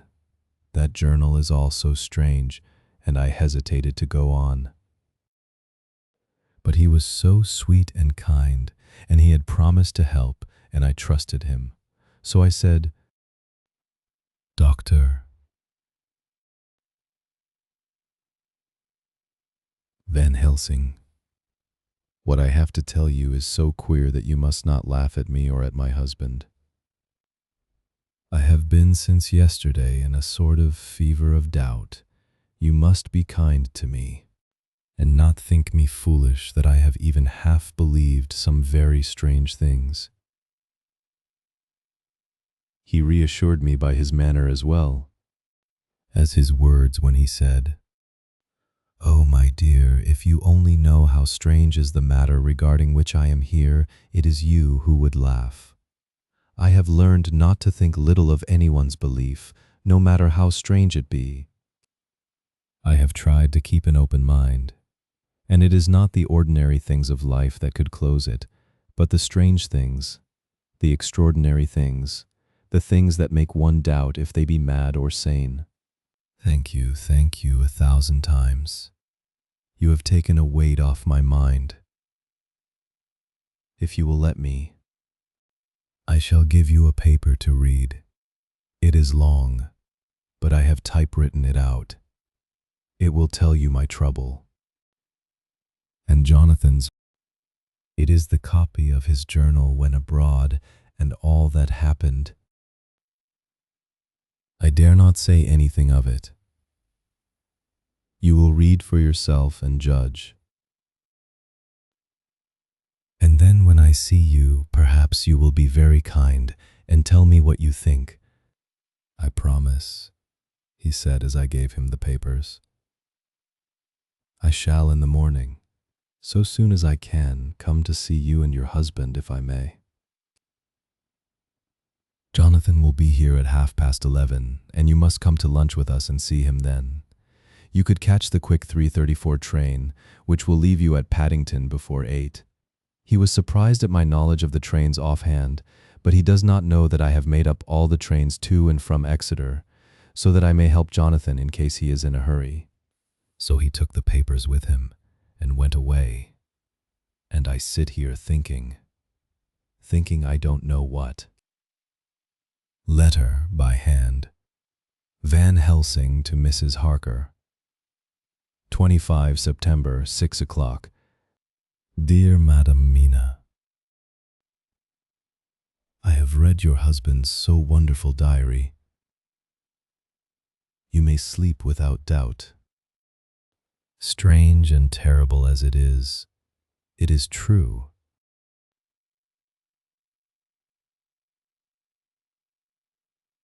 I will pledge my life on it.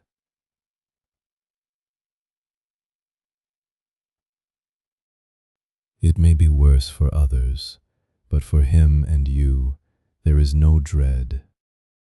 He is a noble fellow, and let me tell you from experience of men that one who would do as he did, in going down that wall and to that room, and going a second time, is not one to be injured in permanence by a shock.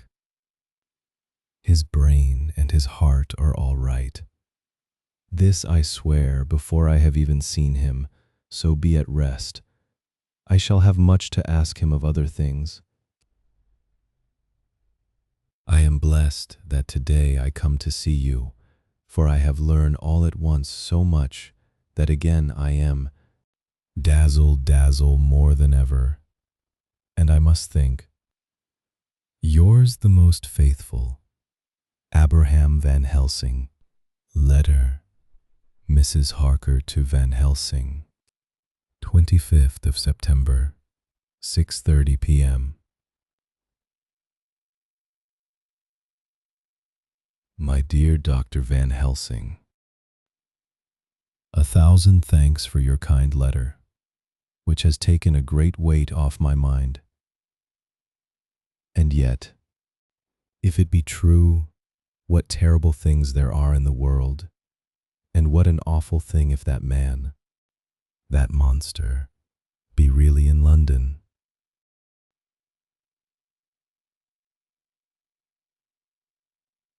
I fear to think. I have this moment, whilst writing, had a wire from Jonathan, saying that he leaves by the 6:25 tonight from Launceston, and will be here at 10:18. so that I shall have no fear tonight. Will you, therefore, instead of lunching with us, please come to breakfast at 8 o'clock? If this be not too early for you, you can get away, if you are in a hurry, by the 10:30 train, which will bring you to Paddington by 2:35. Do not answer this, as I shall take it that, if I do not hear, you will come to breakfast. Believe me, your faithful and grateful friend, Mina Harker. Jonathan Harker's Journal. 26 September. I thought never to write in this diary again, but the time has come. When I got home last night, Mina had supper ready, and when we had supped, she told me of Van Helsing's visit, and of her having given him the 2 diaries copied out, and of how anxious she has been about me. She showed me in the doctor's letter that all I wrote down was true. It seems to have made a new man of me. It was the doubt as to the reality of the whole thing that knocked me over. I felt impotent, and in the dark, and distrustful. But now that I know, I am not afraid, even of the Count. He has succeeded after all, then, in his design in getting to London, and it was he I saw. He has got younger, and how? Van Helsing is the man to unmask him and hunt him out, if he is anything like what Mina says. We sat late and talked it all over. Mina is dressing, and I shall call at the hotel in a few minutes and bring him over. Pause v 500 milliseconds.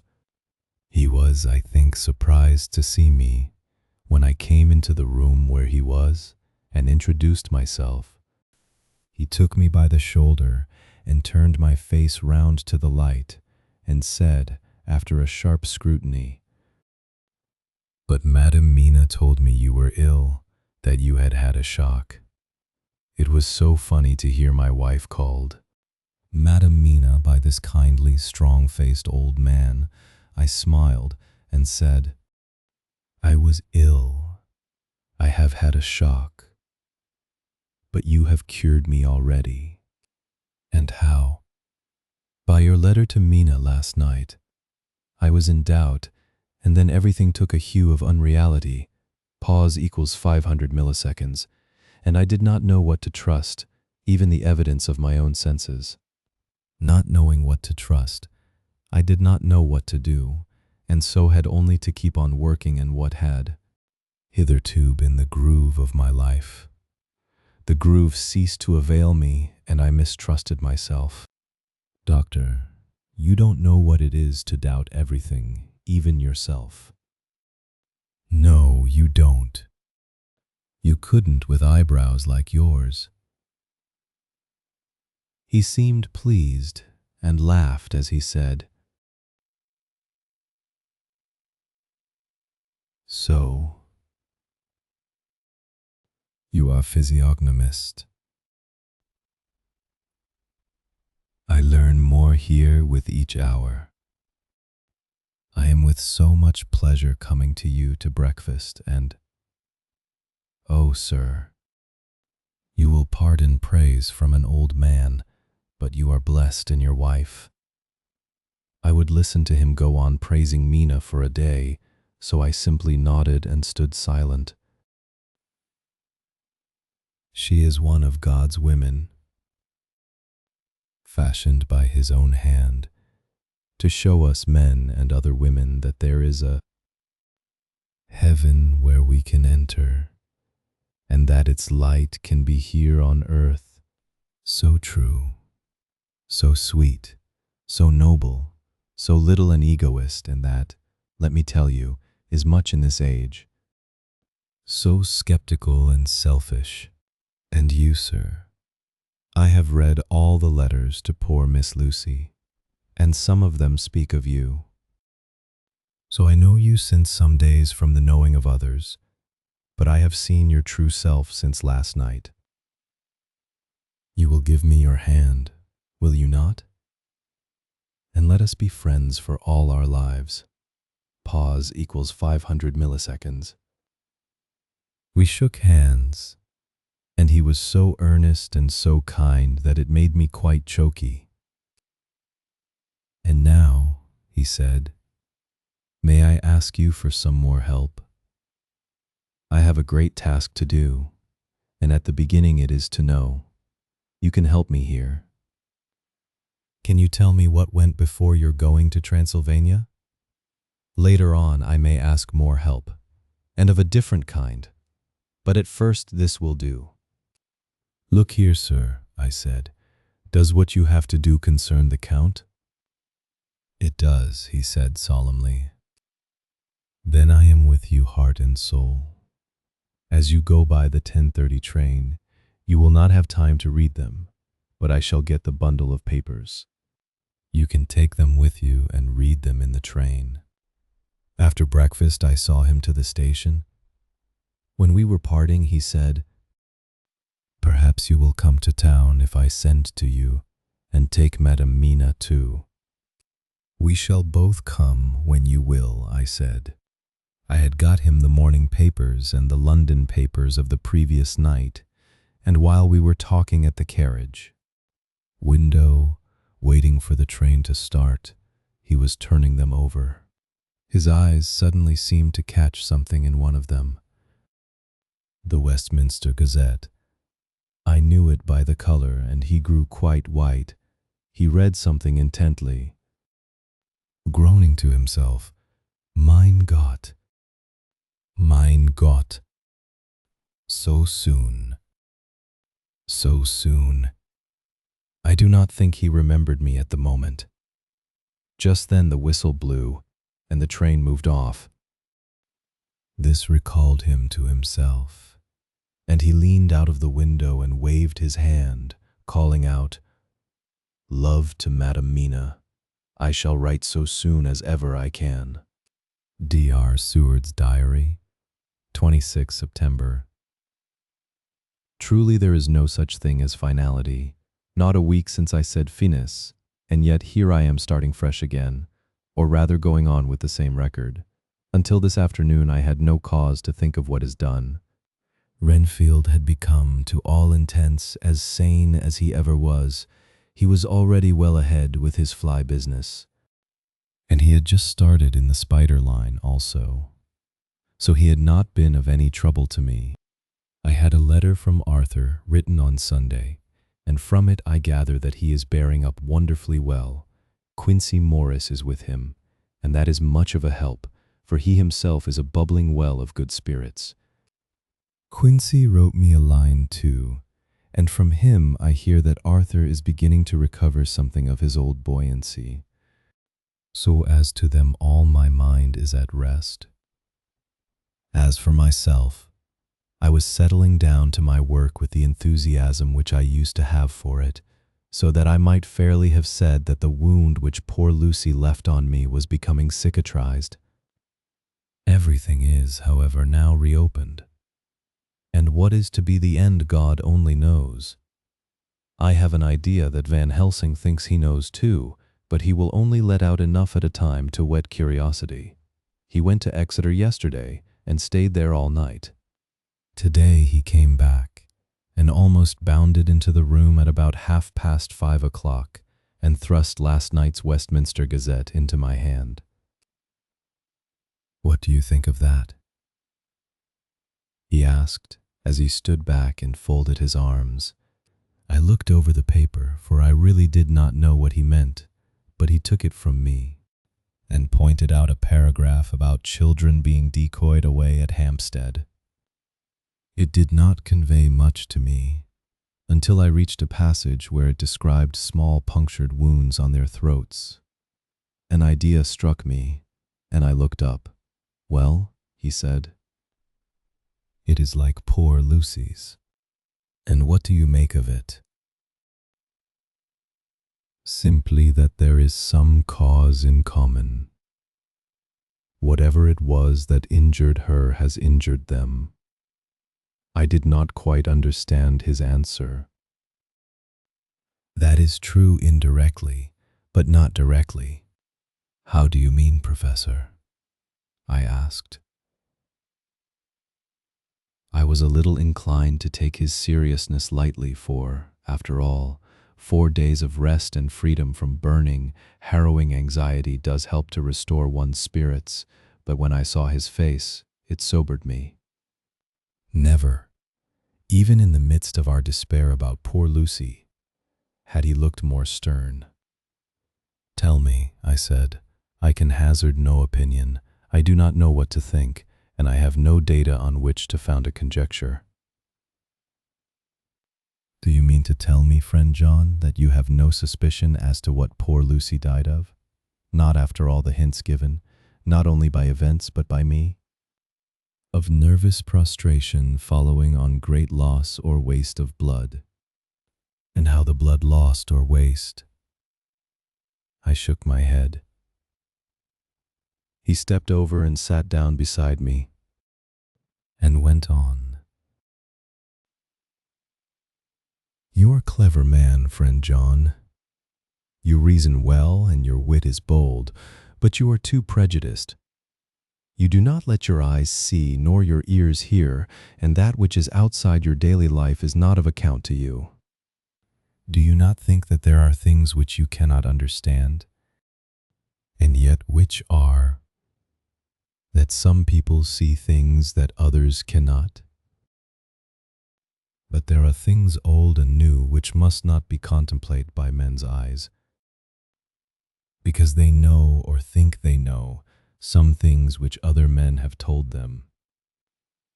Ah, it is the fault of our science that it wants to explain all, and if it explain not, pause equals 500 milliseconds, then it says there is nothing to explain. But yet we see around us every day the growth of new beliefs, which think themselves new, and which are yet but the old, which pretend to be young, like the fine ladies at the opera. I suppose now you do not believe in corporeal transference. No? Nor in materialization. No? Nor in astral bodies. No? Nor in the reading of thought. No? Nor in hypnotism. Yes, I said. Charcot has proved that pretty well. He smiled as he went on. Then you are satisfied as to it, yes? And of course then you understand how it act, and can follow the mind of the great Charcot, alas that he is no more, into the very soul of the patient that he influence. No. Then, friend John, am I to take it that you simply accept fact, and are satisfied to let from premise to conclusion be a blank? No? Then tell me, for I am student of the brain, how you accept the hypnotism and reject the thought reading. Let me tell you, my friend, that there are things done today in electrical science which would have been deemed unholy by the very men who discovered electricity, who would themselves not so long before have been burned as wizards. There are always mysteries in life. Why was it that Methuselah lived 900 years, and old Parr 169, and yet that poor Lucy, with 4 men's blood in her poor veins, could not live even one day? For, had she lived one more day, we could have saved her. Do you know all the mystery of life and death? Do you know the altogether of comparative anatomy, and can say wherefore the qualities of brutes are in some men, and not in others? Can you tell me why, when other spiders die small and soon, that one great spider lived for centuries in the tower of the old Spanish church, and grew till, on descending, he could drink the oil of all the church lamps? Can you tell me why in the pampas, and elsewhere, there are bats that come at night and open the veins of cattle and horses and suck dry their veins, how in some islands of the western seas there are bats which hang on the trees all day, and those who have seen describe as like giant nuts or pods, and that when the sailors sleep on the deck, because that it is hot, flit down on them, and then in the morning are found dead men, white as even Miss Lucy was? Good God, Professor, I said, starting up. Do you mean to tell me that Lucy was bitten by such a bat, and that such a thing is here in London in the 19th century? He waved his hand for silence and went on, pause equals 500 milliseconds.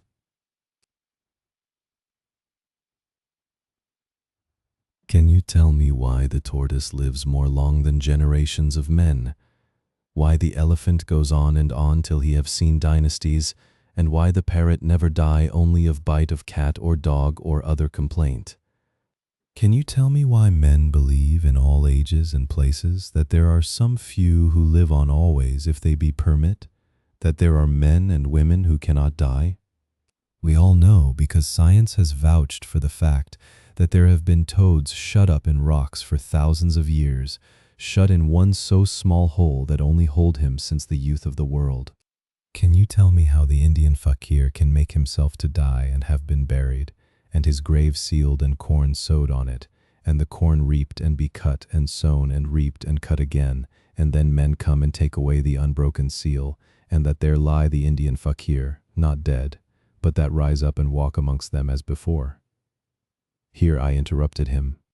I was getting bewildered. He so crowded on my mind his list of nature's eccentricities and possible impossibilities that my imagination was getting fired. I had a dim idea that he was teaching me some lesson, as long ago he used to do in his study at Amsterdam, but he used then to tell me the thing, so that I could have the object of thought in mind all the time. But now I was without this help. Yet I wanted to follow him, so I said, Professor, let me be your pet student again. Tell me the thesis, so that I may apply your knowledge as you go on.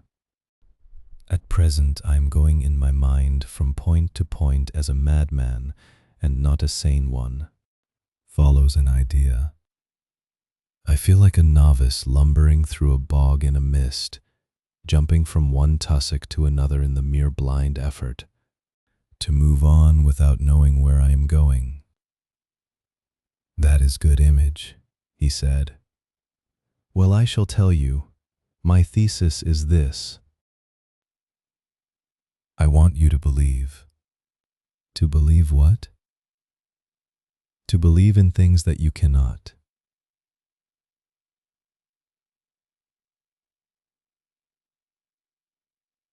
Let me illustrate. I heard once of an American who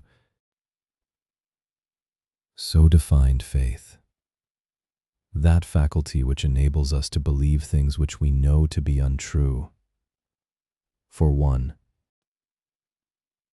I follow that man. He meant that we shall have an open mind and not let a little bit of truth check the rush of a big truth, like a small rock does a railway truck. We get the small truth first. Good. We keep him and we value him. But all the same, we must not let him think himself all the truth in the universe. Then you want me not to let some previous conviction injure the receptivity of my mind with regard to some strange matter. Do I read your lesson aright? Ah, you are my favorite pupil still. It is worth to teach you. Now that you are willing to understand, you have taken the first step to understand. You think then that those so small holes in the children's throats were made by the same that made the hole in Miss Lucy? I suppose so. He stood up and said solemnly, Then you are wrong. Oh, would it were so. But alas, no. It is worse, far, far worse. In God's name, Professor Van Helsing, "What do you mean?" I cried.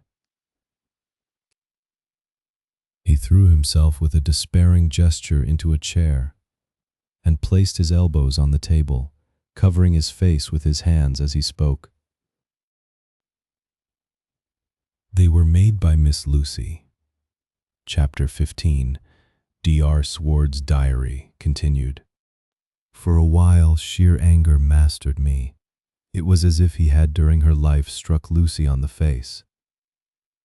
I smote the table hard and rose up as I said to him, Dr. Pause equals 350 milliseconds. Van Helsing, are you mad? He raised his head and looked at me, and somehow the tenderness of his face calmed me at once. Would I were, he said. Madness were easy to bear compared with truth like this. Oh, my friend, why think you? Did I go so far round? Why take so long to tell you so simple a thing? Was it because I hate you and have hated you all my life? Was it because I wished to give you pain? Was it that I wanted, now so late, revenge for that time when you saved my life, and from a fearful death? Ah, no? Forgive me, said I. He went on. My friend, it was because I wished to be gentle in the breaking to you, for I know you have loved that so sweet lady. Pause equals 800 milliseconds, but even yet I do not expect you to believe. It is so hard to accept at once any abstract truth, that we may doubt such to be possible when we have always believed the no of it. It is more hard still to accept so sad a concrete truth, and of such a one as Miss Lucy. Tonight I go to prove it.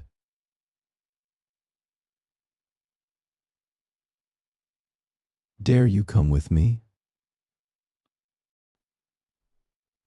This staggered me. A man does not like to prove such a truth. Byron accepted from the category, jealousy, and prove the very truth he most abhorred. He saw my hesitation and spoke. The logic is simple. No madman's logic this time, jumping from tussock to tussock in a misty bog. If it be not true, then proof will be relief. At worst it will not harm. If it be true,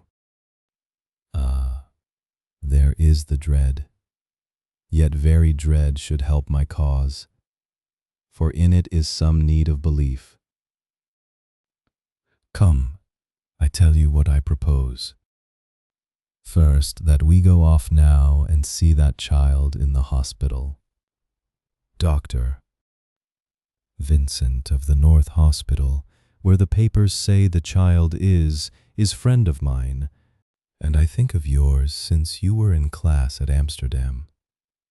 He will let 2 scientists see his case. If he will not let 2 friends, we shall tell him nothing, but only that we wish to learn. And then,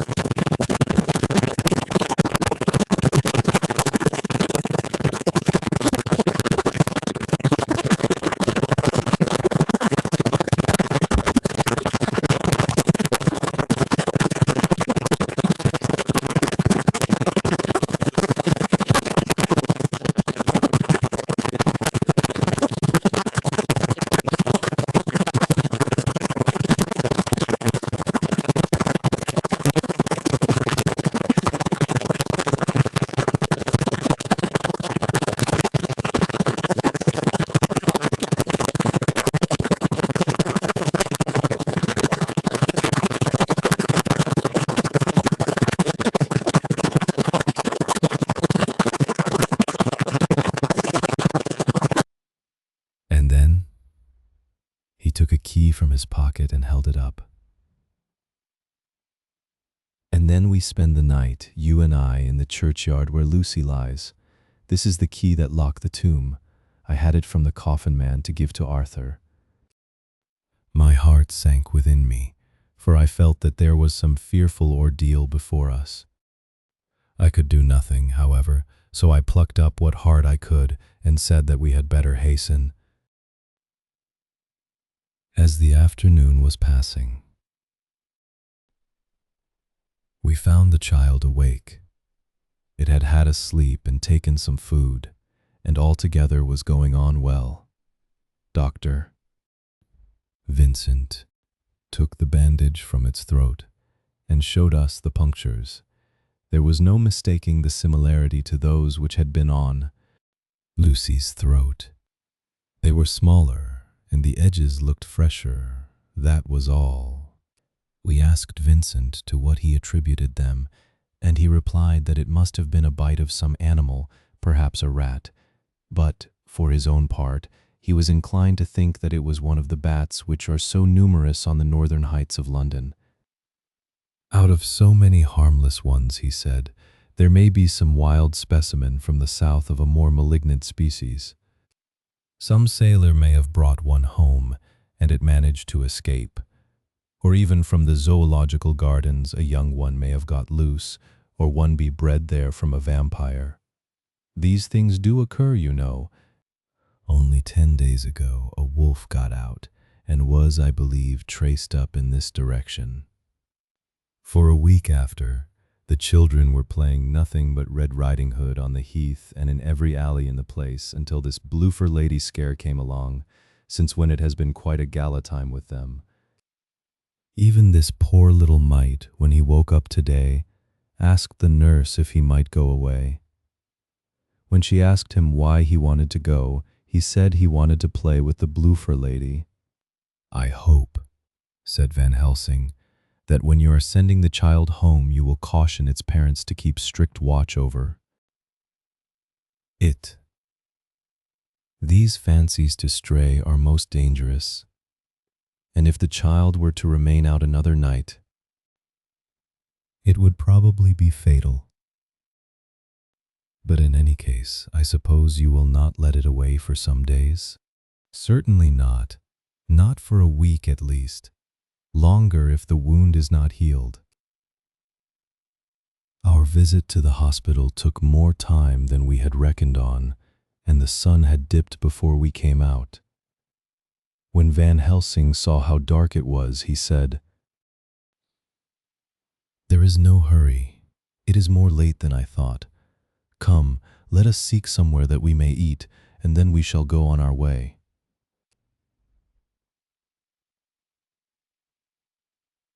We dined at Jack Straw's castle, along with a little crowd of bicyclists and others who were genially noisy. About 10 o'clock we started from the inn.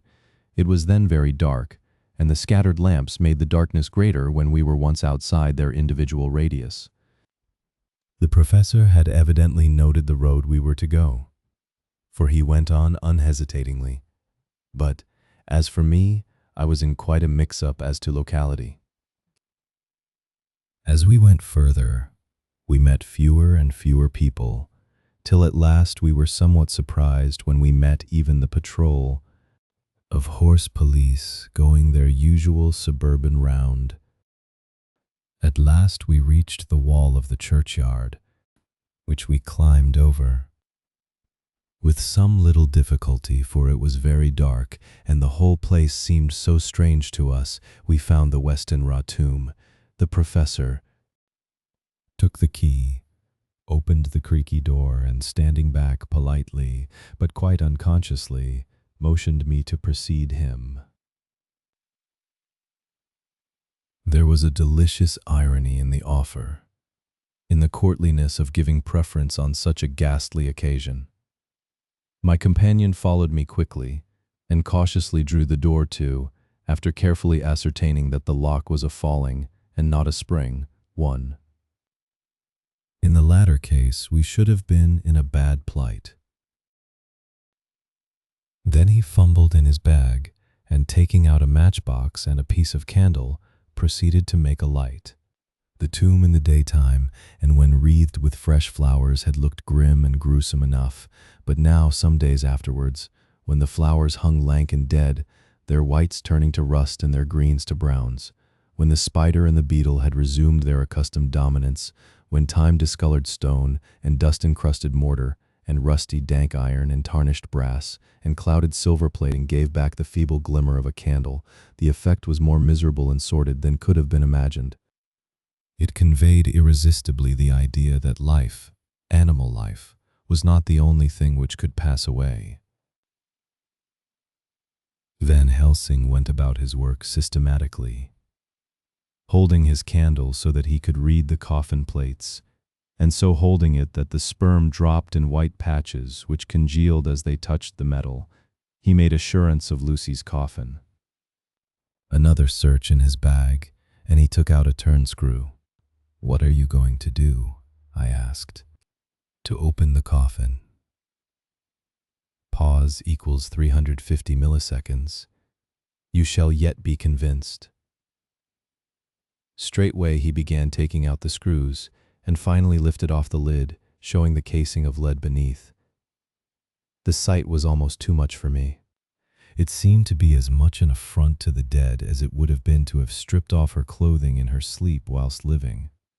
I actually took hold of his hand to stop him. He only said, "You shall see," and again fumbling in his bag, took out a tiny fret saw. Striking the turnscrew through the lead with a swift downward stab, which made me wince, he made a small hole, which was, however, big enough to admit the point of the saw. I had expected a rush of gas from the weak old corpse. We doctors, who have had to study our dangers, have to become accustomed to such things, and I drew back towards the door. But the professor never stopped for a moment. He sawed down a couple of feet along one side of the lead coffin, and then across and down the other side. Taking the edge of the loose flange, he bent it back towards the foot of the coffin, and holding up the candle into the aperture, motioned to me to look. I drew near and looked. The coffin was empty. It was certainly a surprise to me, and gave me a considerable shock, but Van Helsing was unmoved. He was now more sure than ever of his ground, and so emboldened to proceed in his task. "Are you satisfied now, friend John?" he asked. I felt all the dogged argumentativeness of my nature awake within me as I answered him. "I am satisfied that Lucy's body is not in that coffin, but that only proves one thing." "And what is that, friend John?" "That it is not there." "That is good logic," he said, "so far as it goes. But how can you account for it not being there?" "Perhaps a body snatcher," I suggested. "Some of the undertaker's people may have stolen it." I felt that I was speaking folly, and yet it was the only real cause which I could suggest. The professor sighed. "Ah, well," he said, "we must have more proof. Come with me." He put on the coffin lid again, gathered up all his things and placed them in the bag, blew out the light, and placed the candle also in the bag. We opened the door and went out. Behind us he closed the door and locked it. He handed me the key, saying, "Will you keep it? You had better be assured." I laughed. It was not a very cheerful laugh, I am bound to say, as I motioned him to keep it. "A key is nothing," I said. "There may be duplicates. And anyhow, it is not difficult to pick a lock of that kind." He said nothing, but put the key in his pocket. Then he told me to watch at one side of the churchyard, whilst he would watch at the other. I took up my place behind a yew tree, and I saw his dark figure move until the intervening headstones and trees hid it from my sight. It was a lonely vigil. Just after I had taken my place, I heard a distant clock strike 12, and in time came 1 and 2. I was chilled and unnerved, and angry with the professor for taking me on such an errand, and with myself for coming. I was too cold and too sleepy to be keenly observant, and not sleepy enough to betray my trust, so altogether I had a dreary, miserable time.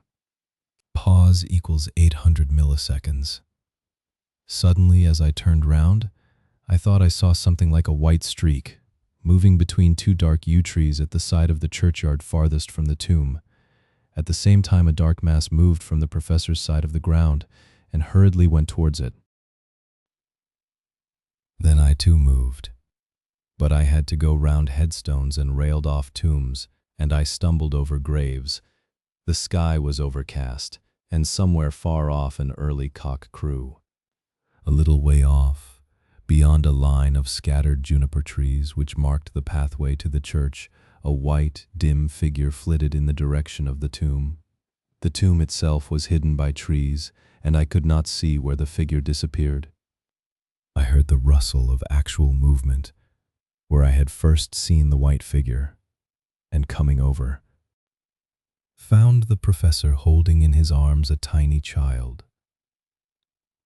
When he saw me, he held it out to me and said, "Are you satisfied now?" "No," I said, in a way that I felt was aggressive. "Do you not see the child?" "Yes, it is a child. But who brought it here? And is it wounded?" I asked. "We shall see," said the professor, and with one impulse we took our way out of the churchyard, he carrying the sleeping child. When we had got some little distance away, we went into a clump of trees and struck a match and looked at the child's throat. It was without a scratch or scar of any kind. "Was I right?" I asked triumphantly. "We were just in time," said the professor thankfully. We had now to decide what we were to do with the child, and so consulted about it. If we were to take it to a police station, we should have to give some account of our movements during the night. At least we should have had to make some statement as to how we had come to find the child. So finally we decided that we would take it to the heath, and when we heard a policeman coming, pause equals 500 milliseconds would leave it where he could not fail to find it. We would then seek our way home as quickly as we could. All fell out well. At the edge of Hampstead Heath, we heard a policeman's heavy tramp, and laying the child on the pathway, we waited and watched until he saw it as he flashed his lantern to and fro. We heard his exclamation of astonishment, and then we went away silently. By good chance, we got a cab near the Spaniards and drove to town. I cannot sleep, so I make this entry.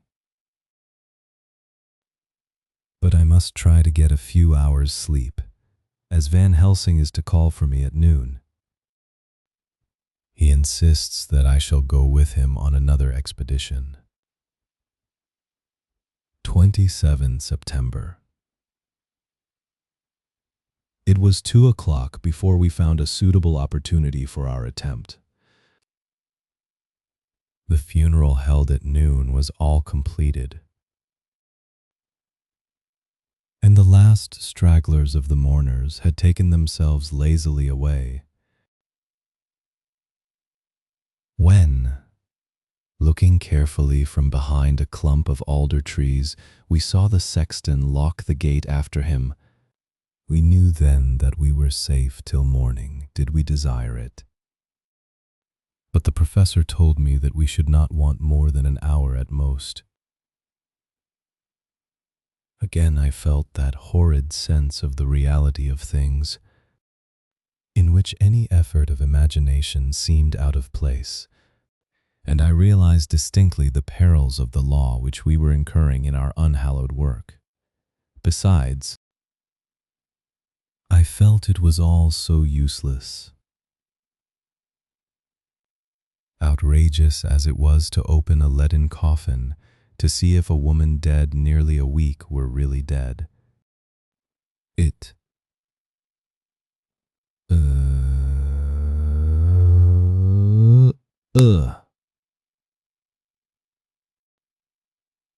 now seemed the height of folly to open the tomb again, when we knew, from the evidence of our own eyesight, that the coffin was empty. I shrugged my shoulders, however, and rested silent, for Van Helsing had a way of going on his own road, no matter who remonstrated. He took the key, opened the vault, and again courteously motioned me to proceed. The place was not so gruesome as last night, but oh, how unutterably mean-looking when the sunshine streamed in. Van Helsing walked over to Lucy's coffin, and I followed. He bent over and again forced back the leaden flange, and then a shock of surprise and dismay shot through me.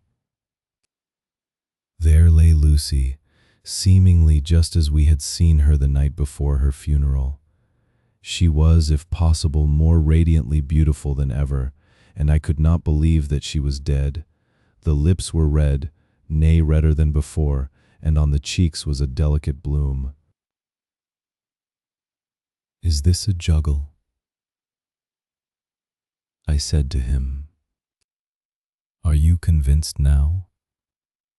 said the professor in response, and as he spoke he put over his hand, and in a way that made me shudder, pulled back the dead lips and showed the white teeth.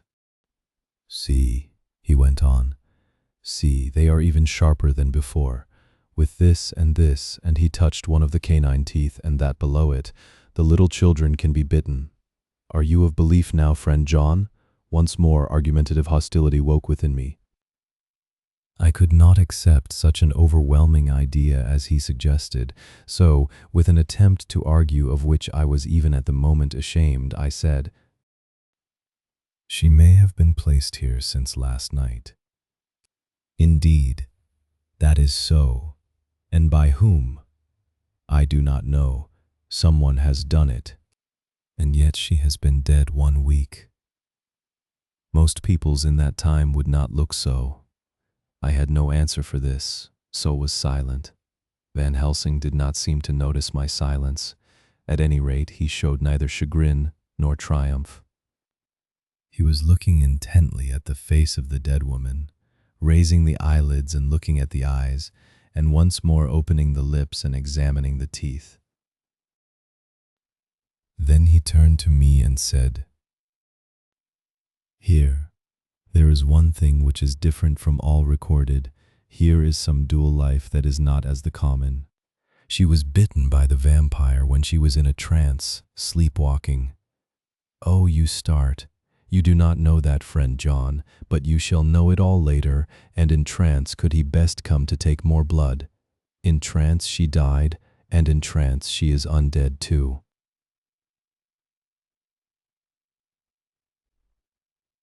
So it is that she differ from all other.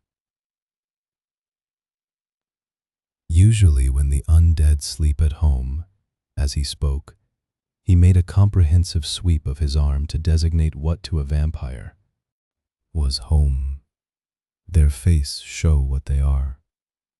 But this so sweet that was when she not undead, she go back to the nothings of the common dead. There is no malign there, see, and so it make hard that I must kill her in her sleep. This turned my blood cold, and it began to dawn upon me that I was accepting Van Helsing's theories, but if she were really dead, what was there of terror in the idea of killing her? He looked up at me, and evidently saw the change in my face, for he said almost joyously, "Ah, you believe now?" I answered, "Do not press me too hard all at once. I am willing to accept. How will you do this bloody work?" "I shall cut off her head and fill her mouth with garlic, and I shall drive a stake through her body. It made me shudder to think of so mutilating the body of the woman whom I had loved. And yet the feeling was not so strong as I had expected. I was, in fact, beginning to shudder at the presence of this being, this undead, as Van Helsing called it, and to loathe it. Is it possible that love is all subjective or all objective? I waited a considerable time for Van Helsing to begin, but he stood as if wrapped in thought. Presently he closed the catch of his bag with a snap and said,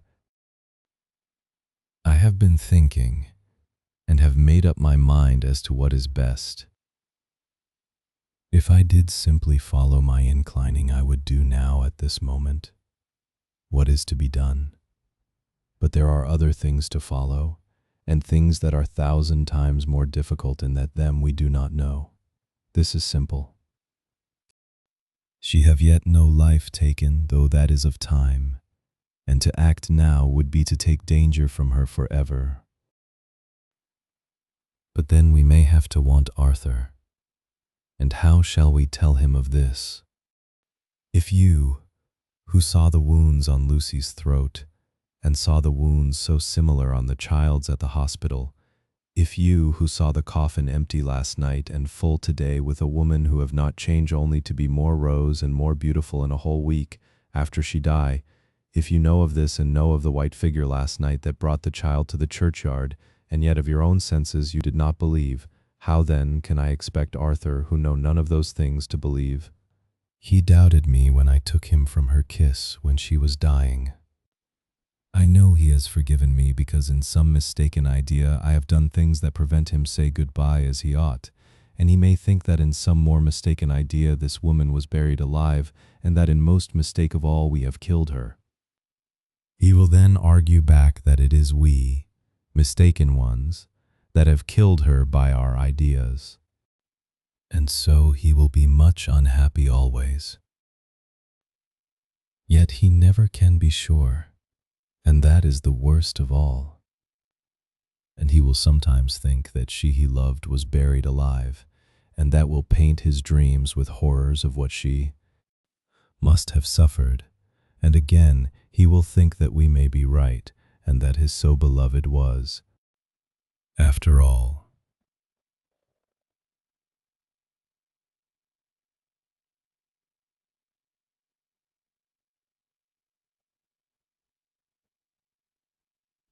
an undead. No, I told him once, and since then I learn much. Now, since I know it is all true, 100,000 times more do I know that he must pass through the bitter waters to reach the sweet. He, poor fellow, must have 1 hour that will make the very face of heaven grow black to him. Then we can act for good all round and send him peace. My mind is made up. Let us go. Pause equals 350 milliseconds. You return home for tonight to your asylum, and see that all be well. As for me, I shall spend the night here in this churchyard in my own way. Tomorrow night you will come to me to the Berkeley Hotel at 10 of the clock. I shall send for Arthur to come too, and also that so fine young man of America that gave his blood. Later we shall all have work to do. I come with you so far as Piccadilly and there dine, for I must be back here before the sun set.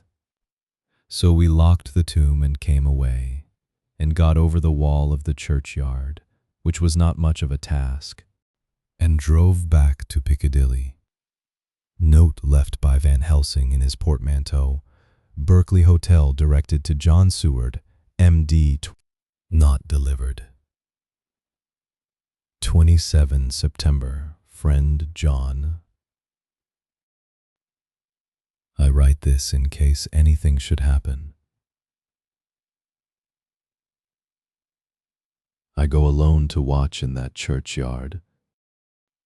It pleases me that the undead, Miss Lucy, shall not leave tonight, that so on the morrow night she may be more eager. Therefore I shall fix some things she like not. Garlic and a crucifix, and so seal up the door of the tomb. She is young, as undead, and will heed. Moreover, these are only to prevent her coming out. They may not prevail on her wanting to get in, for then the undead is desperate and must find the line of least resistance, whatsoever it may be. I shall be at hand all the night from sunset till after the sunrise, and if there be aught that may be learned, I shall learn it. For Miss Lucy or from her I have no fear, but that other to whom is there that she is undead. He have now the power to seek her tomb and find shelter. He is cunning. Pause equals 500 milliseconds, as I know from Mr. Jonathan and from the way that all along he have fooled us when he played with us for Miss Lucy's life, and we lost, and in many ways the undead are strong.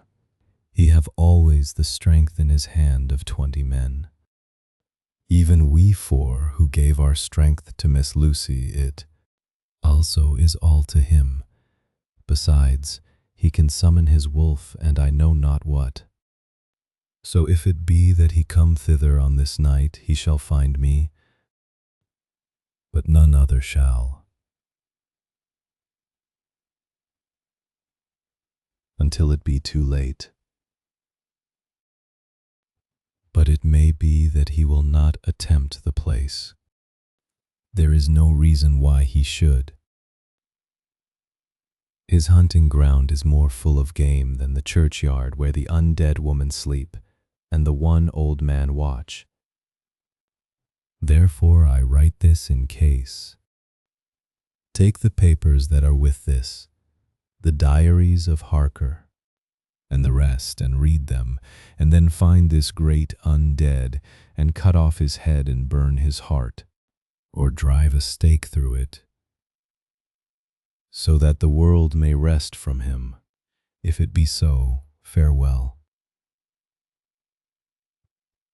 Van Helsing. Dr. Seward's Diary.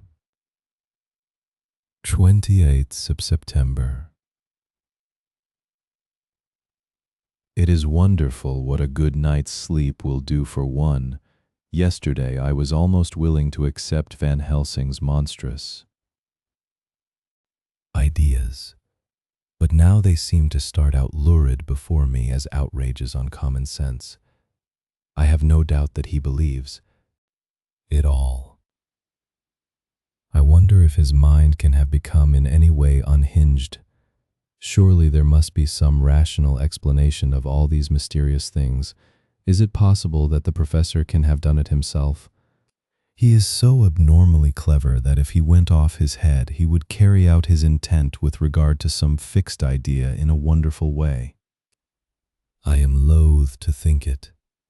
And indeed, it would be almost as great a marvel as the other to find that Van Helsing was mad, but anyhow I shall watch him carefully. I may get some light on the mystery. 29th of September, morning.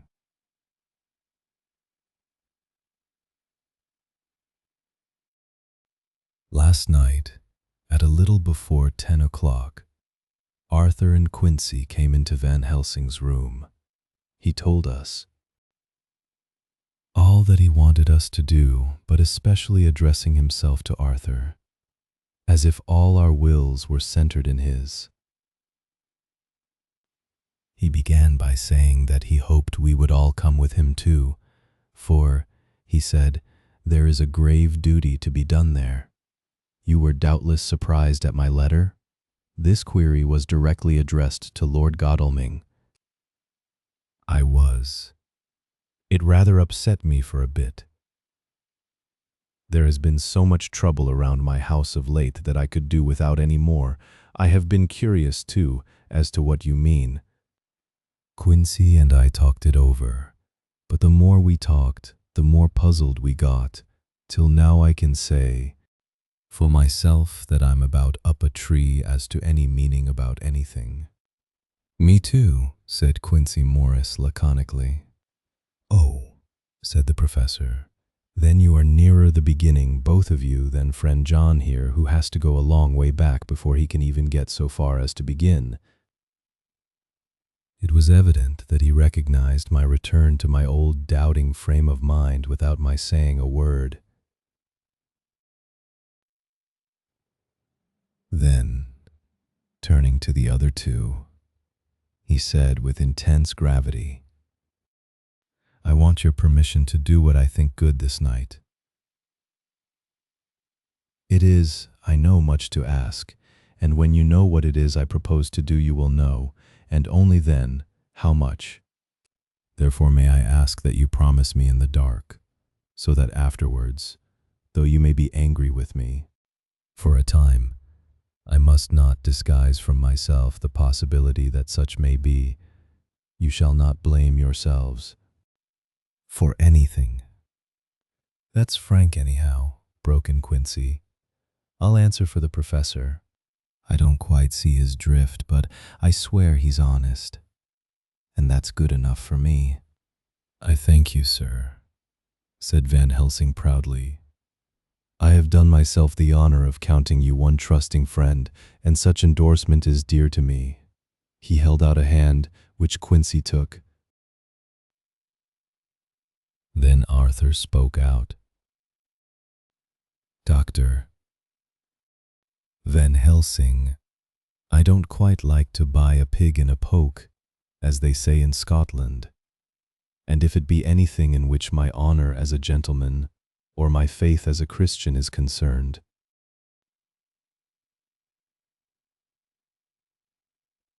I cannot make such a promise.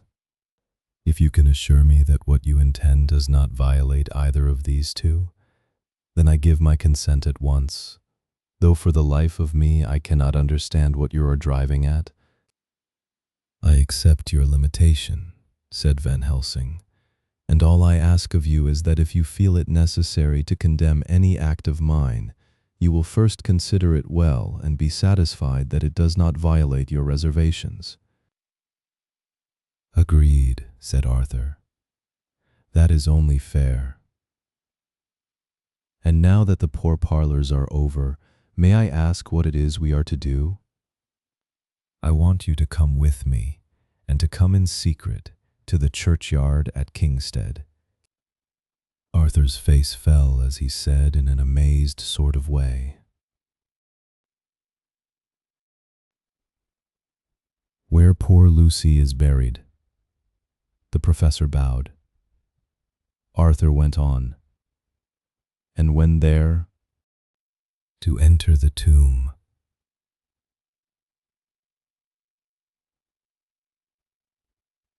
Arthur stood up. "Professor, are you in earnest? Or it is some monstrous joke?" "Pardon me, I see that you are in earnest." He sat down again, but I could see that he sat firmly and proudly, as one who is on his dignity. There was silence until he asked again, "And when in the tomb, to open the coffin?" "This is too much," he said, angrily rising again. "I am willing to be patient in all things that are reasonable, but in this desecration of the grave of one who," he fairly choked with indignation. The professor looked pityingly at him. "If I could spare you one pang, my poor friend," he said, "God knows I would. But this night our feet must tread in thorny paths, or later and forever the feet you love must walk in paths of flame."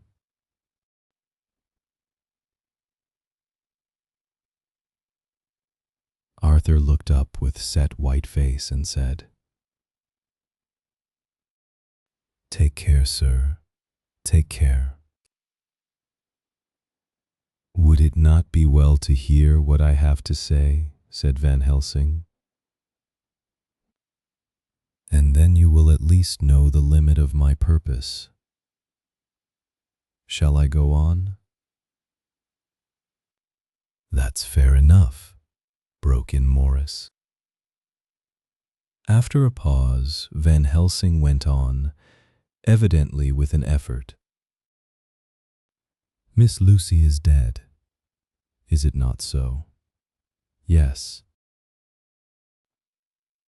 then there can be no wrong to her.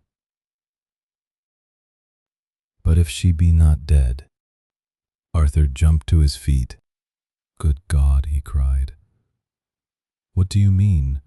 Pause equals 3 milliseconds. Has there been any mistake? Has she been buried alive?" He groaned in anguish that not even hope could soften. "I did not say she was alive, my child. I did not think it. I go no further than to say that she might be undead. Undead, not alive. What do you mean?"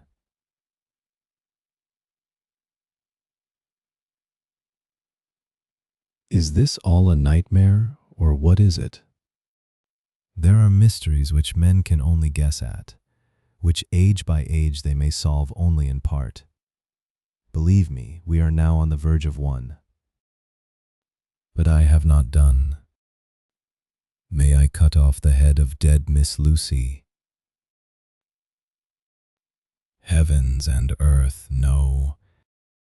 cried Arthur in a storm of passion. "Not for the wide world will I consent to any mutilation of her dead body. Dr. Van Helsing, you try me too far.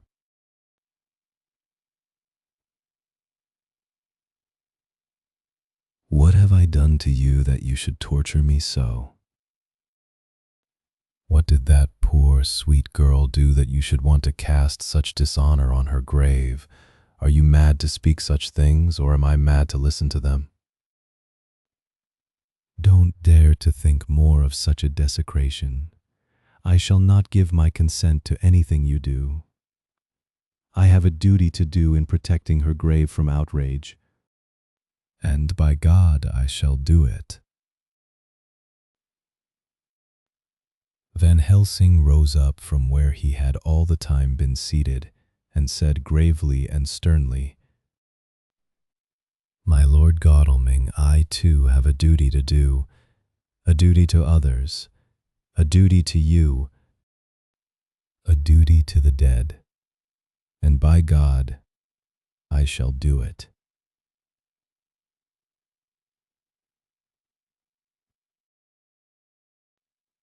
"All I ask you now is that you come with me, that you look and listen, and if when later I make the same request you do not be more eager for its fulfillment even than I am, then I shall do my duty, whatever it may seem to me,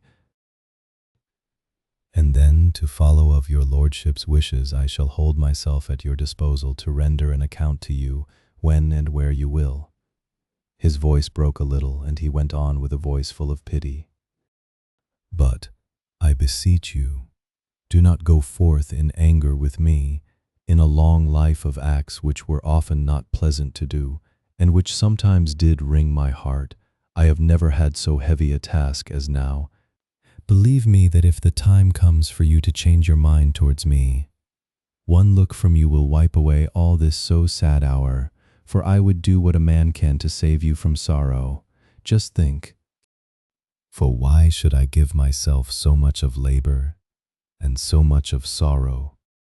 I have come here from my own land to do what I can of good, at the first to please my friend John, and then to help a sweet young lady whom too I came to love. For her I am ashamed to say so much, but I say it in kindness. I gave what you gave, the blood of my veins. I gave it, I, who was not, like you, her lover, but only her physician and her friend. I gave to her my nights and days before death, after death, and if my death can do her good even now, when she is the dead undead, she shall have it freely." He said this with a very grave, sweet pride, and Arthur was much affected by it. He took the old man's hand and said in a broken voice, "Oh, it is hard to think of it, and I cannot understand, but at least I shall go with you and wait,